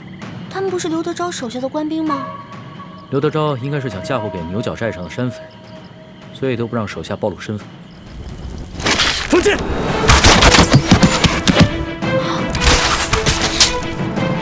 是这样吗？好狠啊！抓住楼下的那个姓李的！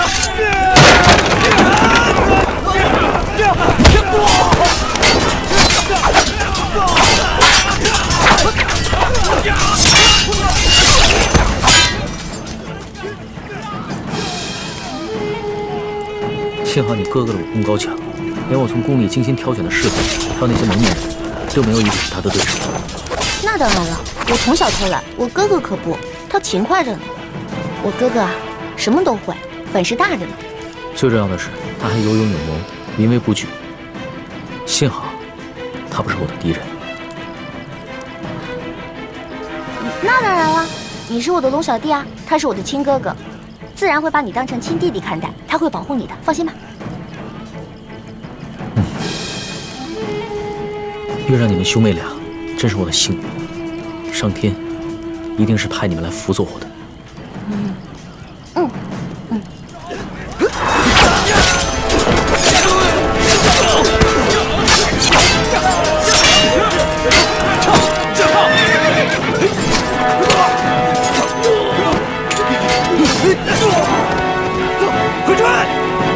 快追！没事吧，陆小弟？没事了啊。看来这出了紫禁城，还真得让你这个老大保护我。哦，对了，我们赶紧去另一棵树上，把丽嫔弄下来。哦，对，走。走。丽嫔娘娘。哎，丽嫔人呢？薛姐姐准不放心朱哥哥，又悄悄赶去帮忙了。丽嫔怎么不见了？我可能记错了，我哥没有把她藏在树上。咱们赶紧一起去找他吧。书剑已经为国捐躯了，我一定要保护好他的女儿。龙小弟，你可真仗义。不用找了，我在这儿呢。丽嫔，你去哪了？哦，臣妾被李护卫藏到了远处的一棵树上，我看到他们走远了，就顺着树干慢慢滑下来了。这林子里的树可都是很高的，你居然能自己滑下来？主子，臣妾的爹可是威震一方的武将，臣妾小时候也是在马背上长大的，这点胆量还是有的。以前在宫里的时候，总觉得你知书达理、多才多艺、温婉可人，没想到你还外柔内刚，有胆识。主子过奖了。哎，行了行了，咱们别在这聊天了，咱们去个安全的地方吧。这样，去反方向，咱们逃吧。好。我的手，快快！不是我的，是刚才有人要伏击大师兄，我把那个人解决了。快走走。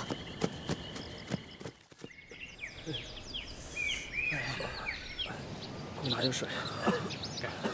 谢谢啊。他等一下，我先来。救主，疼！我这有水。忍着点。王大哥。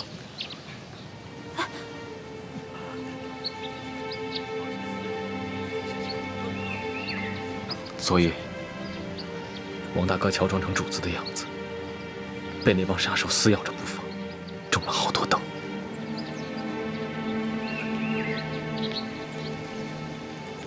这些侍卫都是我从宫里精挑细选出来的，个个都训练有素，忠心耿耿。出宫的时候有30余人，现在却只剩下这么10来个。刘德昭啊，刘德昭！这笔账我会慢慢跟你算清楚。主子，昨天我本可以杀了他，但我未奉主子的旨意，不敢擅杀朝廷命官，而且就那么一刀结果了他，实在是太便宜他了。你做得对，要杀一个刘德昭容易，但是一定要将他的罪行昭告天下，明正典刑，这样才能起到杀一儆百的作用。等我回了宫之后，就借刘德昭这颗人头，开启整顿吏治之风。哎，祝哥哥，你知道吗？你说这个刘德昭明明可以光明正大的派人来抓我们，为什么让他的手下偷偷摸摸的呀？这些黑衣人不是刘德昭的手下，不是刘德昭的。主子，你看这些伤，这伤怎么了？这伤都是左身右切，下身上切，说明这些杀手的刀法习惯反劈和上溜，这和之前舒总兵身上的刀伤是一样的。这是江湖中地躺门的独家刀法，刘德昭手下的正规官兵不可能会使。那按你的意思说，追杀我们的人和刺杀舒剑的人都是同一伙人，都是吴三桂之士？10有8九是如此。难道吴三桂已经识破了我的身份？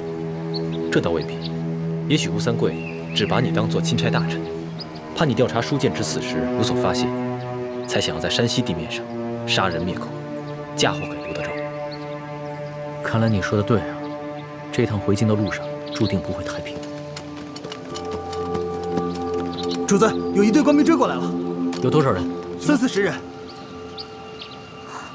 主子，我们赶紧走。昨夜我们刚经历一场血战，不宜跟他们硬碰。走。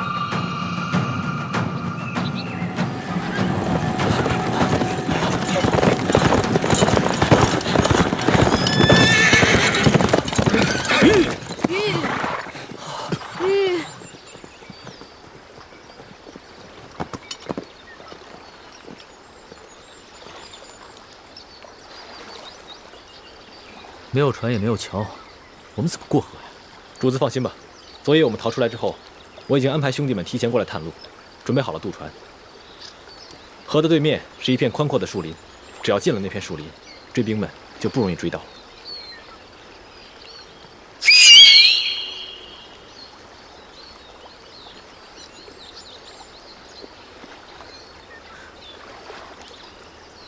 你应变能力之强，安排之周密，确实令我大开眼界。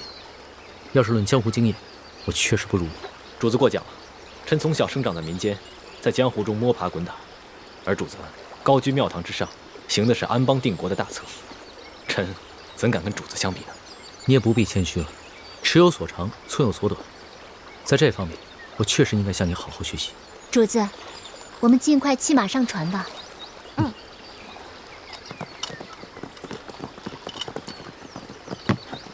来，快跟上！这边，追兵马上来了，你们先走，我带侍卫兄弟们去引开追兵。哦，主子，我跟李太医一起骑马引开追兵吧。那不行，婉心，我不能丢下你不管啊。可是，我担心这船承受不了这么多人的重量，况且臣妾又不会水，出了意外，大家更危险啊。可是，主子别犹豫了，你的安危最要紧。一环，主子交给你了。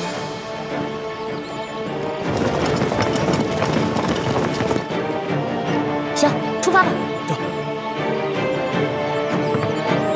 我们走了，注意安全啊！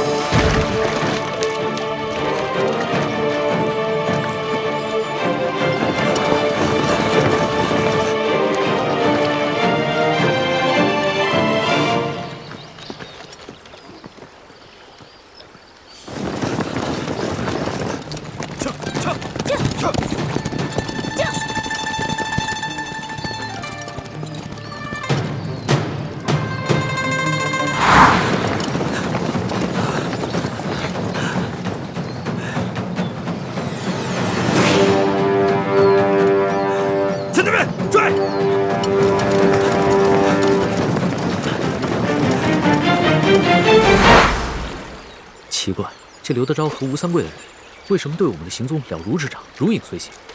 难道是我们之中有内奸？不可能啊！这些侍卫都是你亲自挑选的八旗子弟，我跟我哥哥也不可能是内奸，没有人了。希望如此吧，可能是他们派的暗哨太多了，一直在追踪我们。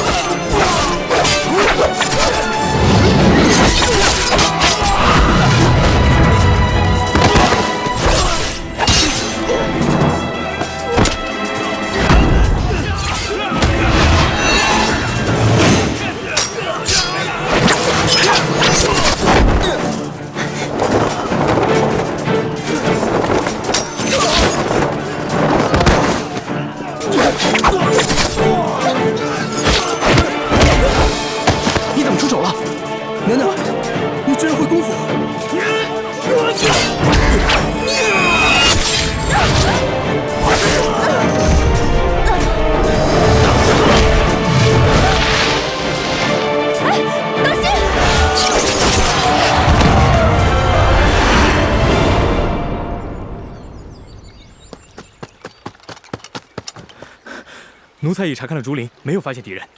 好，知道了。奴才告退。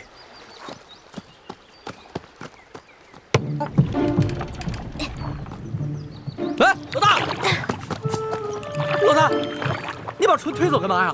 这样你哥哥要是甩了追兵以后找不到我们怎么办？龙小弟，你真是聪明一世，糊涂一时啊！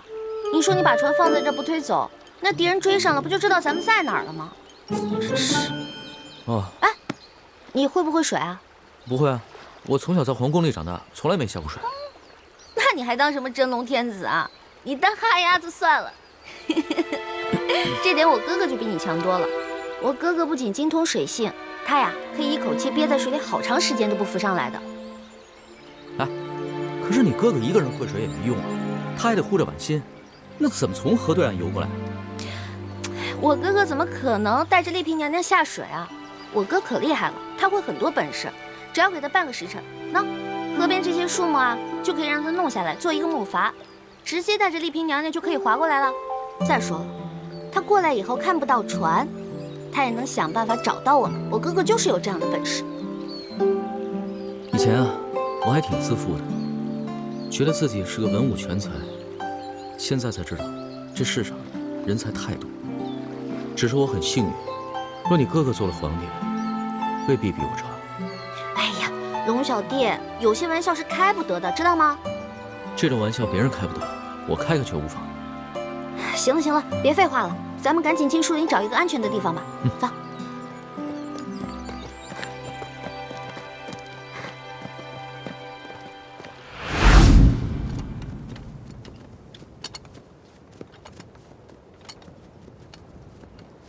等一下。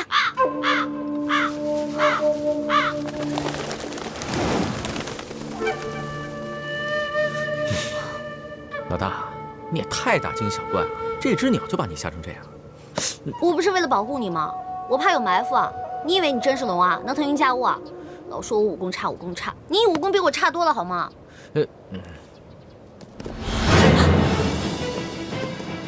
有埋伏！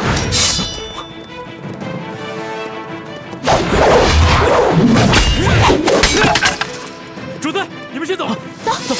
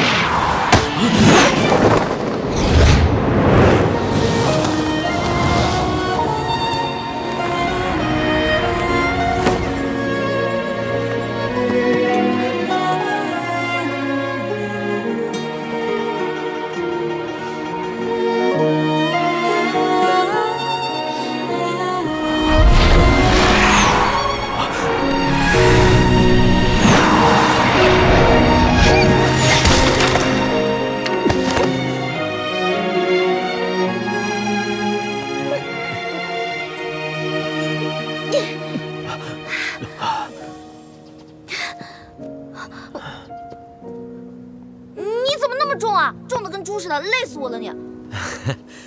好险啊！你那些侍卫太没经验了吧？树林里有埋伏都不知道，咱们得赶紧离开这儿，走吧。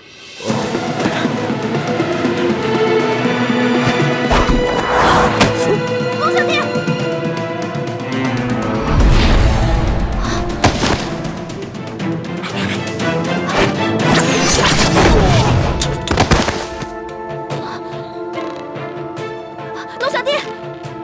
你没事吧？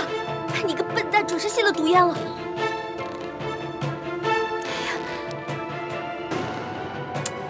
哎呀！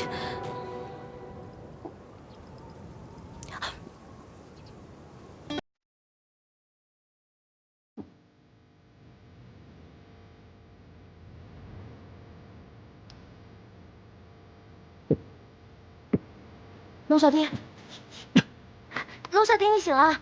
没事吧？老大，我做了一个好长的梦。做什么梦了？我梦到有一个美人在亲我。不正经，一醒来就不正经，是不是？老大，我呼吸不过来。你又怎么了？这装的还是真的呀？哎，你别吓我，龙小弟！龙小弟！龙小弟！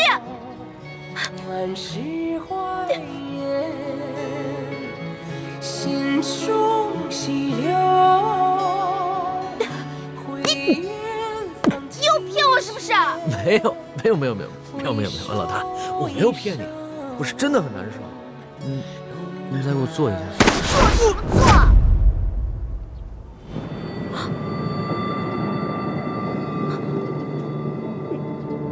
你这次是装的还是真的呀？龙小弟，你别跟我开玩笑啊！龙小弟，龙小弟，龙小弟，醒醒啊！龙小弟！啊，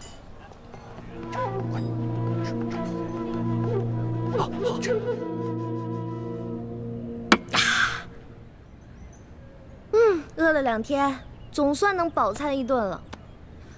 龙小弟，你现在终于知道了吧？为什么我这么贪吃？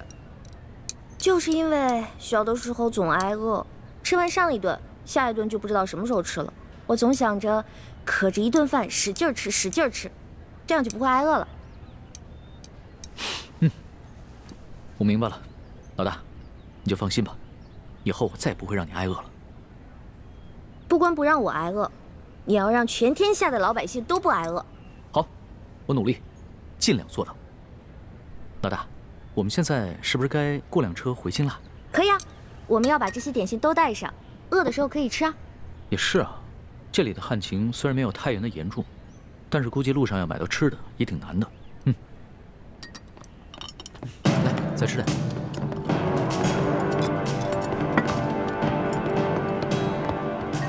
铁捕头，就是他。掌柜的，你这是干嘛呀？上次的饭钱我们可结清了，这顿是你刚才在底下说你请我们的，不就一顿饭的事儿吗？那我们给你钱还不行？你报什么官啊？二位爷，这就不怨我了，你们这胆子也太大了。既然巡抚大人已经全省通缉你们，还敢上我这酒楼来？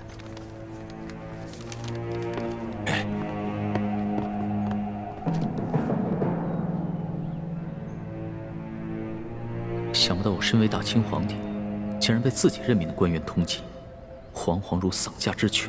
下一章。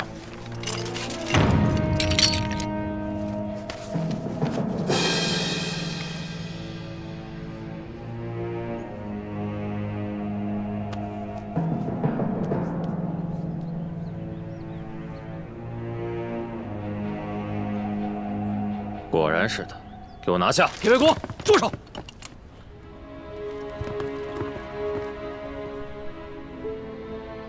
你认识我？我虽不认识你，但我知道你是谁。你做了20多年的捕头，破获无数刑案，抓过无数盗匪，屡受朝廷的嘉奖。去年你因公致残没了左手，皇上特意恩诏，命宫中的能工巧匠帮你打造了这只可以伸缩的铁手。你怎么知道我这铁手是皇上亲自下诏打造的？你知道我是谁吗？你是谁？你是巡抚大人下令通缉的要犯龙三。那你可知巡抚大人为何事要通缉我？当然知道，假冒钦差，伪造圣旨，勾结牛角寨的山匪，打劫官粮官银。铁卫国，你误会了，这通缉令上的案情另有内情。我乃是真的钦差，是皇上下密旨让我来山西公干的。公干？我铁某办案无数，不肯认罪的犯人见得多，但没见过你这么负隅顽抗的。巡抚衙门都已经定了罪，发海捕文书通缉你了，你还在这满口跑马？我告诉你，有什么话，好好随我回衙门说。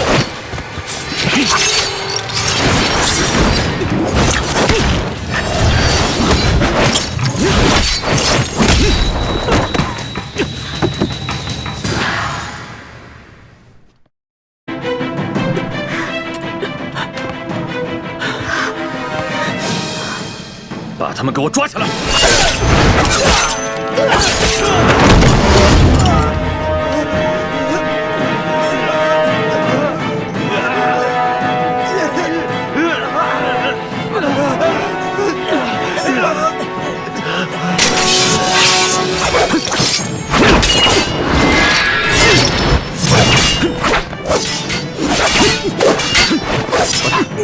没事。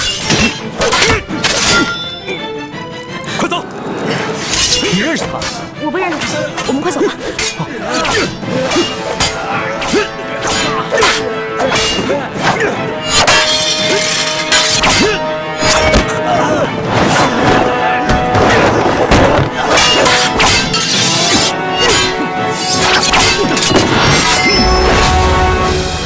你是谁？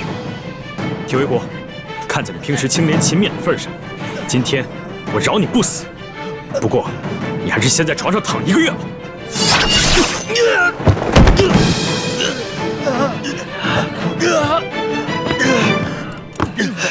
包子嘞，热腾腾的包子。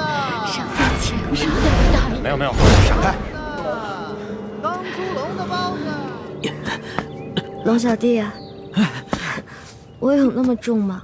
你怎么跟打醉拳似的，歪歪倒倒的呀？老大，这是我这辈子第一次背人，我能背着你一口气跑出火阴县，就已经不错了。糟了，钱，我把钱全都落在酒楼里了。老大，先别想钱的事了，保命要紧啊！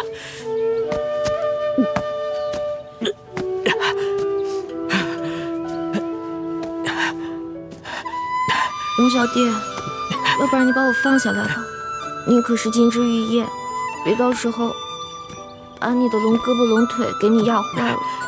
不行，铁捕头的铁手是我亲自建造的，我知道他有多厉害，你一定伤得不轻。咱们得赶紧找一个地方，老给你包扎一下。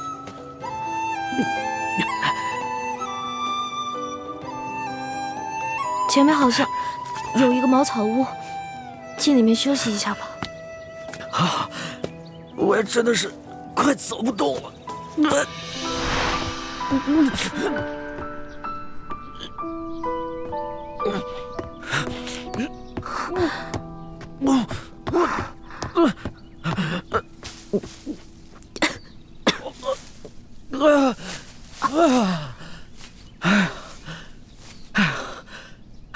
龙小弟，长这么大还没这么累过吧？那是。哎呦，哎，你怎么流那么多血啊？你让我看。大惊小怪的，没见过世面吧？没事儿，你先出去，我自己看一下。你别闹，我出去。你想占我便宜是不是？告诉你不许占我便宜啊！去，赶紧去，出去。真的？真的，快点走啊！走，快点儿！快点儿啊！快去！哎，不是，你确定你自己能行啊？我确定。去。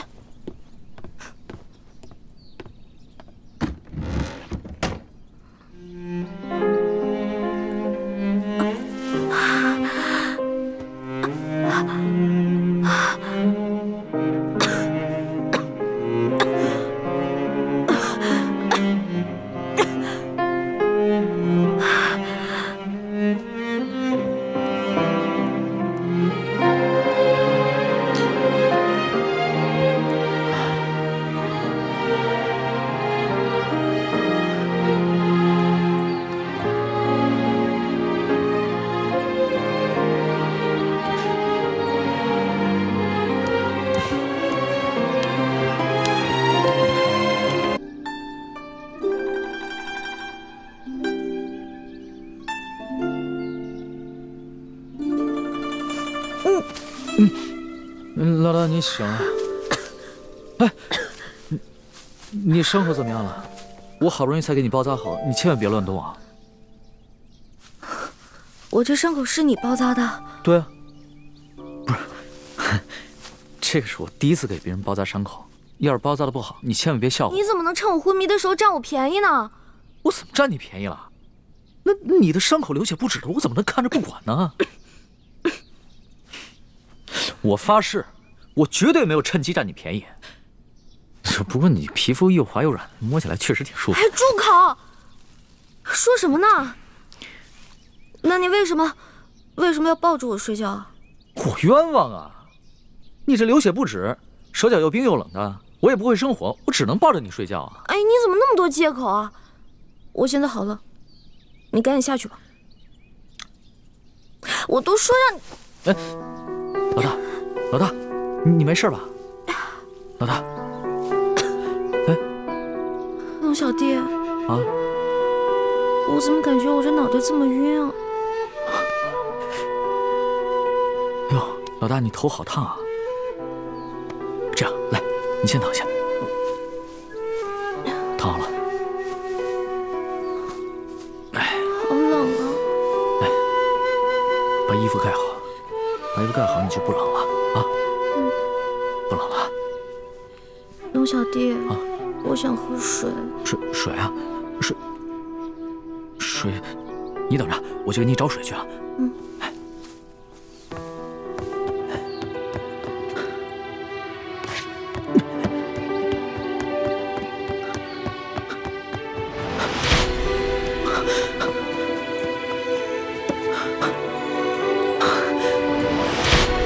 慢点喝，还要喝不喝？啊！我好冷。冷啊！来，你先躺下。来，来，躺下。好冷啊！这样，我出去给你拾一些柴火回来，给你生火取暖，好不好？嗯。那你好好躺着，别乱动。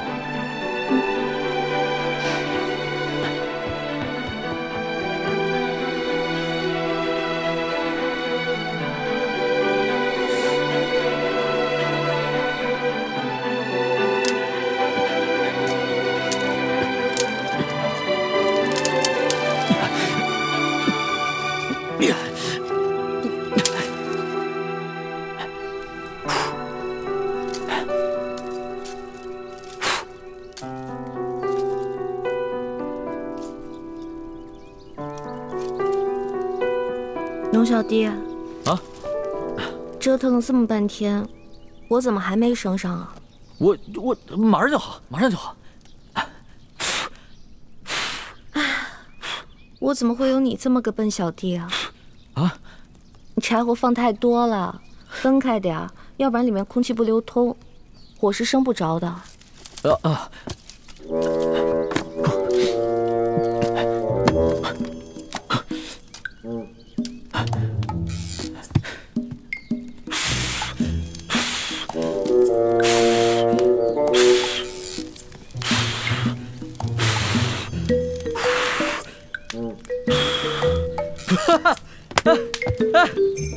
这可是我第一次把火给升起来了，不容易啊！你这个就叫做四体不勤，五谷不分。我怎么就五谷不分了？你看看这是什么？我顺道拿了2个地瓜，我现在就烤给你吃。顺道拿的？我看你是偷的吧？我会把钱补给主人的。哎呀，前几日我拿了人家1只鸡，你当时怎么跟我说的？不告而取，就是偷。哎呀，行了，说话伤元气，你伤得那么重，别毒舌了。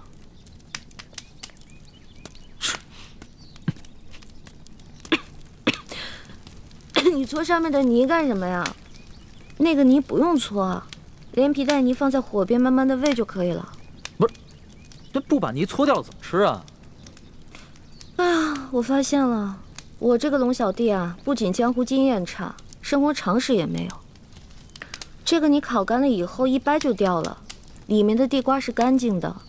如果这个地瓜外面没有一点泥一起烤的话，里面就糊了。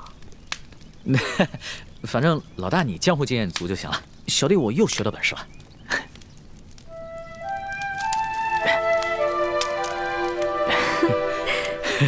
你怎么扔火里了？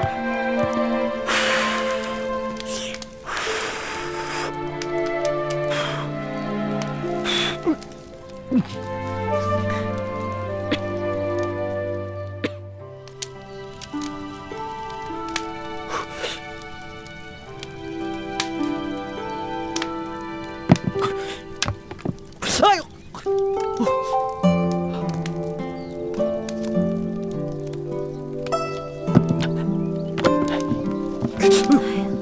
你小心点儿，别烫坏了你的龙爪。好的，慢点儿。这烤糊了，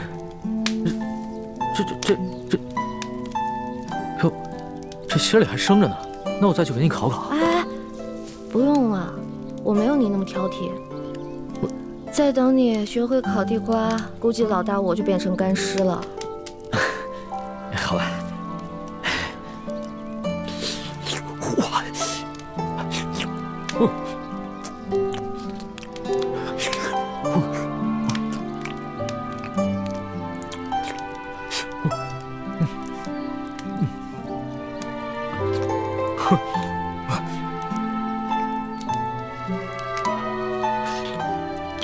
好吃吗？好吃。我以前做攻略啊，都没吃过烤地瓜，没想到地瓜这么好吃。就我以前吃那些烤鹿肉、烤熊肉什么的，都没这烤地瓜好吃。你看你现在这副狼吞虎咽的样子，以后还敢不敢说我吃相不好啊？我告诉你，我这么落魄的事啊，只有你一个人见过。你一定要守口如瓶，要不然的话，我就灭你的口。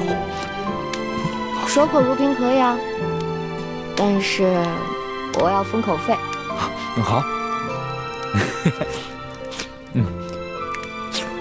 龙小弟，把我这个也吃了吧。不是，那你怎么办啊？吃不下了，我好累啊，我再睡一会儿。那好，那来，你先躺下，先躺下，往上躺点啊。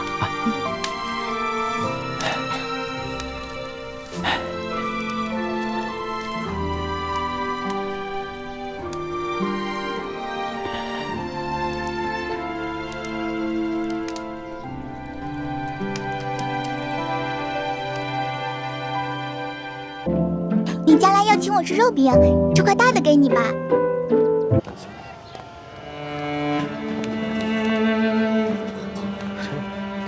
哎，大姐，来我这命吗？不要。哎，价钱好说，大结实。你看看这个，不错吧？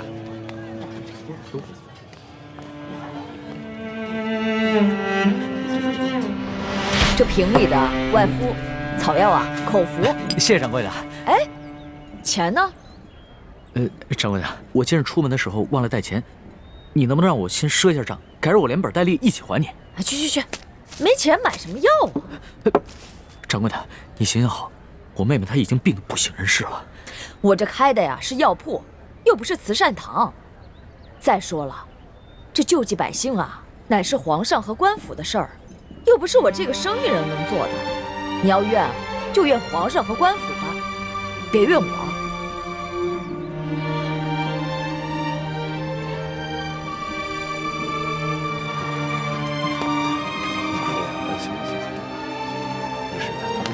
哎，站住！出来，你站住！干嘛你？哎，站住！这怎么办？走吧，你过来，走吧。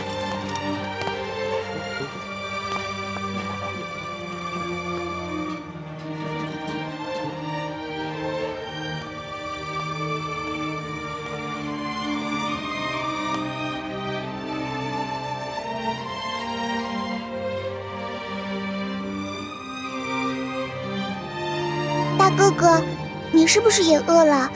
你也想吃烧饼吗？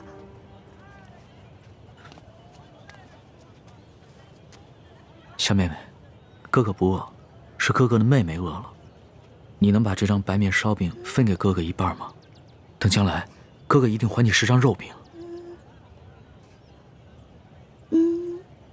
真的，你没骗我。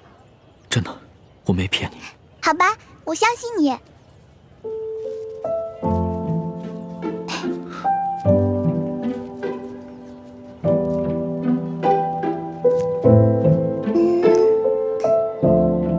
你将来要请我吃肉饼，这块大的给你吧。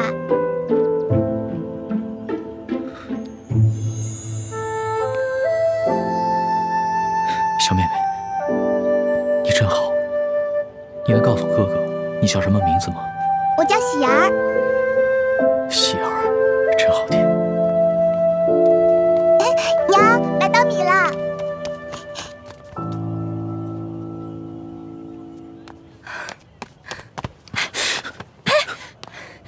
哪来的没脸的东西，居然敢骗一个小孩子的烧饼？这个烧饼可是我当罗培家的银簪子才换来的，居然被你骗去一半。这位大嫂，我没有骗你，我只是暂时落了难。等我回家有了钱，我一定还给你10张烧饼。还？你骗谁呢？这年头，休说你一个叫花子，就连官府都不讲信用。说好的每人每户1两银子1担米，结果呢？只是给了这么点发了霉的陈年糙米。你们淮阴县也是如此吗？那年赈灾不是如此，府里的灾民尚能领到少许白米白面，到了我们县里，就只剩下这发了霉的陈年糙米了。再到下面各个乡村，剩下的就只能是糠皮了。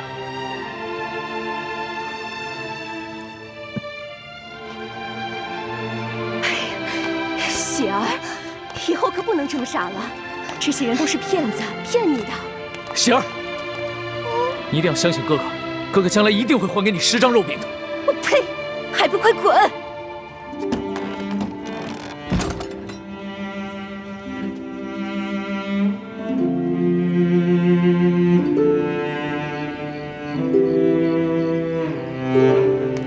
老大，来，吃点吧。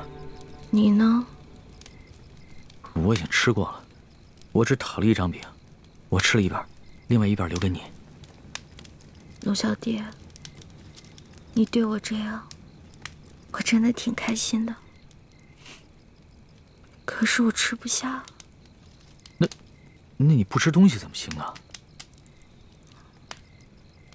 我好难受。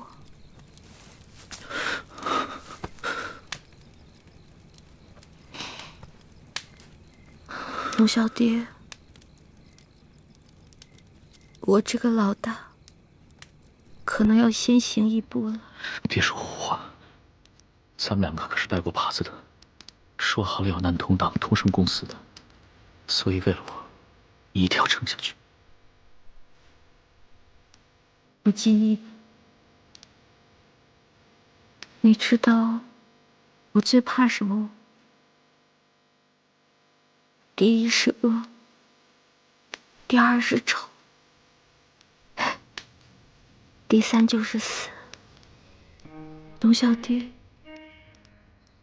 我也好想陪你回京城。可以的。我还想去收那些你欠我的利息。放心吧，人不死，账不烂。你一定好好撑着。要是你不在了，我赖账了怎么办？你不会赖账的，你还会整顿吏治，革除疾病，让老百姓过上好日子。因为你是一个好皇帝。我之前说过，你是天底下最不该爱的人。可是我现在收回这句话，你真的很好。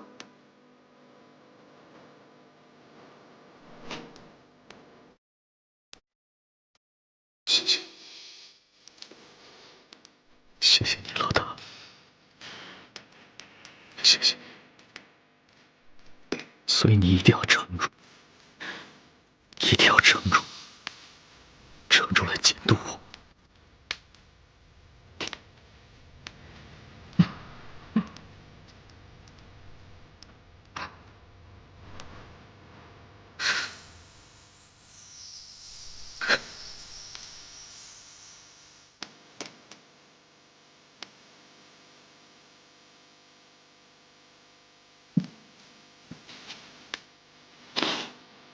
龙小弟，你哭了。原来龙珠是咸的啊！这是我第2次看见你哭了。其实，我原本以为，在我父母死了以后，我就已经是铁石心肠，不会再哭了。没想到，上一次我是为了百姓，而这一次，只是为了你一个人。有你这句话，我死也知足。老大，你不会死的，老大，你不会的。老大，老大，老大，花儿，老大，老大，老大。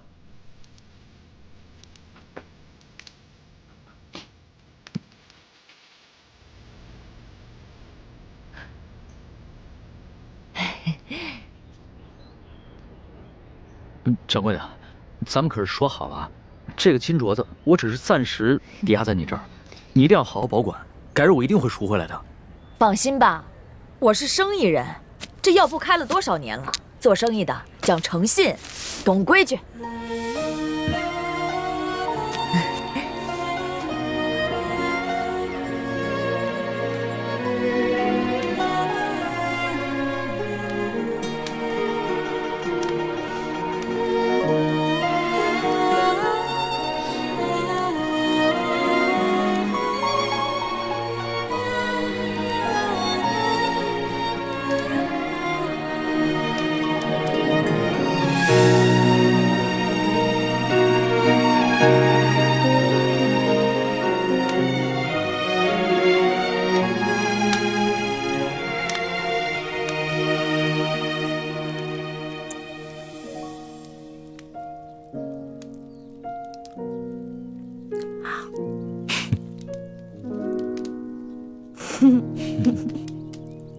傻死了！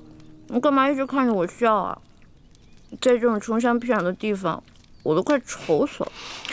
我本来也快愁死了，但是看到你伤有好转，我觉得特别开心，就是想笑。你知不知道，这次你整整昏迷了3天，我都快绝望了。本来呢，我都到阎王爷那儿去报道了，结果阎王爷说：“哇，这个小姑娘太能吃了，养不了你，回去吧，回去吧。”我就被遣送回来了，继续祸害你来了。你只是第一次帮我缝了衣服，戳破了手，我可是把太多第一次都给你了。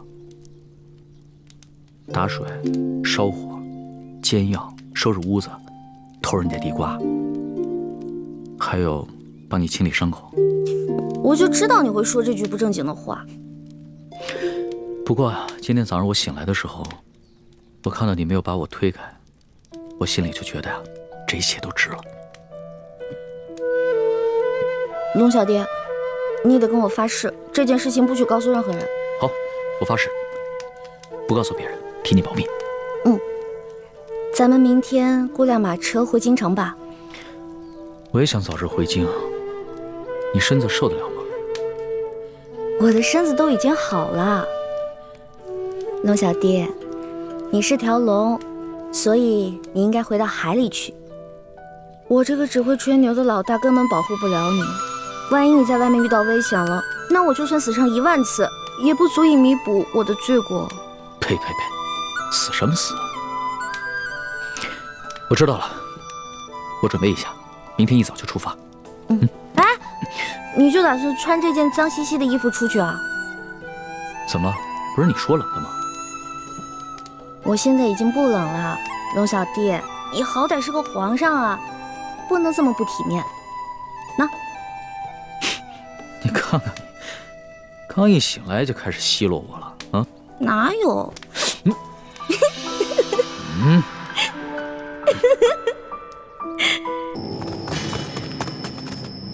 我的伤还没好，跑不了太长时间，必须在短时间内甩掉他们，找个地方藏身，才有可能逃脱。屋里只有那个丫头在，记着留活口，只要有她在咱们手上，她哥哥武功再高，咱们也不怕了。是，走，走。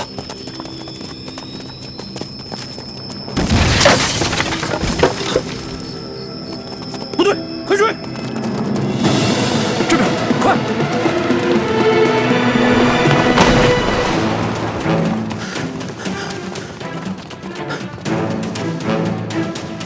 这丫头轻功虽好，但受了重伤，肯定跑不远。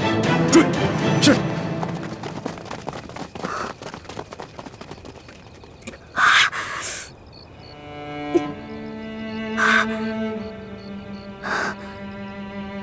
一环，别怕，你一个人逃，只回了一个李一环。可龙小弟若是活着，就能救天下无数苍生的性命。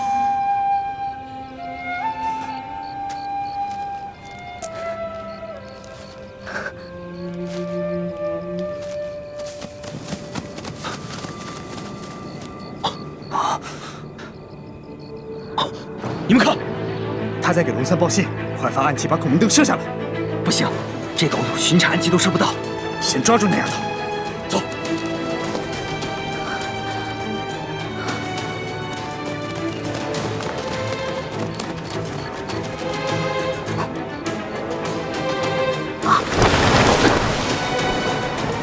他呢！追！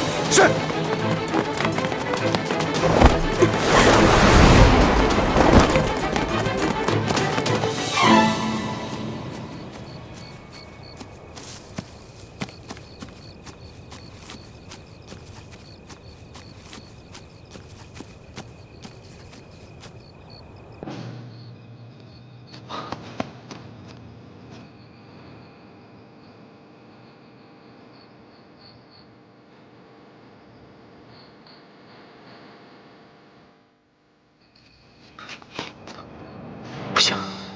我走了，易欢怎么办？他冒险向我示剑，一定会暴露自己的藏身之处。他轻功虽好，但此刻重伤未愈，一定会很危险。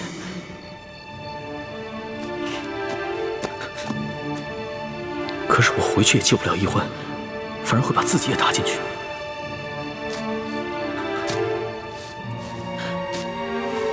易欢几次为我不顾生死，我却自顾自逃了。我如此胆小自私，又有何德何能君临天下？我不仅是易欢的龙小弟，更是大清的皇帝，又岂能因小失大？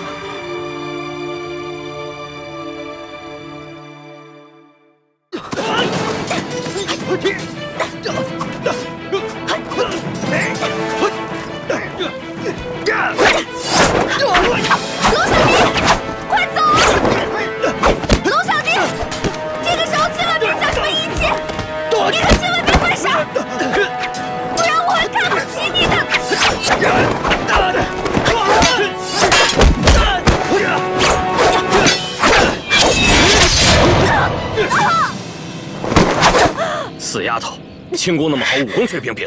现在我刺伤了你的脚，看你怎么跑！带走。是。起来。龙小弟，你快逃！千万别管我！快点！快逃啊！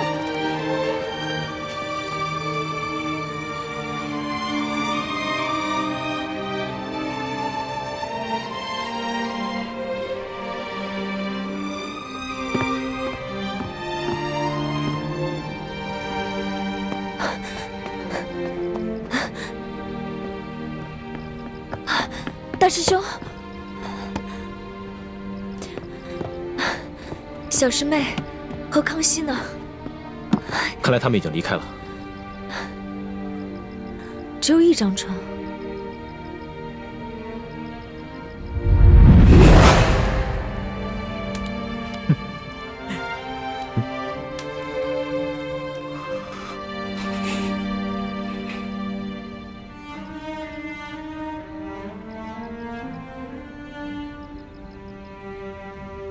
大师兄，倾城，你没事吧？没事，没事。你的伤还没好，这一路逃避追杀，怕是又把伤口震裂了。要不你先去找他们吧，找他们要紧。现在这里是安全的，你在这里休息一会儿，我先去找他们。嗯，我行动不便，就不拖累你了。一定要小心一点，如果发生什么意外的话，马上发出信号，我立刻赶回来。你放心，我只是腿受伤了。一般杀手还近不了我的身。好。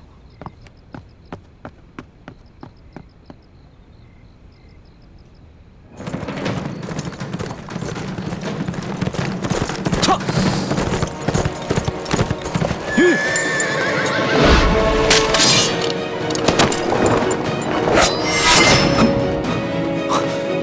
主子，怎么是你啊？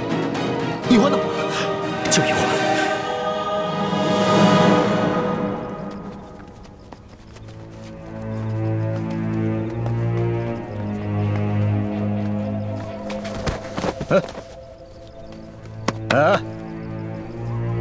起来！刚才跑得跟飞似的，这会儿装死。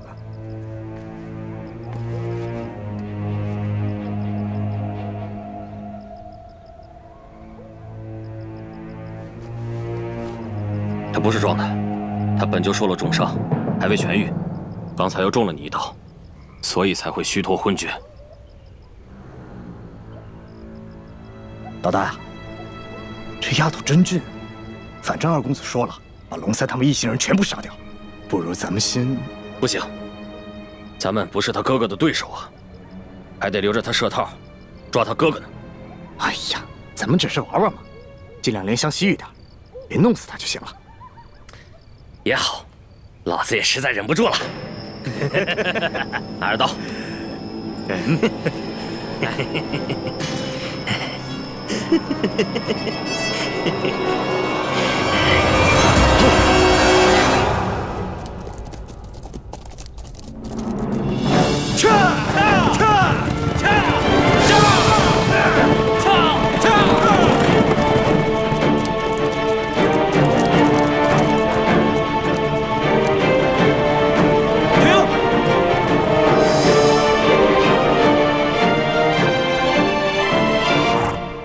怎么了，苏大人？快准备接驾！接驾？皇上在哪儿啊？那个穿补丁衣服的就是皇上。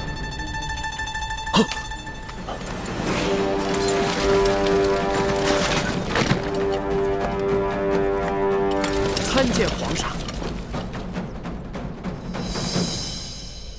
皇上，奴才救驾来迟，请皇上恕罪。你要是再晚来几天，说不定朕就要去见先皇和太祖皇帝了。奴才罪该万死。皇上，索大人跟大塞在途中遇见不明身份匪徒的袭击，九死一生，才找到玉巴赞将军的军营。刚一到营门口，就因失血过多晕了过去，好不容易才死里逃生。他宣读了皇上的密旨之后，没顾伤好，就跟玉巴赞将军赶去山西太原。在途中遇见了奴才，得知了皇上已经启程返京，所以才一路追了下来。朕已经知道了，都起来吧。谢皇上。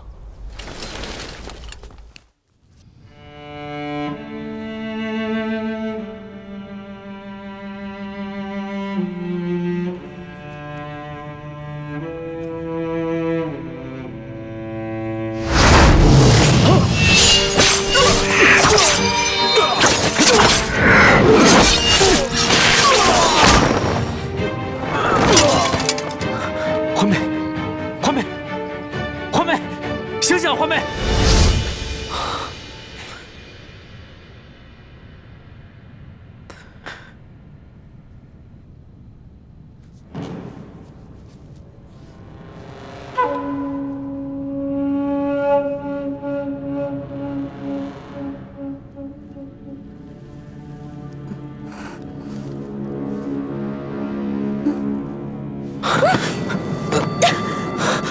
你干什么？你干什么？滚！小师妹，走。小师妹，我也是一时冲昏了头，情不自禁。情不自禁？你还有没有一点廉耻心？你明明知道我跟大师兄定了亲，我是为了大明的太子妃啊！你还知道你跟大师兄定了亲是为了大明太子妃？那你还跟康熙？你可以和霸秦的狗皇帝亲热，我亲你一下就变成了不知廉耻是吧？你怎么能说出如此的话？你走！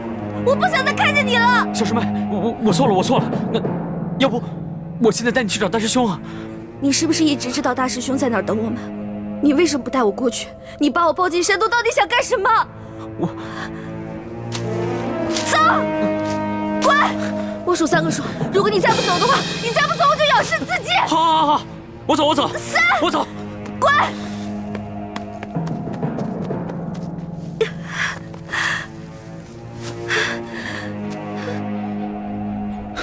这都3天了，李欢怎么还没有消息？都没有。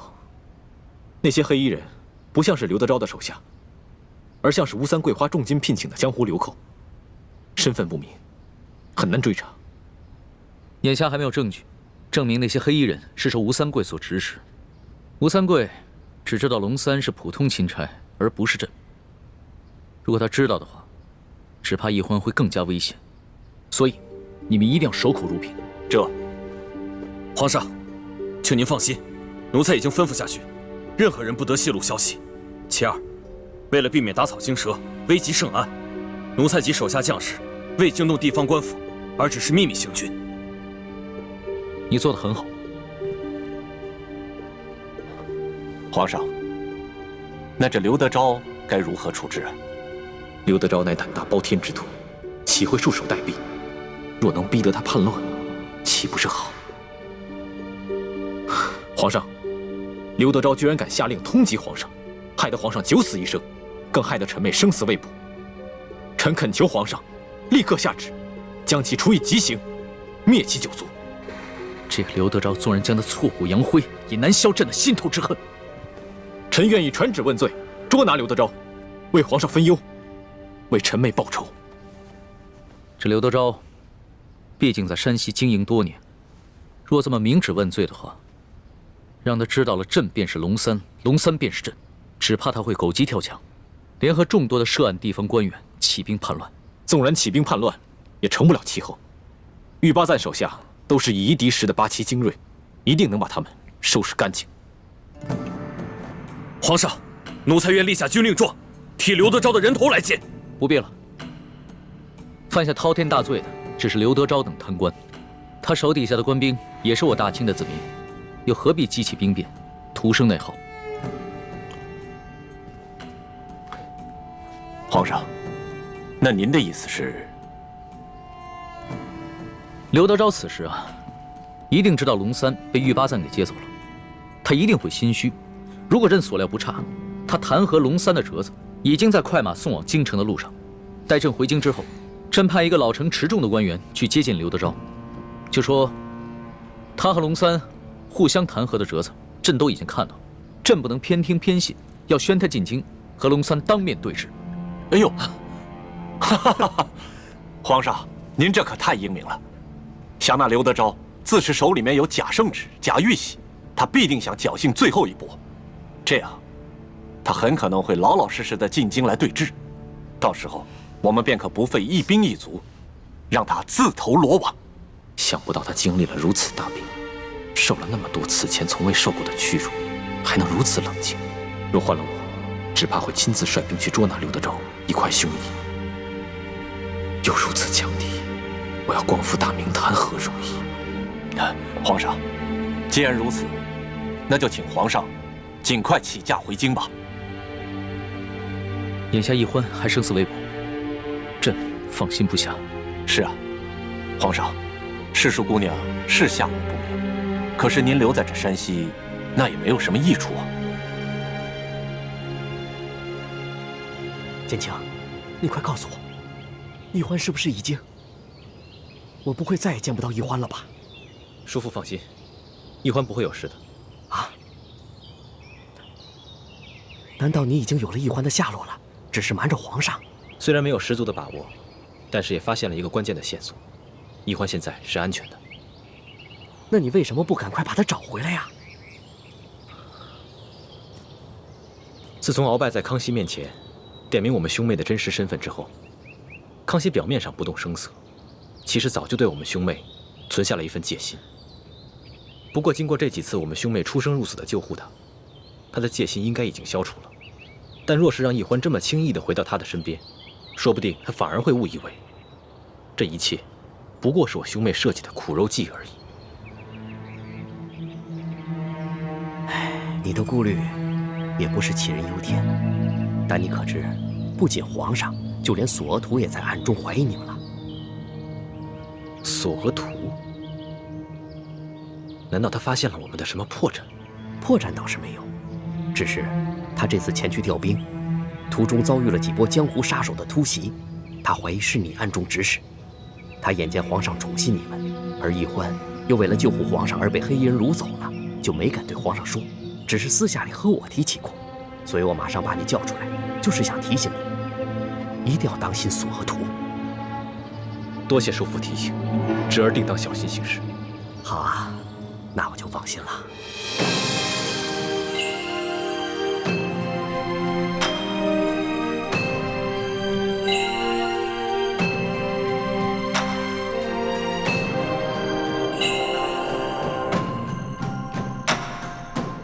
皇祖母，可是有皇上消息了？索额图派人送来了密奏，他跟玉八赞已经顺利的接驾，皇上平安无事。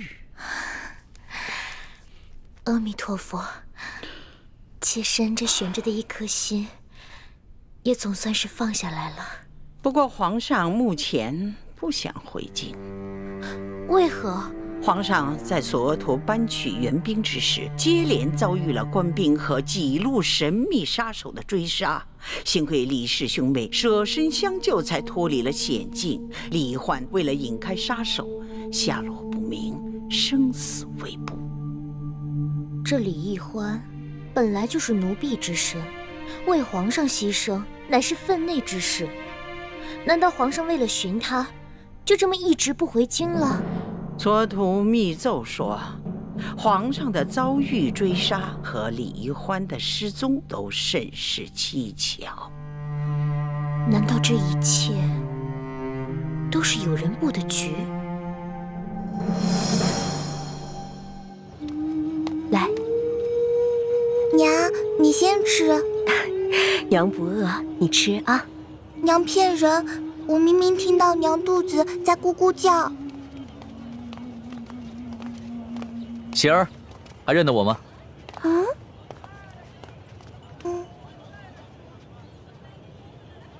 哦，大哥哥是你呀！喜儿，在吃什么呢？我娘煮的野菜糊糊，家里的米面都吃完了，只能吃野菜了。我娘说要再过几天，连野菜都没得吃了。这位公子爷是？我就是那日分走半张白面烧饼的叫花子，这次过来兑现对喜儿的承诺，还你们肉饼。真的，娘，我就说嘛，大哥哥是不会骗我的。哎呦，你看我这眼睛，那日小夫人说话多有得罪，还望公子大人有大量，不要以小夫人一般见识。没事的，大嫂，在这灾荒之年，人人都只能顾自己。这喜儿啊，能把仅有的一张烧饼分我一半，这等大恩，也是让我终身难忘的。来，啊，肉饼，整整10张肉饼，赶紧吃吧。娘，你先吃吧。谢谢公子爷。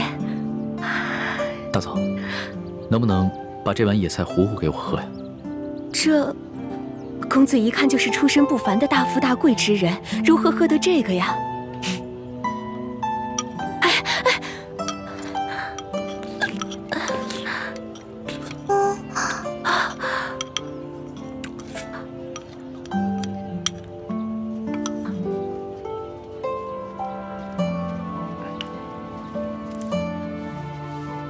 大嫂，这是粥钱。这可如何使得？没事，收下吧，这是我欠你们的。相信我，很快朝廷就有新的赈灾措施下来，到时候就再也没有人能骗得了你们了。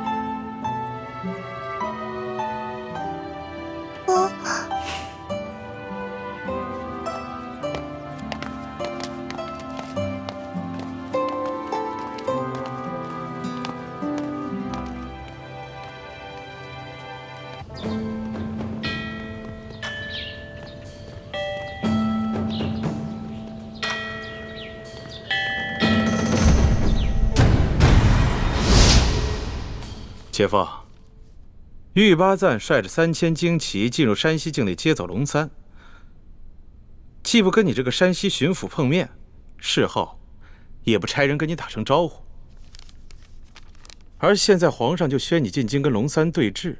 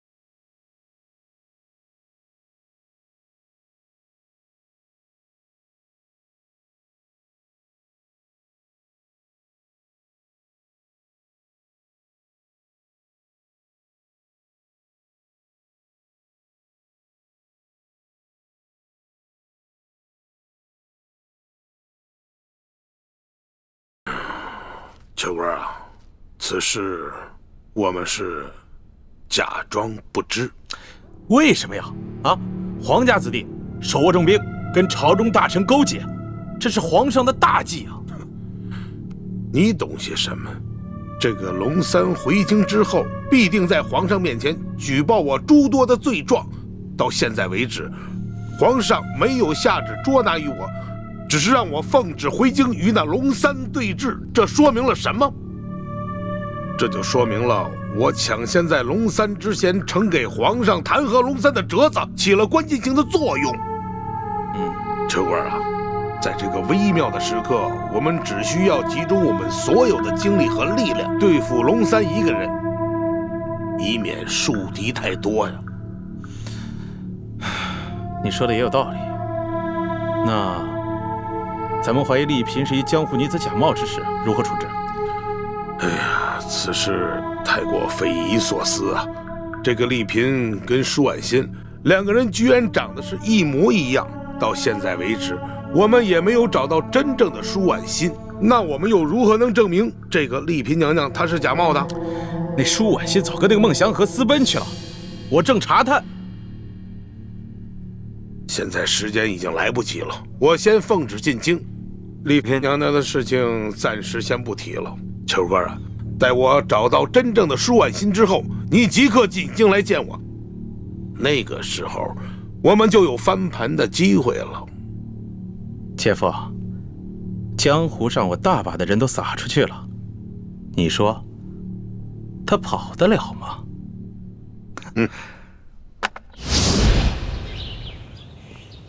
索大人且慢行。怎么了？下官见过索大人。哎呀呀呀！你这是干嘛呢？你别这不，索大人，下官没有别的意思，下官只是想请索大人给下官透露些口风。下官此次进京到底是凶还是吉呀？哼！哎呀，你呀，你呀，索大人教训得对。你呀，不用太过担心了咱们都是朝廷命官，这有人弹劾咱们，这应该都是家常便饭，是不是啊？下官明白索大人的意思。索大人的意思就是说，现在皇上并未全信那个钦差龙三对下官的弹劾。你呢，且安心的去觐见。你此行一定是有惊无险。多谢索大人指点。行，走着。请。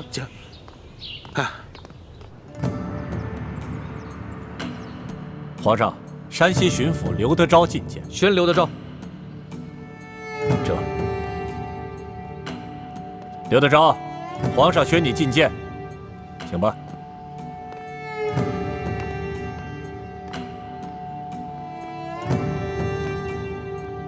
刘德昭，还不赶快跪下拜见皇上？山西巡抚刘德昭叩见皇上。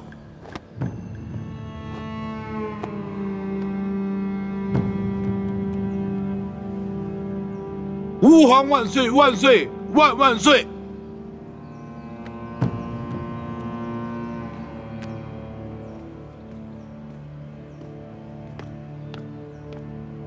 刘大人，